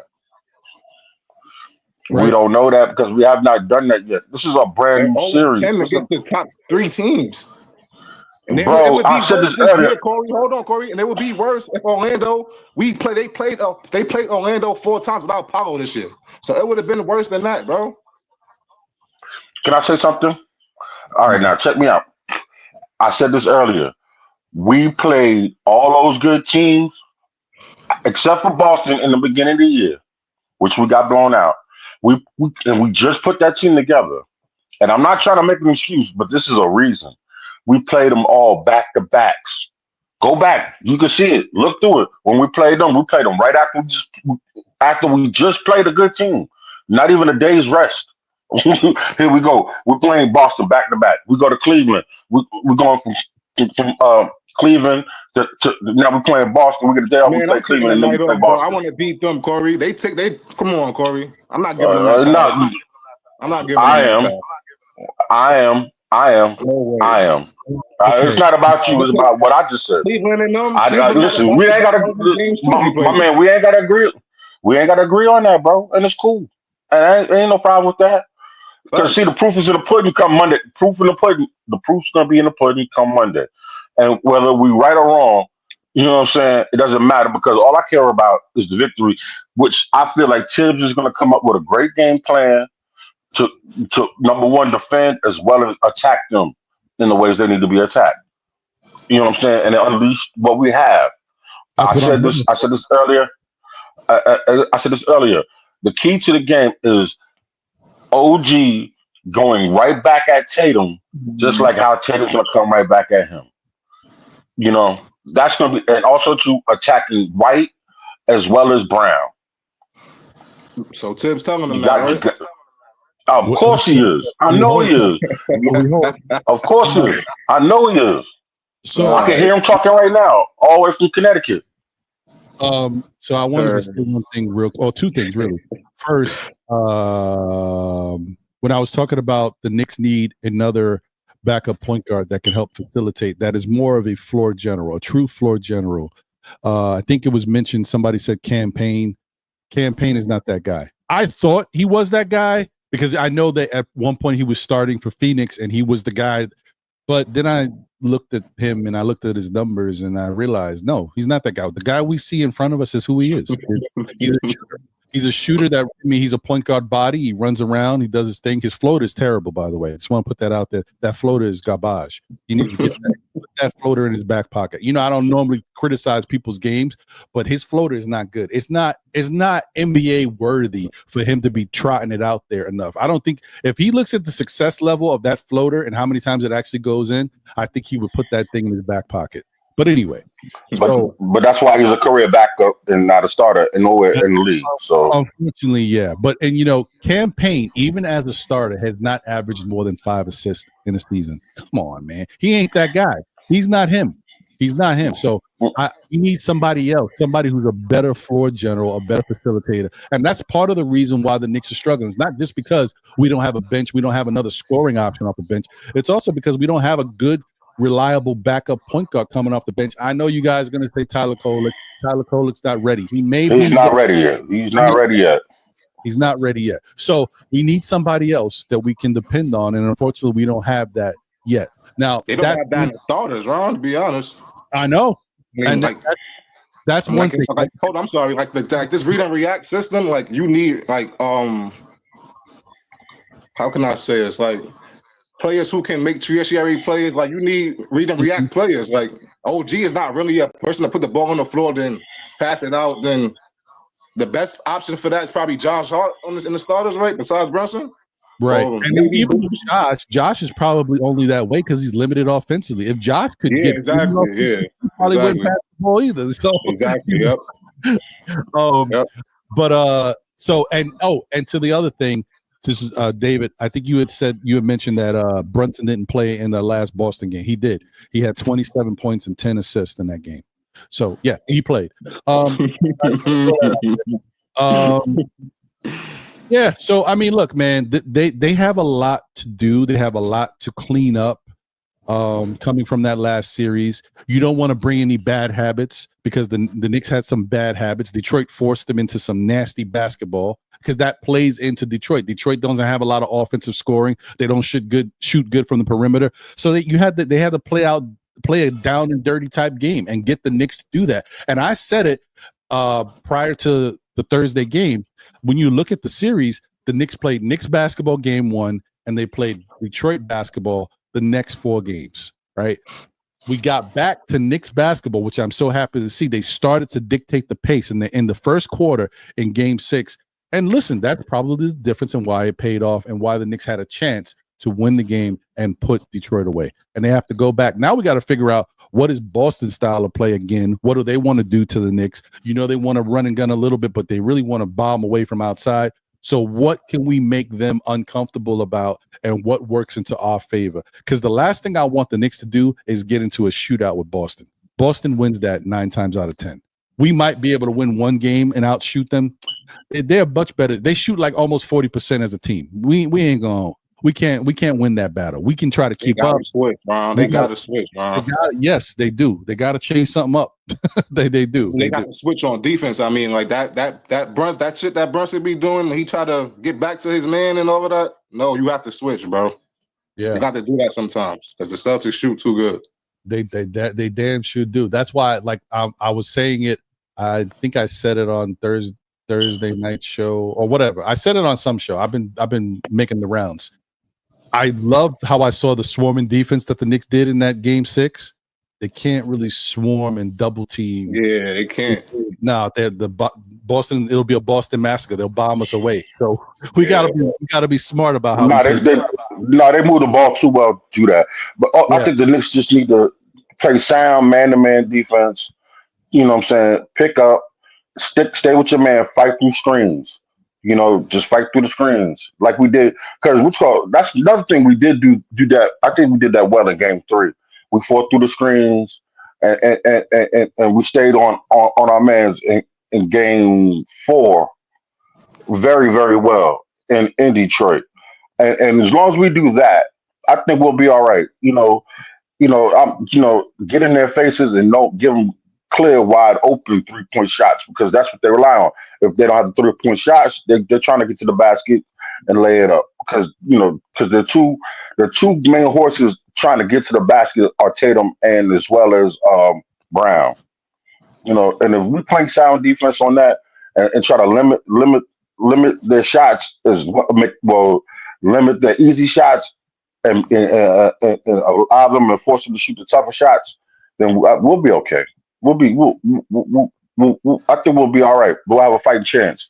And a lot needs to be said to that game, that last game we played Boston, because that was just part of the blueprint on what we need to do to beat them. You know, and also too, we're going to take some things from Orlando on how they beat them as That's well and smart. implement That's, that. that's smart, Corey. That's what the Knicks should be doing. Maybe should be looking at Tibbs is always preaching film. They should be going all over the Orlando film as to what they did towards Boston at work. So yeah, I agree. They all got Microsoft pads. They all got, and I'm pretty sure they got about 10 emails from Tibbs right now since they landed in New York. And while they're sitting in the treatment, and whenever they have team meetings or team gatherings, that he's going over that in film right in front of them, as well as telling them to study that. You know, I'm pretty sure he can tell who logs in, who hasn't logged in, and he's on their tush about that. You know what I'm saying? And I think as professionals, you shouldn't have to be told this is what needs to be done. I mean, as far as far as doing your homework. You know what I'm saying? If that's the case, we wouldn't have got this far if we didn't.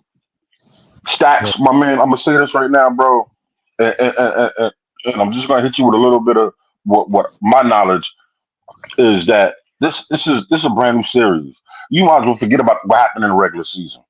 You know, it happened. It's over with. It's done. It was disgusting to some degree. You know, it was disappointing to a whole lot of degrees. I'm thinking about that. Like I said, I wasn't satisfied with that Pistons. It was a good. I wasn't satisfied. Listen, bro.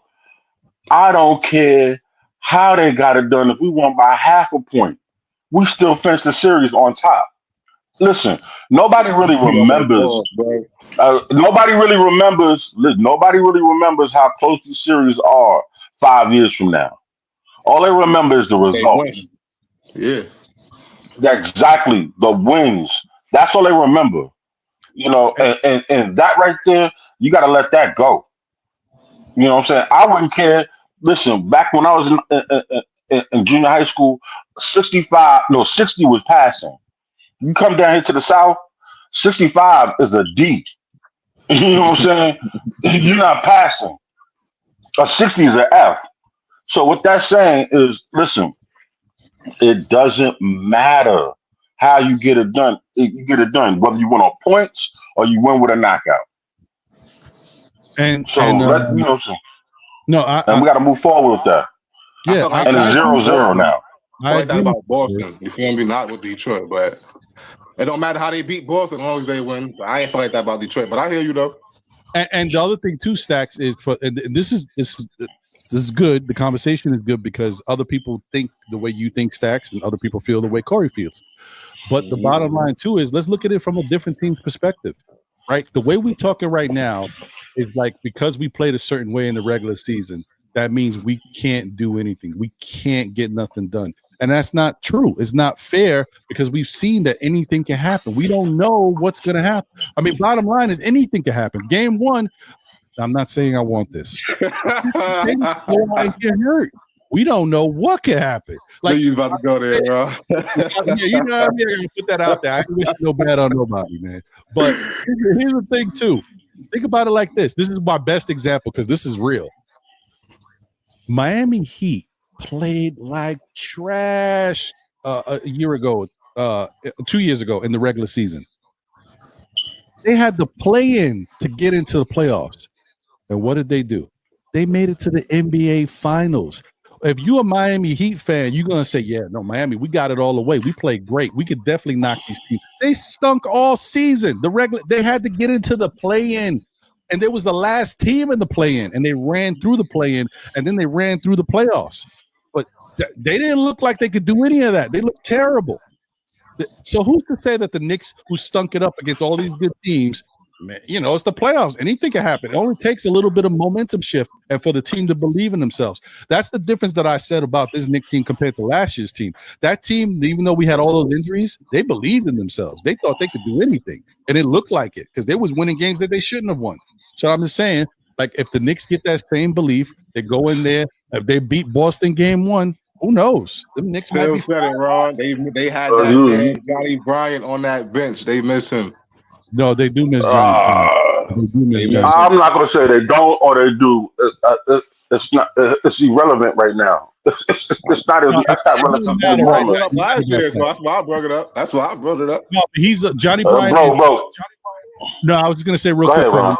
the Johnny Bryant is what you know how the Knicks teams that had success recently with Julius and every team that actually had success had a cheerleader on the team, right? They had a good on the bench, and Johnny Bryant was a cheerleader as a coach. Not only did he tell Tibs whatever he had to tell him, he told the players every time they come off the court. You know, Johnny Bryant's put my arm around, talk to you, keep doing that, doing this, doing that. Did you see? That's Knicks need that, and I hope they get that from PJ Tucker, but they definitely need it. Again, Corey, look up what Kenny Atkinson said about Johnny Bryant recently. I could care less what they say in Cleveland. I worry about what goes on in New York, bro. Listen, no, and I'm not saying, and I'm not trying to poo-poo your point, and your point, but my thought process is what we do and how we execute and finish it, you know, and the results. You know, the results is because I'm gonna tell you like this, just like how he brought up Miami, which is the most recent history of that, but the Knicks have history of doing that themselves. We were the 8th seed, and we came in and went all the way to the NBA Finals with undermanned, with what I'm saying, with less talent than we have now. So, and that, that was a whole different coaching staff and a whole different other team. But the same thing goes out there. It's up to the players. The players have to execute.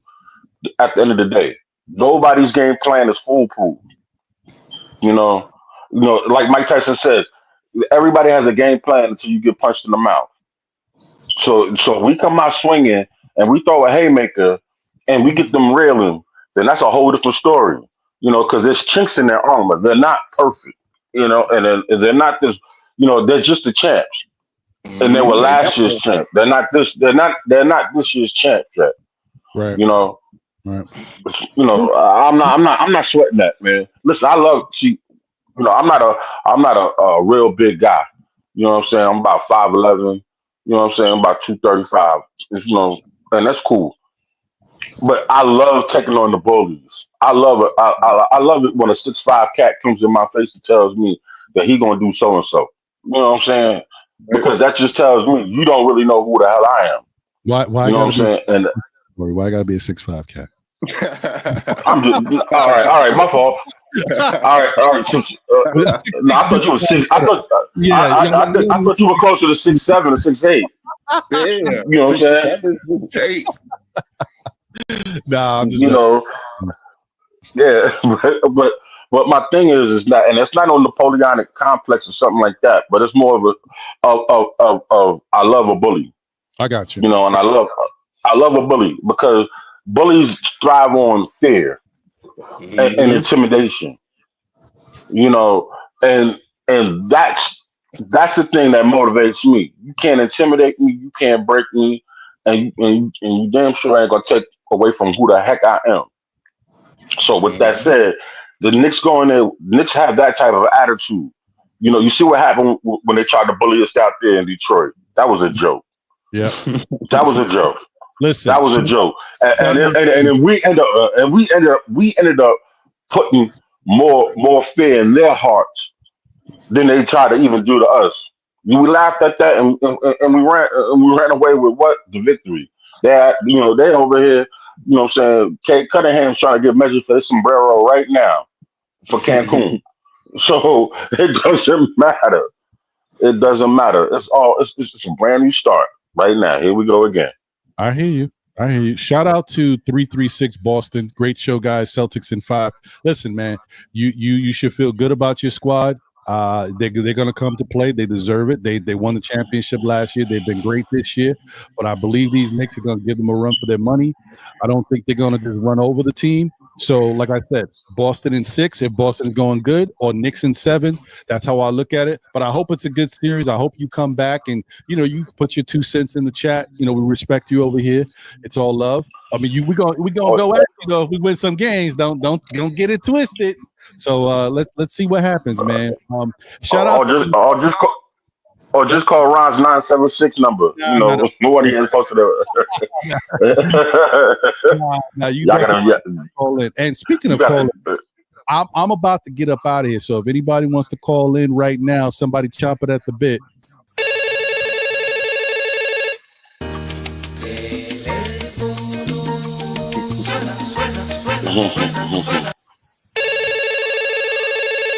Now's the time to call in. 347-305-7280. If you want to call in right now, by all means, go ahead. Take a call or two, and I'm out of here, man. For real, it's too nice to be in here stuck. And that's his actual ringtone too.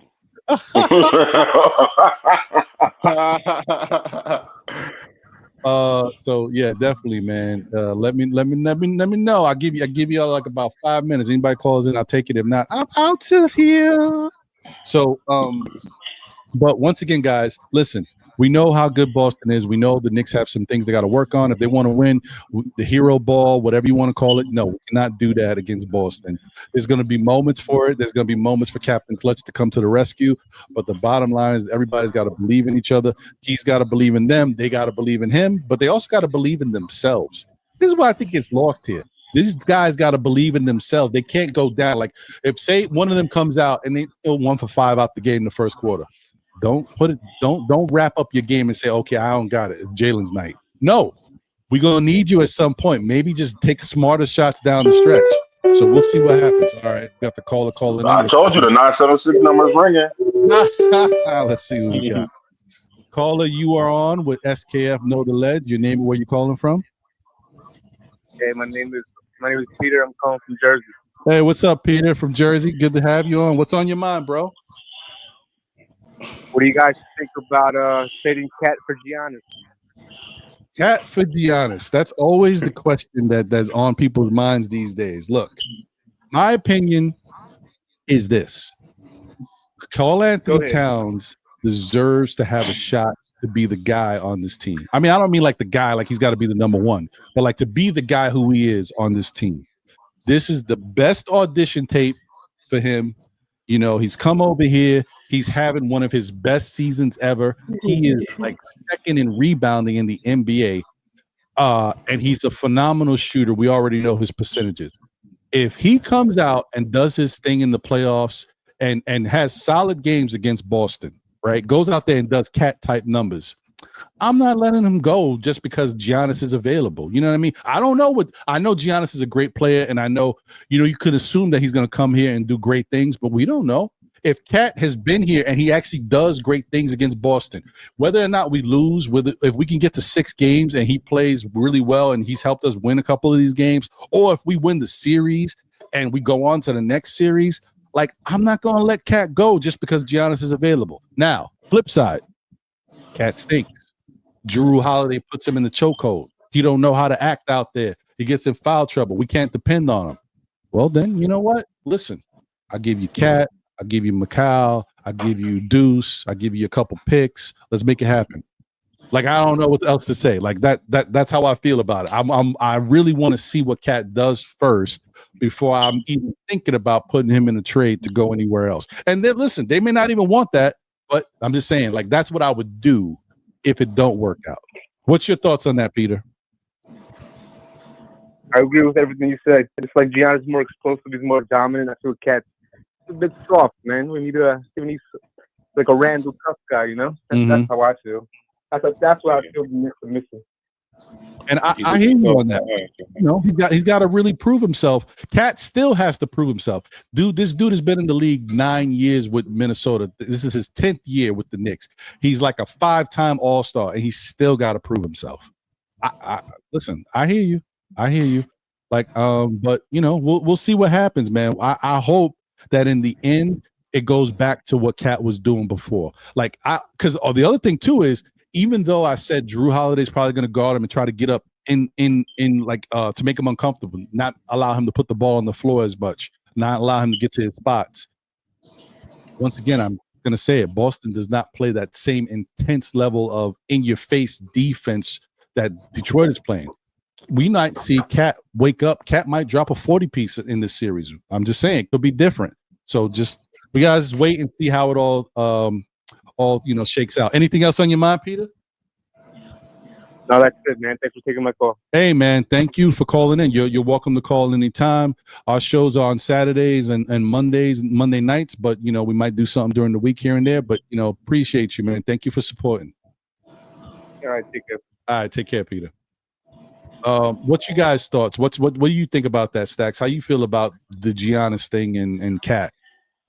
I don't know about Giannis, but if Cat don't play good, I would consider moving him for I don't know for what yet, but I would look into it because that contract is just crazy. Like that contract is ridiculous. And for you not to be playing up to it, the Knicks can't afford that right now. So I would look into trading him for something. No, I hear you. What you think, Corey? I'm gonna say this. I'm not thinking about that until there's triple zeros at the end of the season. That's not even a conversation we need to be having right now. Cat needs all our support regardless. I don't care what the pundits say because it's basically Knicks for clicks because they don't have nothing negative to say really right now other than how they the style of play we play or the fact that we're not winning by huge margins. But that's all that's irrelevant to me until the season's over. Then that's when the conversation becomes relevant. Other than that, I could care less. I hear you. I'm with you. All right, man. Well, listen. I think that's it for me, man. Listen, I've been rocking and rolling for 4 hours on an 80 day on Saturday. Are you crazy? What's wrong with me? 80 degrees. I'm here rocking with y'all.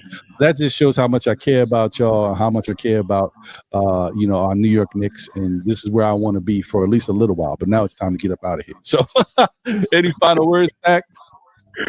No, sure. Well, you go once every what? You making up for you putting the hours in for each day of the week. I know. Look, every time I try to get out there, bring me back in. Hold on. Let's see who's calling. Caller, you on live? SKF, know the legend. Name it where you're calling from. On all, Ron. This is Shaquan calling. Hey, what's going on, Shaquan? What's happening? Nothing much. I just got a question. I ain't gonna take up too much of the time. Are you good? What's up? I just want to know what's your opinion on a trade. So I wanted to know how you feel about the Knicks, like if they don't get out the Knicks making a trade for Kobe White as the backup point guard to Brunson. Don't get me wrong. Like, I've been on the fence about Kobe White for a minute since he came out of school. I like his talent. I think he's an incredible shooter. I just don't know if he is the style of point guard that the Knicks need in order to help their offense going forward. Is he a great so the thing is, could they use him as a scorer because they'd be lacking scoring and he can get hot and really help carry the bench? Yes. But is he a great orchestrator with the ball? Does he get enough people involved? Because the thing about the Knicks offense and their bench offense as well is they don't have somebody to help be a floor general to get guys in good spots, to get easy baskets, to break down the defense, to make sound basketball judgments when we got the ball in different people's hands that maybe we shouldn't have, but we don't have any other choice. And so as much as I think the Knicks need a Kobe White, they don't need him as a point guard. If they got Kobe White and somebody else, if they got like a point guard and they got Kobe White, like he's the shooting guard coming off the bench, I'm okay with that. But I just think they need to have that floor general guy who makes the right decisions that you can depend on. And those guys ain't easy to come by. That's why, the teams that got them don't give them up. But we need one of those type of dudes that we can bring in here to help with the team. And I just think Kobe's more of a score. If anything, he would be more of a Jalen Brunson type guy. And so I don't think we need another dude who's that style. We need somebody different. We basically need Tyler Kolek with defense. That's what we need. And who that player Chicago has? What's my man named? The Ball brother. Now, if the Ball brother was healthy, now that'd be like something to think about.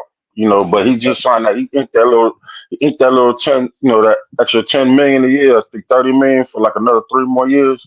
So he's not going nowhere. As well as Kobe White, he's not going nowhere either because that contract's too rich. And right now, where we're at, you know what I'm saying, we're just below the second apron. And I think, what's his name? What's our guy? The numbers guy. I can't think of his name. Brock Aller. Brock Aller, yeah. Brock yeah. Aller. Brock Aller is going to talk them out of anything stupid. Just because it may look good on paper, it still has to spend well. And we got enough issues right now with spending because now we have to, if and when we're done with this, we got to think about Macau. We still got a lot of these veterans on 1-year contracts, and then also too, we're looking at a couple of other players that we're looking at possible other moves that we might need.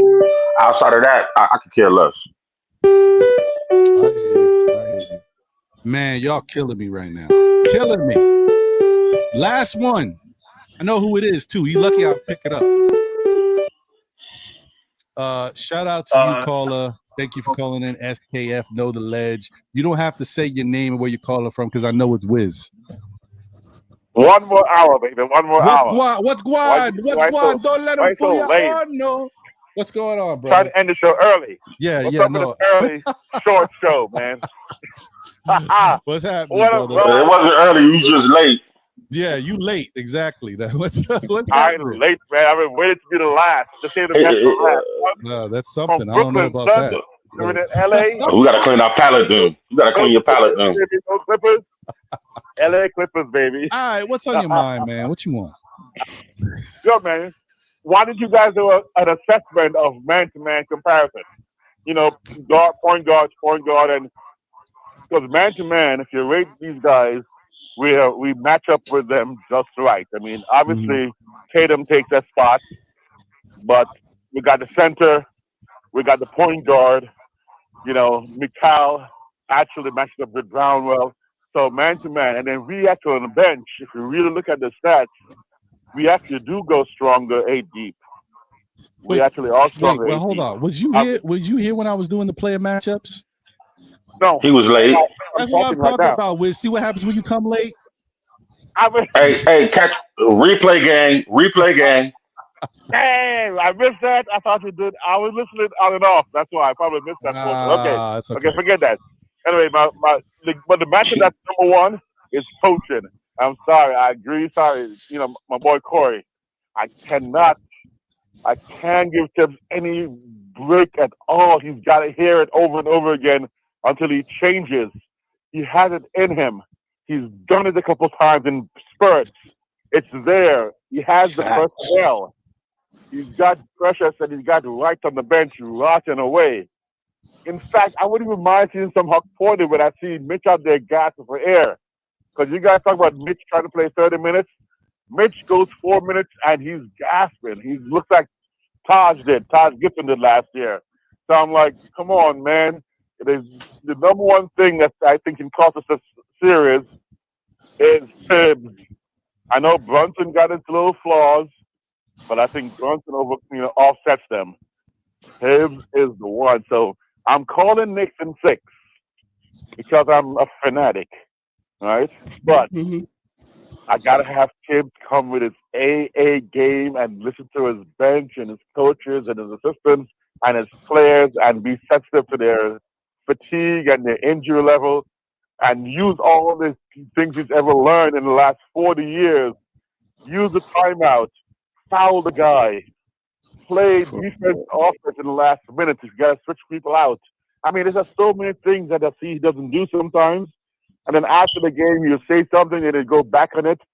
And the number one egregious act is 3 of those games the Knicks played against Detroit, Cat had less than 14 shots.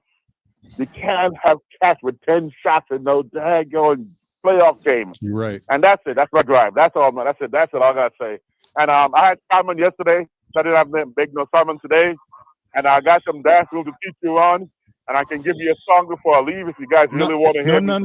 No. You stop. No, how about this? You just take this and go with it. Utica. How about that? Come on, man. One song, one little song. No. Sure? Nah, you good. Yeah. No. Nah, yeah. Oh, You got a lot going on. Yeah. Are we break it up? Is a phone break it I up? don't want to ask too much of you. Yeah, appreciate you, Wiz. Thanks for the call, man. I know you gotta go. Yo, great show, guys. I'm gonna be able to play back. I'm gonna play back your comparison and hear how whack your takes are, but how great John's are. That's all I'm gonna listen back to that. Okay, gentlemen, an honor to be with your family, man. SKF, you guys are the bomb. You know, Ron, help my Tigers go strong. Appreciate it. Go Clippers. Go Knicks. That's what I'm talking about. I appreciate you, Wiz, man. Have a great rest of your day. You are no longer what's called grandfather no more with that last statement with the Clippers. Bye. You are disowned. Okay. That's Wiz getting kicked off the bandwagon. Yeah. That sounds about right. Yeah, man. All right, Wiz. Appreciate you, man. No, All right, for real, man. Have a great rest of your day, brother. You too, Dad. All right, bro. Peace. No, shout out to Craig, man. He said, Ron, it could have been the other way. Get no calls, be grateful, and God is good. No, 100%. Listen, I just joke around. I appreciate the calls. Of course, I appreciate the love everybody shows. I'm just saying, I've been rocking for 4 hours and 17 minutes. I'm trying to get out of here. I hear you. He got a family. This man got a family. He loves his wife. Ain't nobody else rocking 4 hours and getting these calls. Like, I'm rocking. So, but I don't know. You ain't never been at a Knicks Tonight podcast, bro. So I'm not gonna go there. You know, that's my guy, man. But Freezy don't be taking the phone calls like that. You know, not like he might incorporate that. Who knows? Good luck. Yeah, you guys are night owls too, though. Y'all ridiculous. I'll be in my third stream and y'all still rocking. I ain't messing with y'all. Hey, bro. That's why we're getting all that international love now. No, I appreciate it. I see that. That's definitely what's going on. So wait, hold on. Let me see. What is this real quick? Let me just drop this. Give me a second. What is this?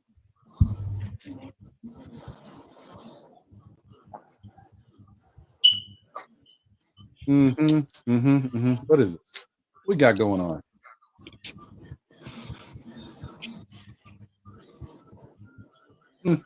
I don't know. I don't know if I like it. I'm trying stuff out. I don't like this.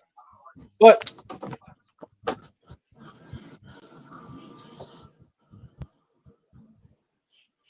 that ain't really my speed. I mean, I can't really rock with it. But that's okay. That's why you try it out and hopefully you move on. You know what I mean? We'll see. It don't look, but from my head, yeah, just don't really. Got to be somebody smaller, a little smaller head. So I'm gonna have to give that away, figure it out. We'll see. Anyway, you got my address. Once again, hey, I appreciate all y'all. I thank y'all for tuning in and showing love. Thank you to this jam-packed panel today. I don't even know if I can name everybody because I've been doing this show so long, and we had 9 people up here at one point, 10 people maybe. I don't even know if I can name everybody. Let's try. Stacks, appreciate you. Corey Lee, appreciate you. Jay Chosen, appreciate you. Double A, appreciate you. Sha Powers, appreciate you. Jay Boogie, appreciate you. My guys, Phil Porto, appreciate you. Juan was in the building. I appreciate you. Did I get everybody? I feel like I'm missing Double A and Jay Chosen. I got him. I think maybe I did do. Maybe I got everybody. So if I missed anybody, you know what I mean, I apologize. It's not for lack of trying, you know what I mean, but it's been a long show and I just can't remember. But I thank you to everybody who's tuned in, that's been rocking. Shout out to APAP in the chat. I see you. Shout out to my brother Steven Torres. What's going on, bro? Hope you're doing well. Hope the family's good. I haven't seen you in a minute. I got to catch up with you. Yeah, man, I appreciate everybody, man. Thank you guys for tuning in. Shout out to George Jones in the building. Salute, George. Yeah, man. Final words, Corey? Man, hey, like I always been saying since the playoffs, man, let's get out here, y'all, and support this team, regardless of our biases, who our players are, or even how we feel about how this coach and staff coaches this team.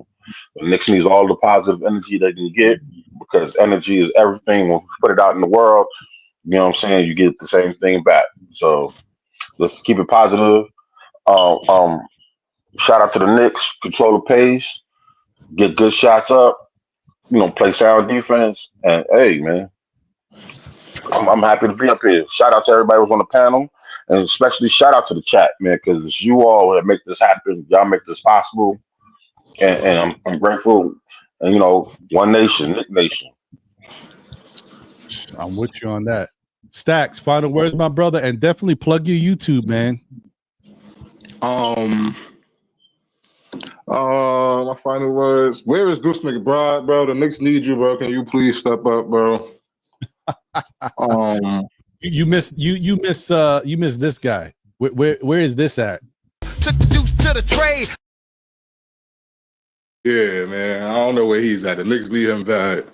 I think he made a total of 4 shots in the last every series, or 5 or something like that. But yeah, I'm gonna pray for Tibs.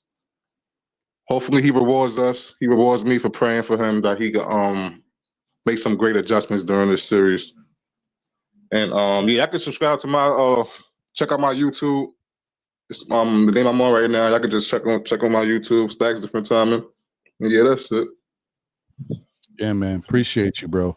Hey, once again, guys, thank you for tuning in. Hey, bro, repeat that one more time. You said Stacks for what? Stacks Diff Timing. DIFF _. I got you, bro. I'm gonna look you out. Appreciate you. I'll come over there and troll you. Appreciate you, Corey. Yeah, man. Show him some love, man. I'm subscribed. Because I'm subscribed to Stacks, and I just want to say this: I'm subscribed to Stacks because I'm not only am I supporting him, but also it's not like what he's saying is coming from a bad place. He just wants the Knicks to improve. He's a little bit critical, and he's pointing out certain things. So watch the videos and listen to what he's saying, so you understand where he's coming from. But I'm just saying the things people don't want to say, man. I hear you. Yeah, you kind of embellishing on some things too, but we all good with that. No, I'm just messing with you. I can respect it though. I'm teasing. I appreciate all y'all. Thank you for supporting the show, keeping us going. We're on the road to 5K. Smash that like button if you haven't already. Smash the like button. Subscribe if you're not subscribed. You don't know what the like button looks like. It looks a little something like this. So hit that like button. Thank you guys as always. As I always say, tell a friend who tells a friend who tells another friend. Still Knicks fans. We'll be back again, whether it be on Saturdays at 11:30-ish. Today was a little different. Monday, we gotta wait another week. I know it's crazy. Well, no. Saturdays, for 11:30 for Know the Ledge, or Mondays for Still Knicks Fans Weekly. Now, this Monday is going to be a little bit tricky because the Knicks got the playoff game against Boston at 7:30. I may go on at 10 o'clock for an hour. So I may do it like that. I'll probably go on after the Knicks game. Don't worry, you'll see me. So that'll be Monday night. Check that out. And then we'll see. I mean, when I have to do it impromptu during the week, if it's needed, I'll do it. If not, then yes, it'll be Mondays and Saturdays. But keep supporting, keep showing love. I appreciate all y'all. As I always say, no matter what, the good, the bad, the ups, the downs, we are here because we still Knicks fans. You know what I mean? Nice. Let's get it, yo. Let's keep it going. One yourself. Peace out. Enjoy the rest of your day. It's beautiful weather if you're in the New York area, or maybe where you at, it's already beautiful. So enjoy that. And like I always say, go out there and be good. And you know what? If you can't be good at it. Yeah. So I'll catch y'all in the next one. Take care. Have a great rest of your day. Love is love, man. We out. Peace.